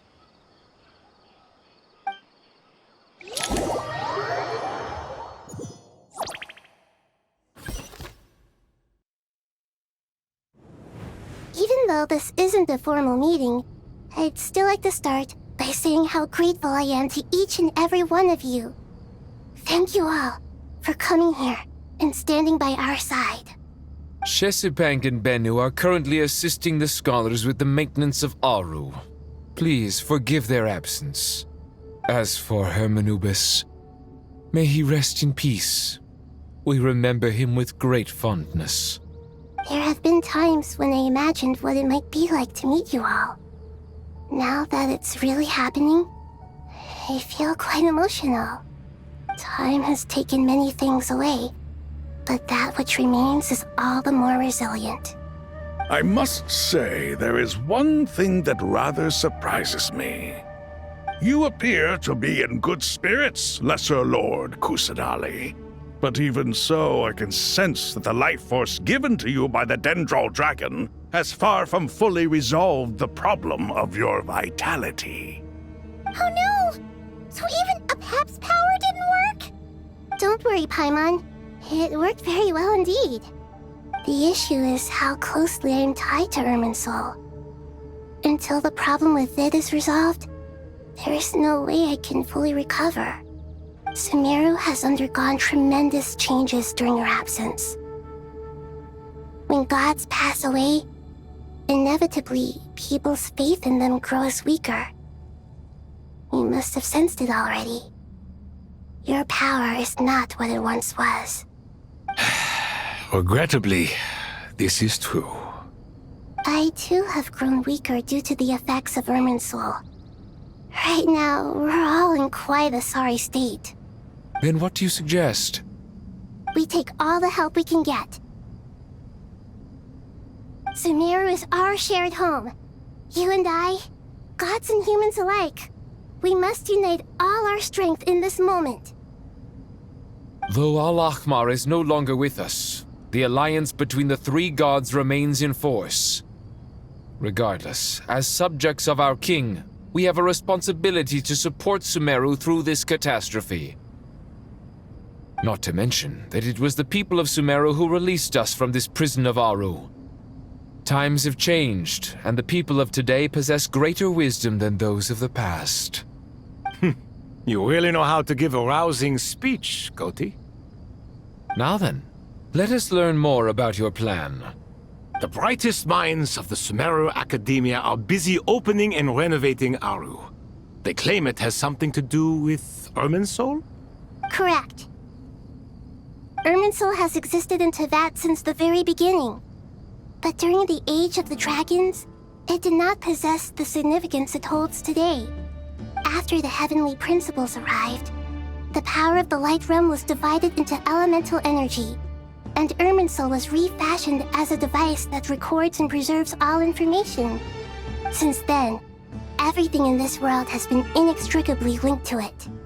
As the Dendro Archon, I have a duty to protect Irminsul. To Sumeru, it is both a national treasure and undeniably a major threat. Teyvat has seen many upheavals in the last few years. The most recent of these was a major crisis in Notcry, which forced Sumeru to be even more vigilant than usual. I made sure to monitor all the pathways through which an outsider could potentially transmit themselves into Irminsul. But despite my efforts, a major problem still arose within. I still believe that someone has actively invaded Irminsul. But rather than taking any of the pathways I referred to, the intruder chose instead to utilize the most direct route, and the only one that cannot be protected against, by entering Irminsul through death. I see what you mean. You cannot simply stop all deceased souls from returning to the ley lines because of a potential invasion that could occur at any time. That's right. As important as it is to guard against external threats, I couldn't allow myself to stop the souls of the departed from finding peace. Please, understand how difficult this predicament was for the Dendro Archon. Defense has never been an easy task. After Irminsul was invaded, my authority was quickly restricted. Soon after that, the tree began denying access to any connections. I'm sure you feel responsible, but you are not to blame. No one can predict every possible disaster. There will always be trials and tribulations for the world to endure. But the people of Sumeru should not have to endure this. We must find a way to break through the lockdown and connect to Irminsul. And this is why you need Aru. Yes. The only thing in Sumeru capable of rivaling Irminsul in terms of overall function and performance is Al-Akhmar's legacy, Aru. All I managed to do before falling into a coma was make some minor adjustments to Irminsul. Using Aru is a last resort, and a move that comes with enormous risks. The Scholar's initial plan was to borrow Aru's power to reboot the Akasha, then use the Akasha to connect to Irminsul and investigate. Unfortunately, Irminsul has suffered far greater damage than they first thought, rendering that plan futile. To rise to the challenge, we had to resort to more extreme and far costlier means. This has led to a number of new contingency plans. To reclaim Irminsul, her brightest scholars have made further modifications to Aru with multiple goals in mind. I thank you all for giving them your blessing in this endeavor. Human wisdom has clearly improved over the millennia. You have not only our support, but that of the Jinn, the Aranara, and the Pari. Together, we will do everything in our power to save Irminsul. By the way, when you spoke earlier of an intruder, it almost sounded as if you knew who you were dealing with and what they were capable of. Well, since you ask.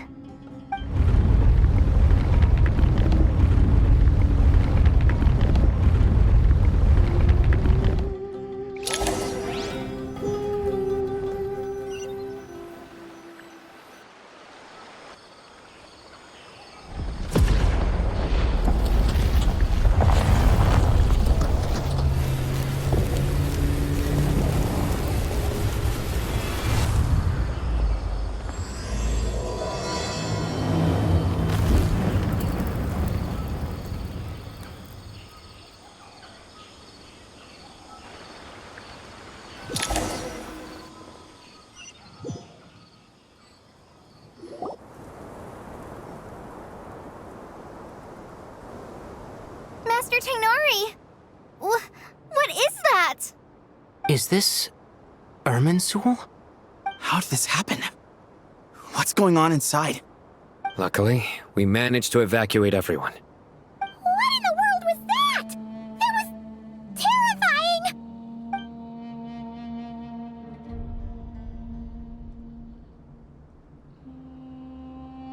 Oh my. I understand now, Dendro Archon. You make yourself quite clear indeed. Not once over the millennia has Irminsul been so terribly afflicted as this. Please continue, Dendro Archon. Irminsul's root system is what comprises the ley lines. In the past, it has always been hidden away, going unseen by the general populace. But now, an evil intruder is making it reveal itself. It has become a tree of unbridled greed. A clear sign that a deranged experiment has advanced to a new stage. Blasphemy. From where I stand, an experiment in the name of blasphemy sounds rather improper. But if we are to honor Dottores' will, this is what we must do. The birth of this tree proves to me beyond doubt that this incident is connected to him.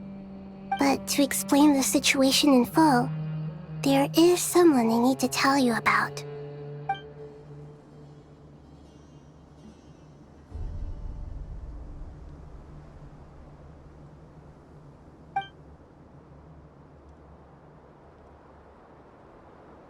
Zandik. So it was him.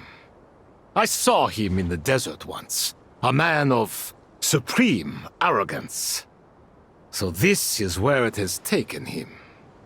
But didn't Dottore die and not cry? How is he still able to do all this? He must still have loyal followers amongst the Fatui.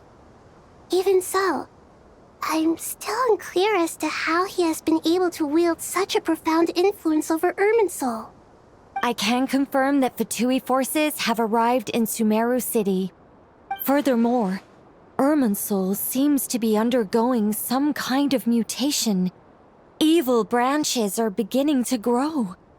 Things that do not belong to this world are slowly but surely materializing. Sorry, I couldn't think of any other word to describe it. They don't seem to be fully formed physical entities yet, after all, but they are gradually becoming real. A baleful tree climbing up into the heavens.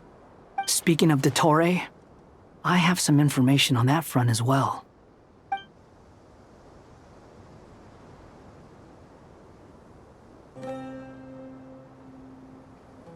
I didn't think it was wise to state this out in the open.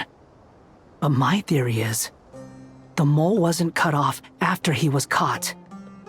They wrote him off from the beginning. You mean, the Fatui never intended to follow through with him?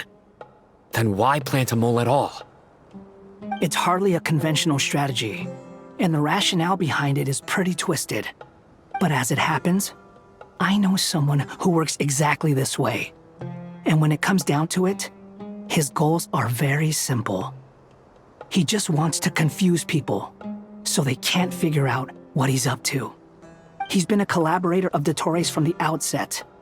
That fact alone confirms that Dottore is involved with this somehow.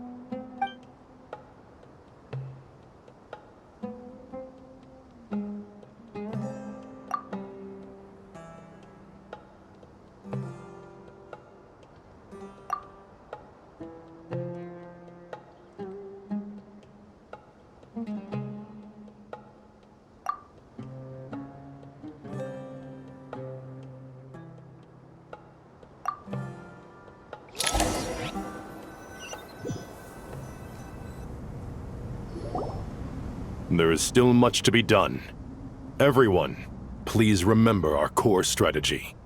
As per the discussions, the following groups must act immediately.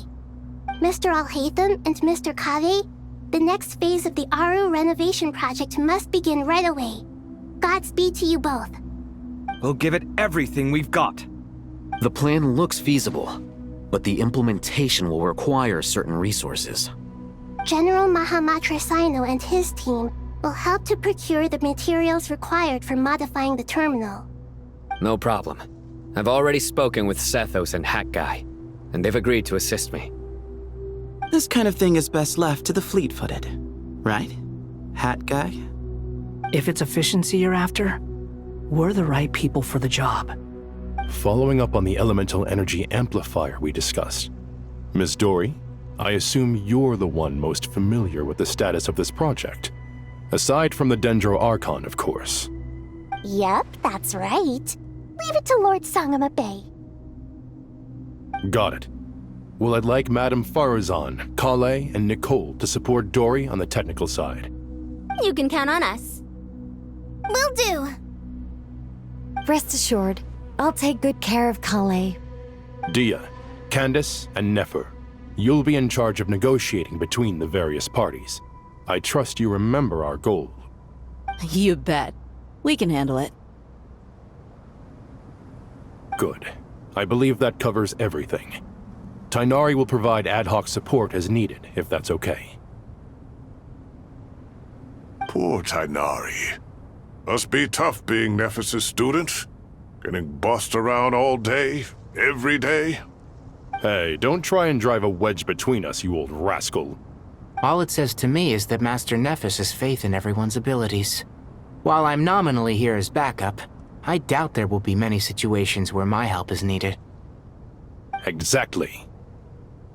Finally, Traveler, you and I will head to the border between Sumeru and Natlan. Once that task is complete, I'll be asking some of you to accompany me to the Eternal Oasis. The Eternal Oasis? I thought that was just a legend. So it does exist after all. Regarding your trip to Natlan, under normal circumstances, a meeting between our two nations would be a far more formal affair. Unfortunately, Sumeru is all but completely cut off from the outside world at present. So regretfully, we won't be able to give the Pyro Archon Mawika the grand reception that she deserves. My apologies for the inconvenience. No point putting too much pressure on yourselves. That goes for everyone. Right. Especially you, Dendro Archon. I'm sure you're still feeling quite weak. Don't worry about me. The Dendro Dragon's life force will sustain me. Plus, we'll be there every step of the way. Nahida will be just fine. Yes. I believe in myself. And I believe in every one of you. Well, time to get going.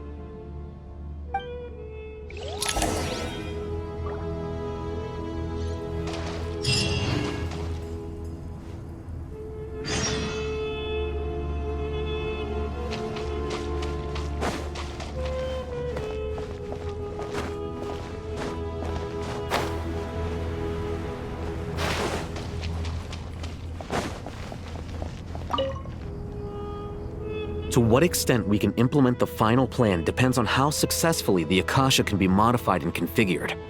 And to make sure the configuration works, Aru will also need some further optimization. Yeah, no surprises there. Once we roll this out, any Sumeru citizens who already have Akasha terminals can simply continue to use their existing devices. This still leaves us with a significant equipment shortage, though. Many groups of people were never issued Akasha terminals, including mercenaries, the desert folk, and many others. We'll need a supply of rare materials for the renovation of Aru and the production of new terminals. Right now, the best place to source these locally is from the primal constructs within King Deshret's mausoleum. Time is not on our side here. It's gonna be a race against the clock. The Aru merge and renovation project will have to be carried out by you two. Everything's riding on this, so failure is not an option. Best of luck to you both. As discussed, General Mahamatra Sino and Mr. Hat Guy will source the required materials. Mr. Sethos is quite familiar with the layout of King Deshret's mausoleum. With him accompanying them, things should go quite smoothly. I have every confidence. In the meantime, we may as well take a breather. Makes sense. There's not much we can do until the materials arrive. Get in formation and stay close. What is this, boot camp? Knock it off. It's just Sino being Sino. You know what he's like. Everyone clear on our mission objective. Look at the excess primal constructs, dismantle them, and extract the required materials. And King Desheret's 7 pillars agreed to this? If they're just sitting there doing nothing, we might as well put them to use. Thoth's words, not mine.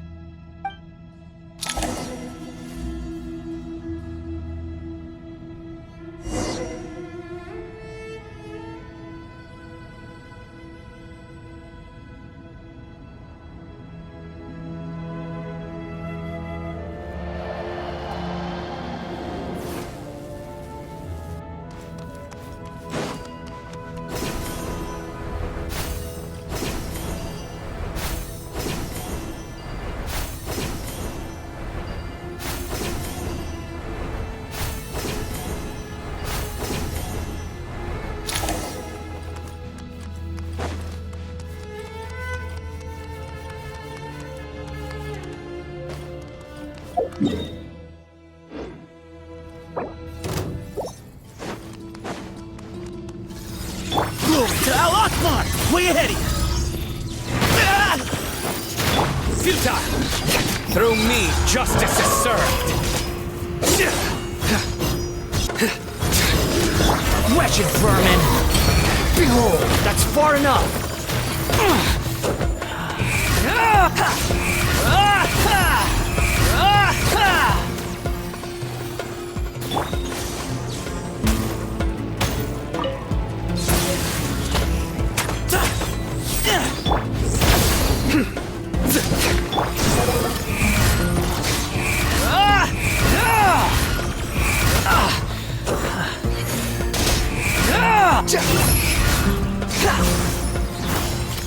Nowhere to run!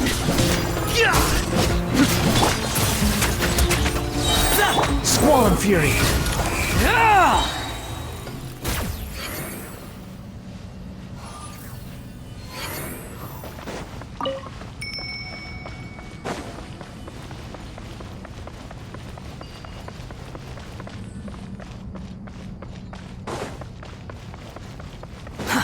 Too slow.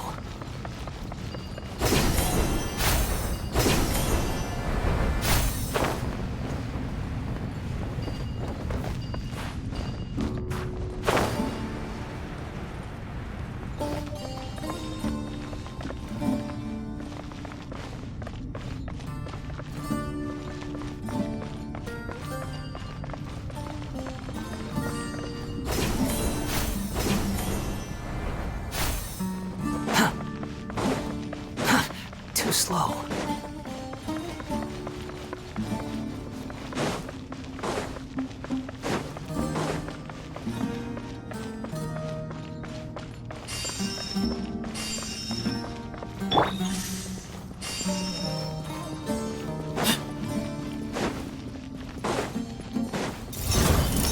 Excuse me?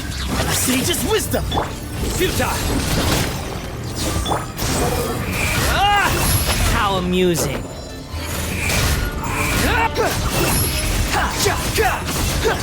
Bow your head. Judgment is upon you. Guilty.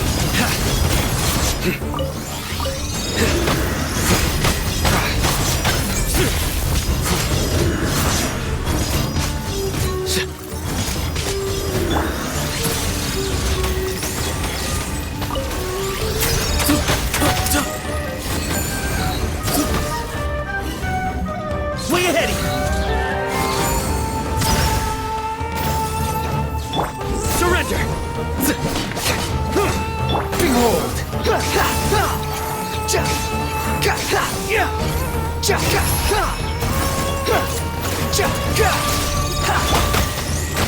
Into space. Futile.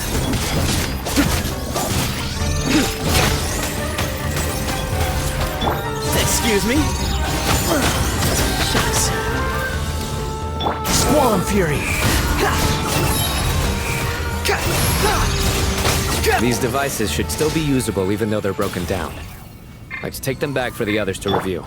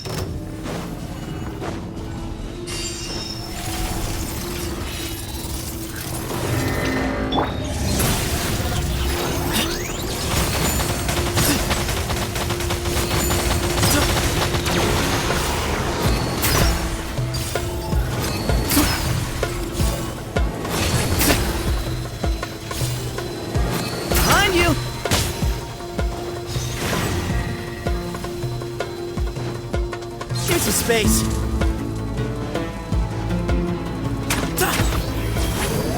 The wind rises.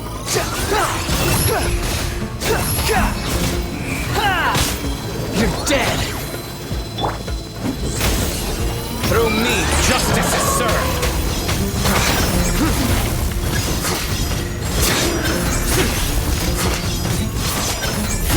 Your penance is due! Guilty!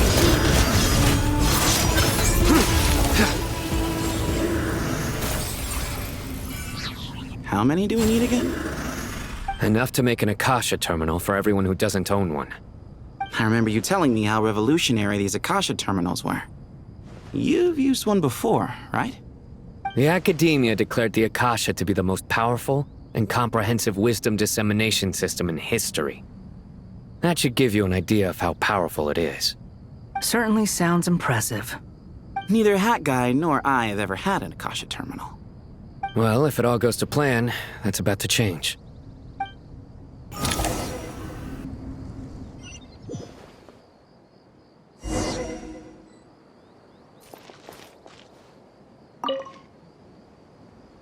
Oh, goody! Thank you so much for handling the delivery. What a long way it was. You've really outdone yourselves. I'm well aware what a bumpy, dangerous journey it must have been. Now, I would have loved to oversee the process myself, but of course, those of us who know the plan can't leave the mausoleum. Oh, trust me, I'm patting myself on the back for my assembly work here. Simply flawless work. But will you really be needing all of this? According to our plan, yes, this is the quantity required. I have no complaints about the quality either. Only the price. So expensive. I heard you covered a lot of the funding out of your own pocket. Oh, that's an exaggeration.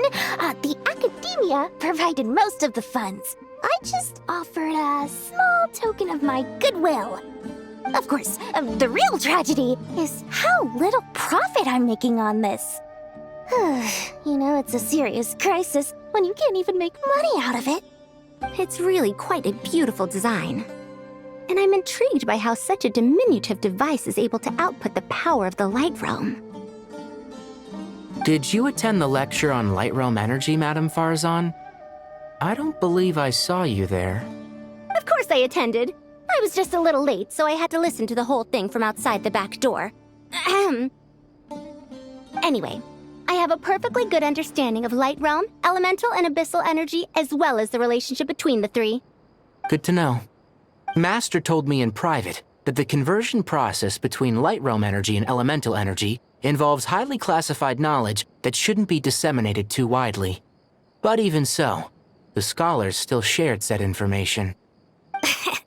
Well, you can't enforce a rule that everyone breaks. Is that the idea? At first, the Dendro Archon was reluctant to explain it in great depth for safety reasons. Later, she came to terms with it and simply informed my master that we would all have to face the question of survival together. To protect someone from such dangers means keeping them in the dark, but for someone to know and embody the wisdom within, they must understand its very essence. It's an information hazard. We're exposed to danger just by knowing the facts. And just like bait, it lures us in by offering us the solution to our problems. But if you're not careful, you'll end up pursuing it down a dark path. A tricky problem. But today, this big problem has been broken down into many smaller, more trivial ones. What do you mean? I get it. For instance, you and I share secret knowledge, while she and I take on the risks of life, death, and fate. Something like that? Hey, what?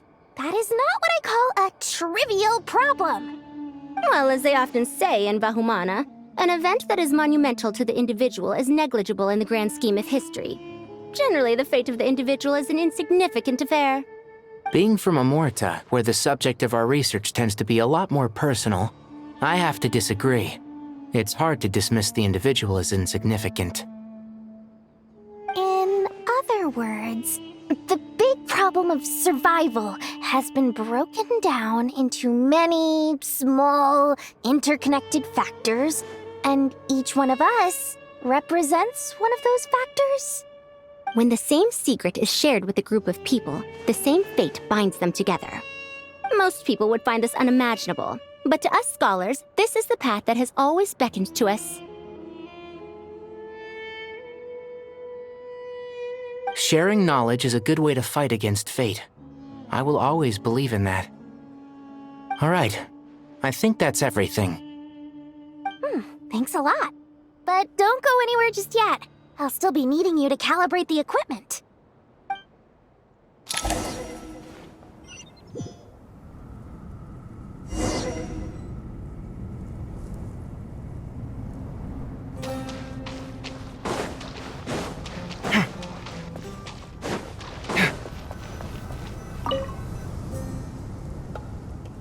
Okay, the materials are ready. We can proceed with the next phase. Alhaitham, how are you getting along? Most of the information in Aru is written in ancient desert scripts. Some of this is written in a tribal language, while other parts seem to be a variant of an oasis script, based on the glyph forms. Oh. Not lost to history, I hope. Some are. All we can do is infer the meaning based on the rules of related languages. Although, this section actually fills in some of the missing historical record. I'm transcribing it so we can bring it back to the academia. After Aru started up, 2 more lines of text appeared here. Can you read them? Humans may not read what is written by the gods, except by not reading. Victory should not be easy to attain, for it symbolizes divine wisdom. Knowledge must not waver, for it has external borders. Is this a clue to solving a puzzle? Or is it being symbolic? You can't read it unless you don't read it. Victory is wisdom. Knowledge is confined by borders. Wait, I think I've got it. It's a metaphor, isn't it? It's talking about... a chessboard.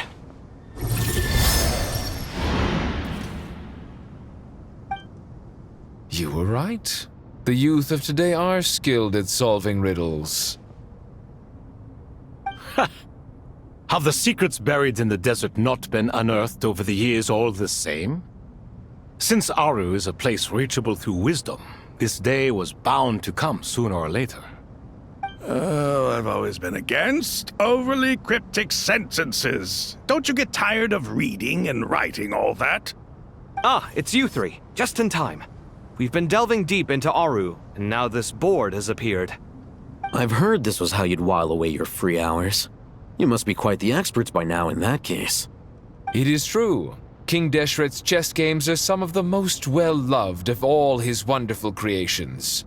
If you have ever been to Safhe Shatranj, you may well be familiar with the chess pieces you see here. Is this chessboard supposed to be another visualization of the interior of Aru, then? Naturally. Visitors, everything is ready. Only by completing the challenge on the board in accordance with the rules will you be permitted to overwrite Aru. 1 second. It's not dangerous, is it? Dangerous? Why, yes, of course. I should be the one to go, then. Wait for me here. Sounds like the self-confidence of our present company has rubbed off on you. Don't be ridiculous. I'm your upperclassman, and that means I have to look out for you. I appreciate the sentiment, but a game of chess typically requires 2 players. Besides, I'm sure they won't let things get out of hand. Keeping things relatively safe is in your best interest too, isn't it? Fair enough. I mean, you guys are controlling the difficulty, so please don't go too hard on us, all right? Ah, but Bennu said he wanted to put some respect into these whippersnappers. All right, all right. Thank you. Obviously, we'll still try to be careful. This doesn't seem like ordinary chess. Is the goal to defeat the opponent? No, you must enter the board and pass the trials we have placed there. Ready? Let's do it.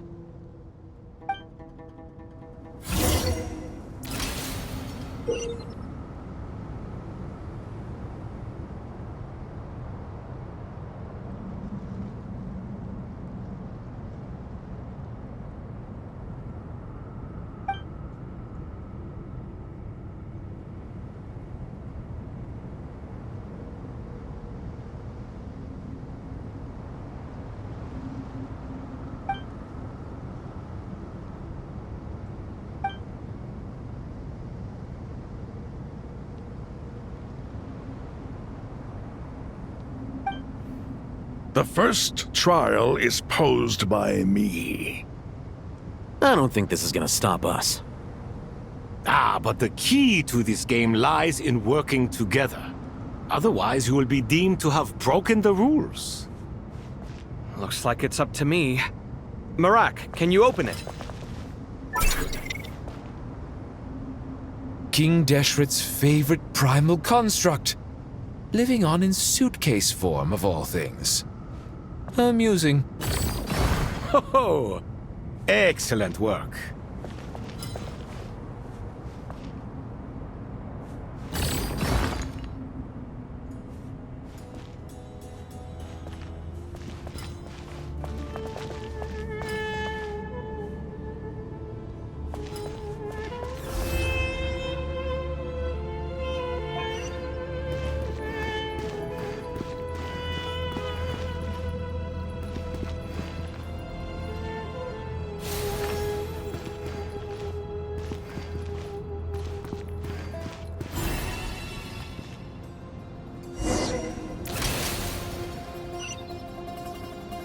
Now is the time for my trial. Now, don't be nervous. I'll make it nice and easy for you. Really? Thanks in advance. We appreciate it.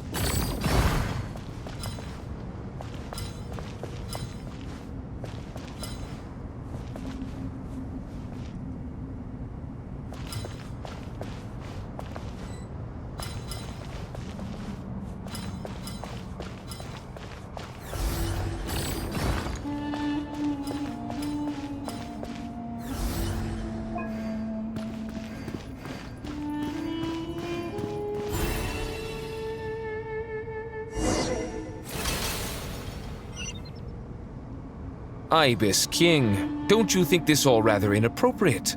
You may as well be handing them victory on a silver platter. Do not expect me to follow your lead. Ha! Suit yourself.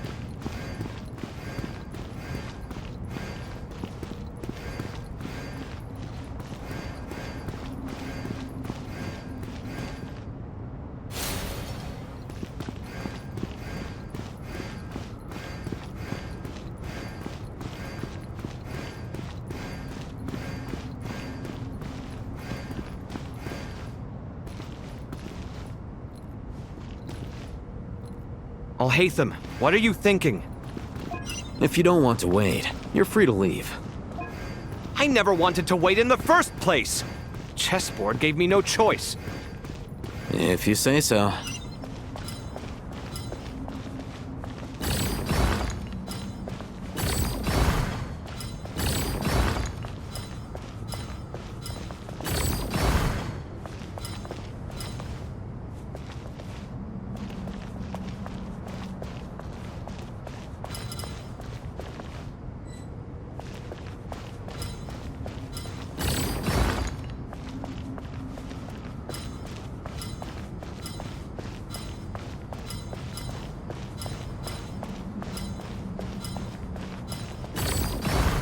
Strange time to catch up on sleep. I'm not sleeping, I'm thinking! It's not that simple, you know.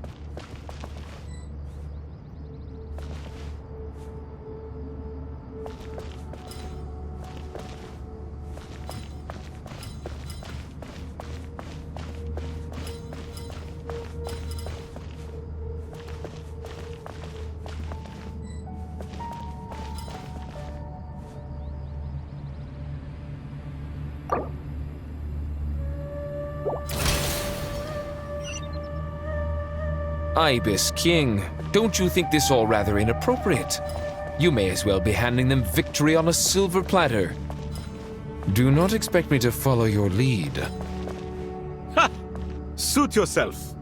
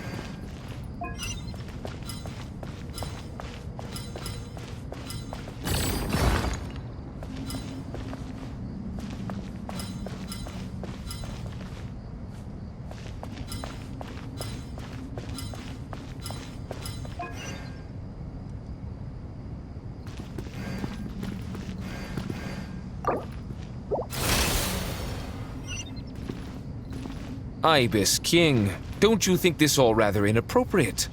You may as well be handing them victory on a silver platter.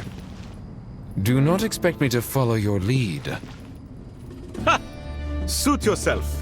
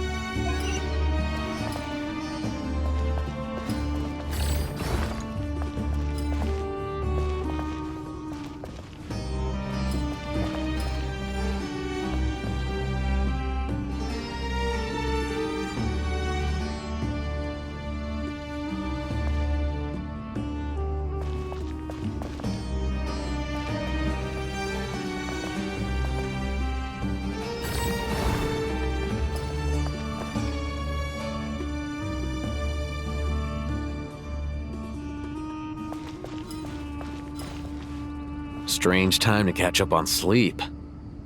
I'm not sleeping, I'm thinking!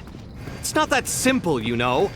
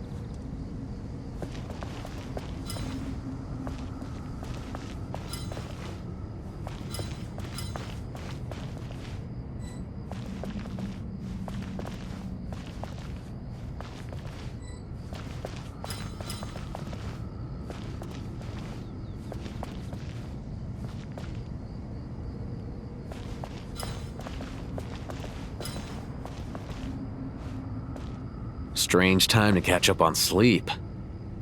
I'm not sleeping, I'm thinking! It's not that simple, you know.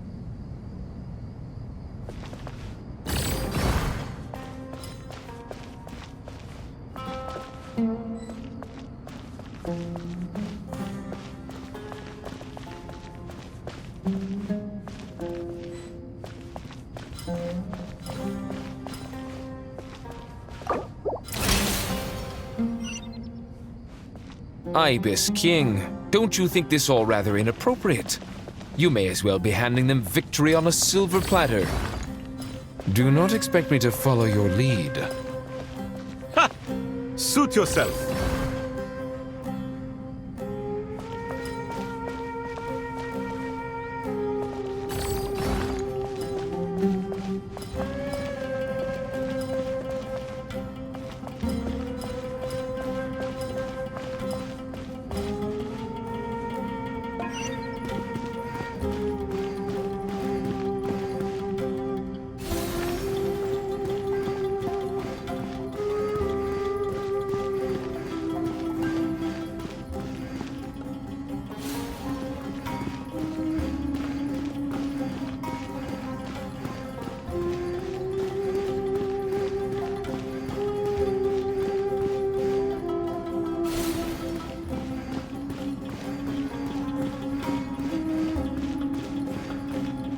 Alhaitham, what are you thinking?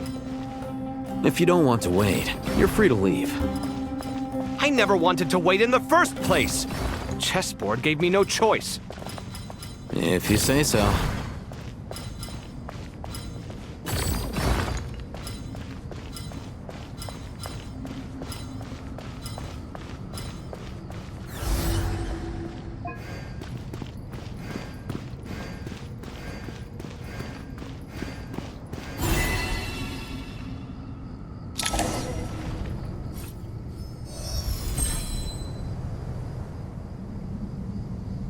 Done. Finally. It's over. But seriously, that was incredible! Standing on the chessboard felt completely different from standing on solid ground. And also... Oh, sorry. I'll save my thoughts for later. Thanks to the three of you for helping us out with this. Is it just me, or were you giving us quite a lot of guidance along the way? We made but a humble contribution. You lived up to our expectations. Bravo! Our aid was not given for naught. In addition to the existing functions, I'd like to ask you for another favor. Since Aru's interference shield can cover the entirety of the mausoleum, it should be possible to extend its range even further. Perhaps you can find a way. So, building upon the existing functions to... Ah! I'm with you! Imagine for a moment. What would the ideal outcome look like if this function were compatible with the devices? I agree. This is the best solution possible. Please, everyone, we beg you to help us. Me, oh my! Well, since you ask so very nicely, I suppose... Goti? Croco? What do you say? Naturally.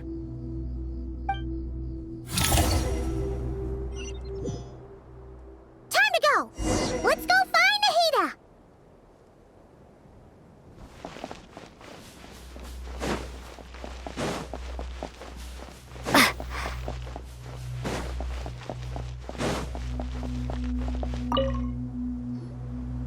you are.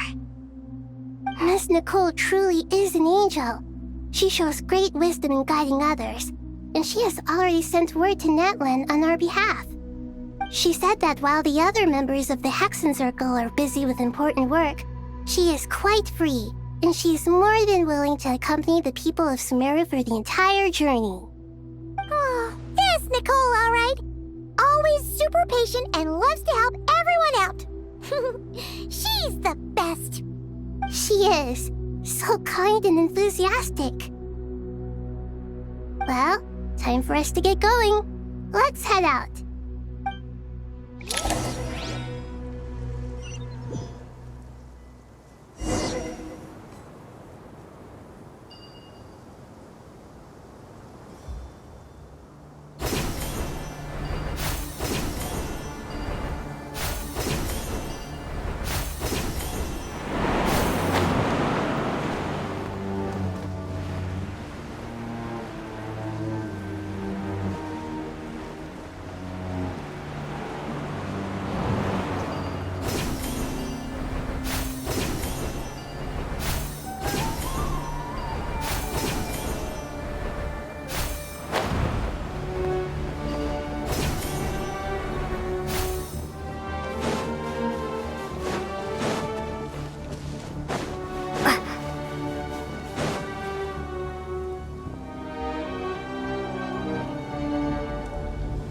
This should be one of the closest places to Natlan in all of Sumeru. There's the barrier Nicole and Nefer mentioned. It completely cuts this nation off from the others. But why? Why separate you from the rest of the world now, specifically? And if I'm not mistaken, Irminsul was polluted once before, wasn't it?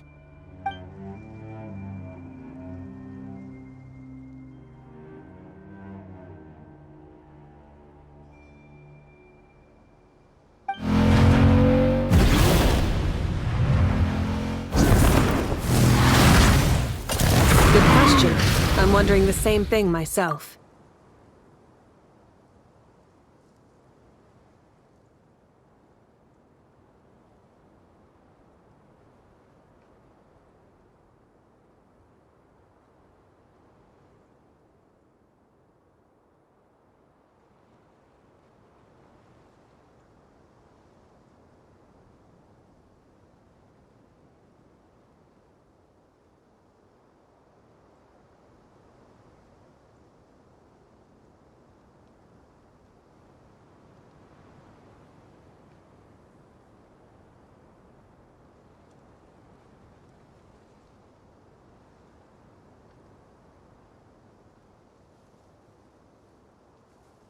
That voice. Moika! You got here pretty quickly. Hello, traveler. It's been a while. Hello there. Hello, Dendro Archon. Moika, I apologize for asking you to meet at the border on such short notice. I also apologize for not being able to greet you in person. The form in which you see me now is one carried by the Traveler.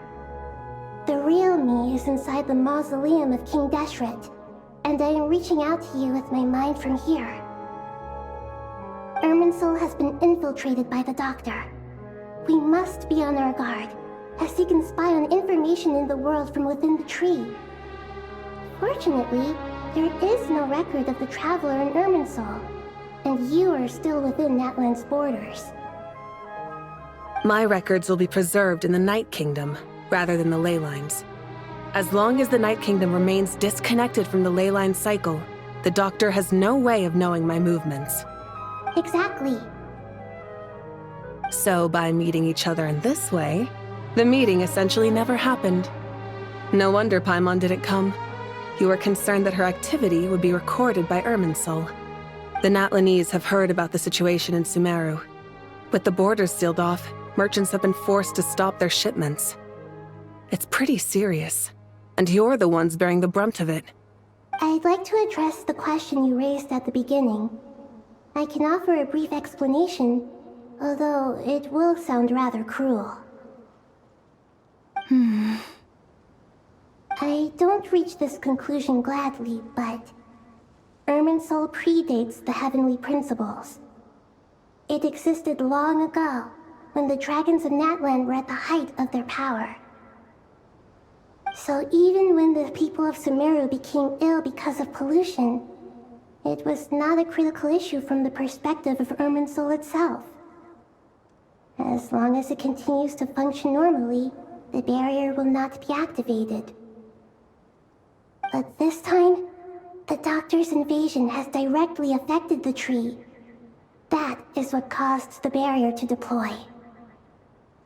The heavenly principles established a rule that when Irminsul is plunged into grave danger, a portion of power will be reserved to isolate Sumeru. That way, even if Sumeru is destroyed, the outside world at least has some time to catch its breath. We'd certainly need it. The heavenly principles created almost everything that exists in Teyvat today. To them, preserving the existence of the world and its inhabitants takes priority over protecting Sumeru. Meaning, protecting Sumeru now falls to you. Yes. My own power may be limited, especially compared to yours. But that doesn't mean that we're just gonna sit around and wait for the end. If necessary, I will utilize any and every means at my disposal. Nicole of the Hexen Circle didn't say exactly what this meeting was about, but after hearing everything you've said so far, I think I can guess where this is going. That's right. Nahida and I discussed it at length. We both know how presumptuous this is, but... You need the Pyronosis, don't you? Yes, you guessed correctly.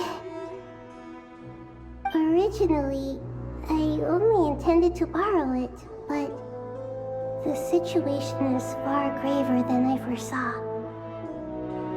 So instead, what I ask of you is to please give the Pyronosis to Sumeru. Why do you sound so nervous? There's no need to be shy. Surely a gnosis is pretty important to a god. I guess, but it's not as if losing it would suddenly render us powerless. But I'm sure you don't need me to tell you that. With all the nations you've traveled to, and all the gods you've met, you must have realized that by now. As far as I'm concerned, a gnosis is basically an elemental energy enhancer. But I don't usually use it. You know me. I like to think I'm pretty strong without it. Yeah. Not about to dispute that. So you see, you don't need to sweat it. Here, take the Pyronosis. Uh-huh? Just like that? Uh-huh, just like that. To tell the truth, I've always toyed with the idea of giving it to someone who needs it more than I do. I know you accompanied Nahida here to try and increase the chance of success. It's a good thing you did, because your involvement is one of the main reasons you've managed to persuade me. Are you sure about this? Handing over your gnosis just because of me? I won't try to quantify it, but trust me. Handing over the gnosis to Tumaini is far from the craziest idea I could think of. Besides, even if you hadn't come here personally, I think I still would have agreed to Nahida's request. Irminsul doesn't just affect Sumeru. It impacts all of Teyvat. I know all too well how difficult it can be to protect the things you care about. So logically, morally, or however you want to cut it, helping you is the right thing to do.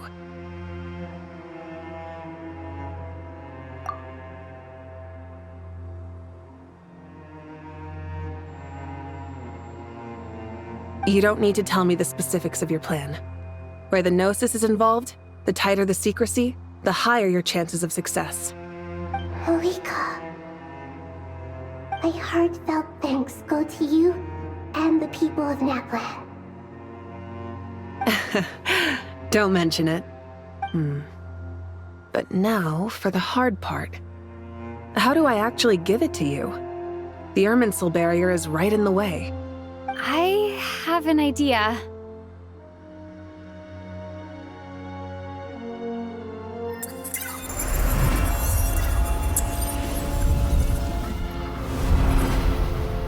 Just as I thought. Incredible. What did you do? Just made a lucky guess. This seems to happen quite a lot.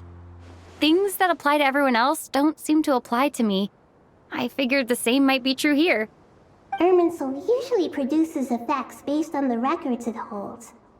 Since the Traveler is a descender, Irminsul contains no records of her, and thus has no way to impede her. Is that right? You really are full of surprises. Catch. Whoa! Thank you, Moika. Thank you for trusting us with something so important. All right. No need to get so formal. It's not like we're strangers. Besides, there's still one problem. You might be able to pass through the barrier, but I don't know about the Gnosis. Any other surprises for us, Traveler? Let me try something. I have the Pyrognosis in my hand. It feels strangely ordinary, not particularly heavy. And yet, this tiny thing symbolizes the mighty authority of a god. I need to think hard about my memories of Pyro. My memories of journeying through Natlan. All those important experiences I've had. The Gnosis disappeared. Traveler, are you alright? I'm fine.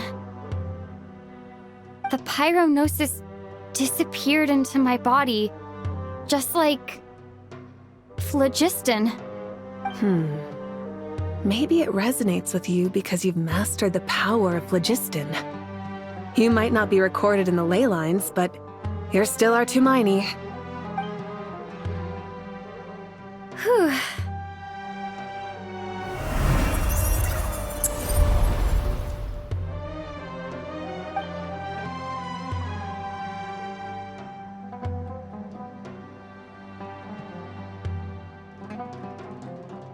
Please allow me to express my gratitude once again, Moika. Pleasure. Well, I've given you all the help I can. The rest is up to you. Good luck. We won't let you down.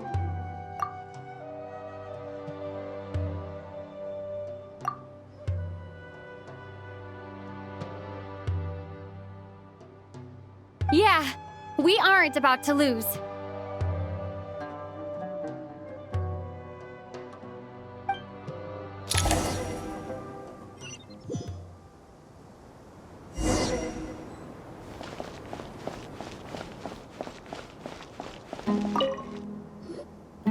Traveler, Paimon, how are you feeling? Paimon's a teensy bit nervous, but only a teeny tiny bit.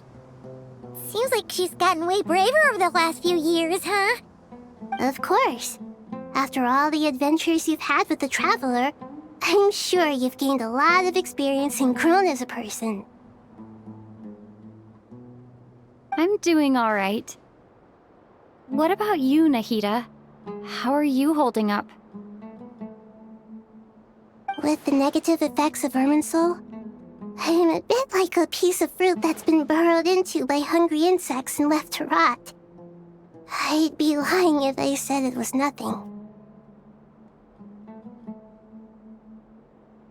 But please don't worry. We all know what we're getting into, and we've prepared as well as we can. I believe in everyone. I believe in you. And I believe in myself. Stoking the fire inside oneself is certainly one way to live, but knowing when to rely on one's companions is also a form of great wisdom. I've been quietly learning little things from everyone, like plucking tufts of fur from a sumpter beast. Me too. With the constant traveling, I'm always learning and growing. That's the journey of life. I think there's someone else here who would share that sentiment. Don't worry about what I think. I was just passing by and happened to overhear your conversation. What are you talking about, Hat Guy? This is the top floor. No one passes by the top floor. Says who? You can fly just like I can. I would have thought it makes sense to you of all people. I don't know why, but I feel a little more relaxed now. It shows that you feel comfortable laying down your burdens in our presence. It means that Sumeru is a place you can trust, where you know we have your back.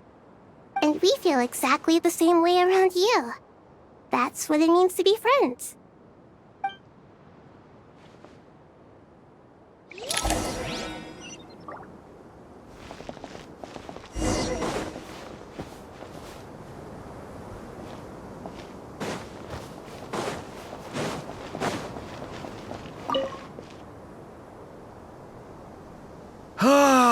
It's finally done. Ugh, but I have a nagging feeling that there's something I've forgotten. Oh, there you are. Everything wrapped up on your end? Okay, fair enough. That was a pointless question. You must really be exhausted.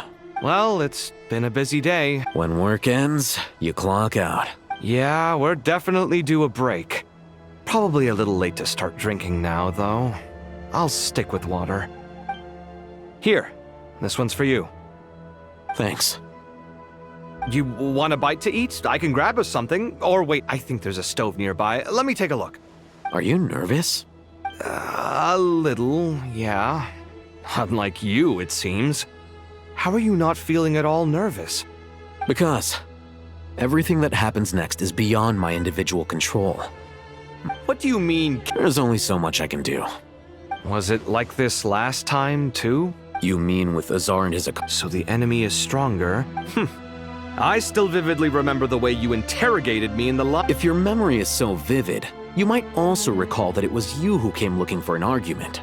You're off in the... I came for a conversation! What do I think? I think we're certainly better off for it. It's good having me around to help out, huh? Absolutely. Certainly feels that way. So, the sky is so clear. And there isn't a whiff of... Awful things happen. What you and I have done is increase our... Lofty ideals may provide no defense... Oh, nothing. It's nothing. I hope everything works out tomorrow. It will. As long as we stick to the plan. It's really strange. I think it's mostly a matter of temperament. Ugh.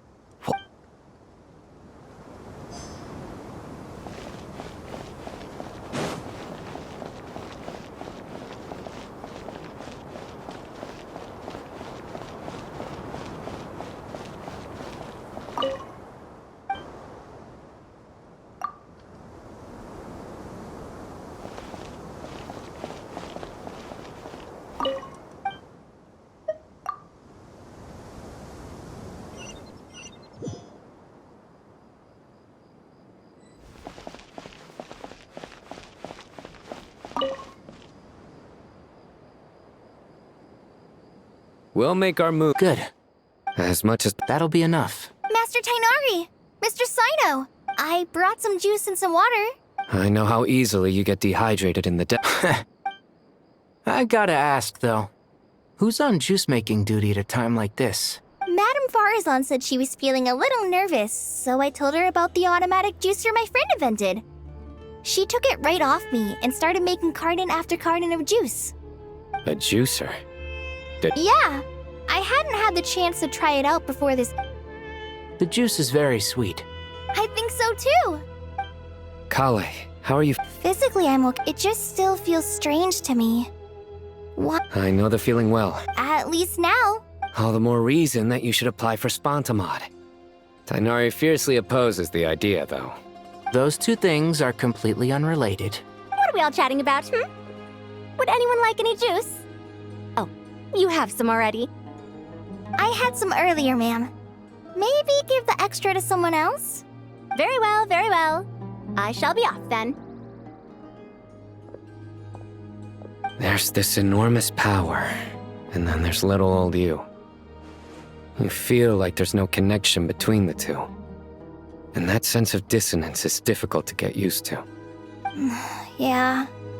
But after all this time, Kale, just because we normally keep the conversation light doesn't mean we can't discuss deeper issues. I don't think it's childish at all. You were the victim of a terrible crime. It's normal to struggle with the fallout from it. You have absolutely nothing to be ashamed of. My professor once told me that no incident can be considered truly resolved until the victim says it's over. Your rage and your pain are completely justified. Thanks. Miss Nicole said that the same god remains which were once used to inflict so much pain upon me have now become a weapon with which I can protect everyone. It's like my own personal kind of evolution. Every innocent person who's been hurt needs time to realize that it wasn't their fault. I was the same, but it's all about to be over. Tomorrow, it ends for good. I don't know if you've noticed, but you rarely stumble over your words anymore, and your outlook has become much more positive. And since this isn't over, you can settle the matter on your own terms. Yeah, Sumeru is my home, and it's so important to me. I have to protect it. No, I will protect it. And once you're done, how about you come back and apply for Spontamod? Stop it with the sales pitch, would you? Hey, excuse me. There are still 3 unclaimed cups of juice here. Why don't you take one each? Ugh, my arms are getting sore from carrying them around everywhere.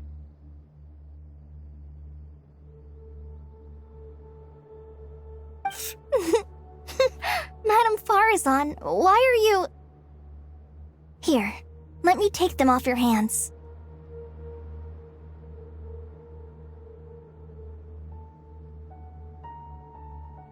Thank you, Madame Farazan. Drink up and enjoy my handiwork. I think I'm going to make something else now instead. Please, try to relax, Madame Farazan. Your nerves are starting to get the better of you. I know, I know.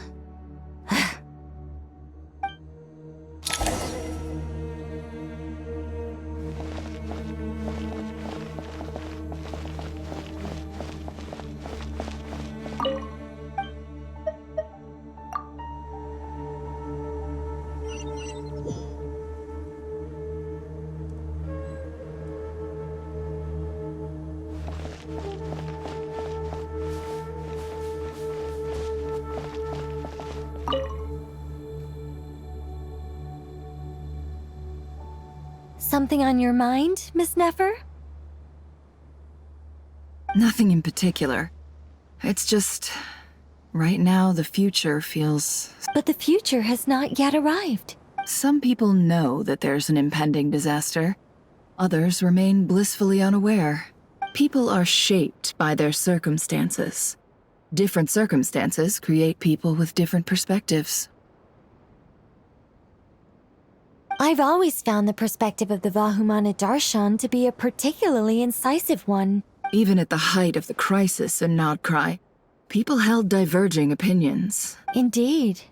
Regardless of faith, gender, wealth, skin color, or eye color, everyone in Sumeru knows what will happen tomorrow. The world has never been an especially fair place.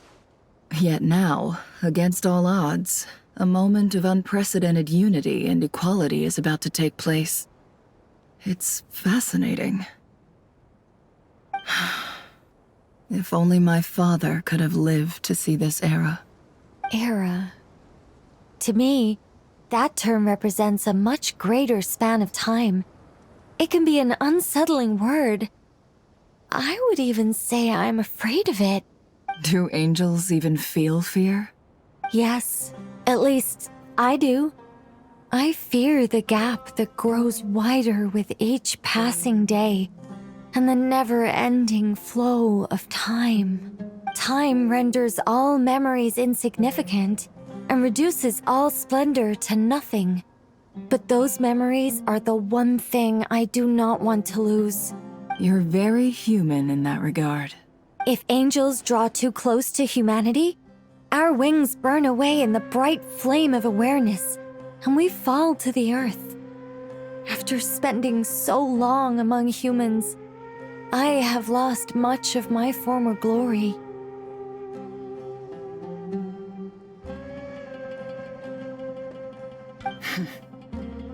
Maybe that's a good thing. You're more human than some humans are. I've been talking to Kale a lot in recent days. We seem to be in completely opposite situations.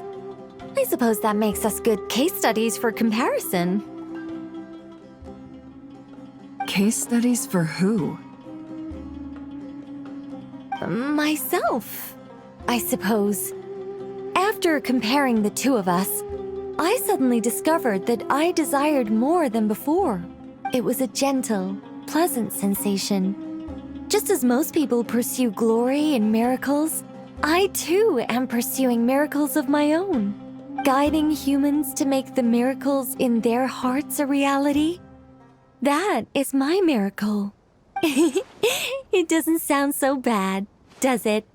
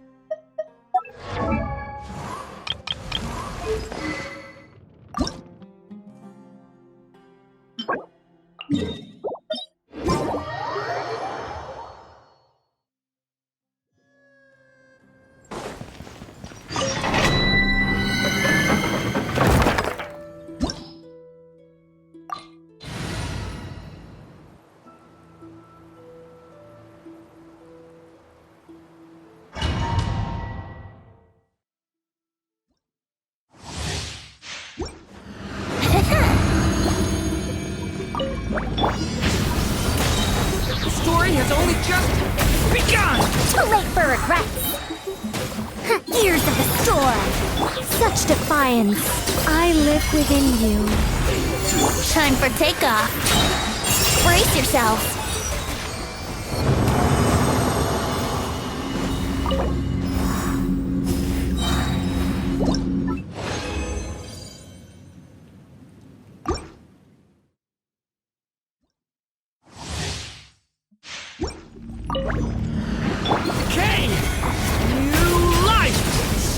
Have fun with this gift! Our little secret! Think you can get away? Let's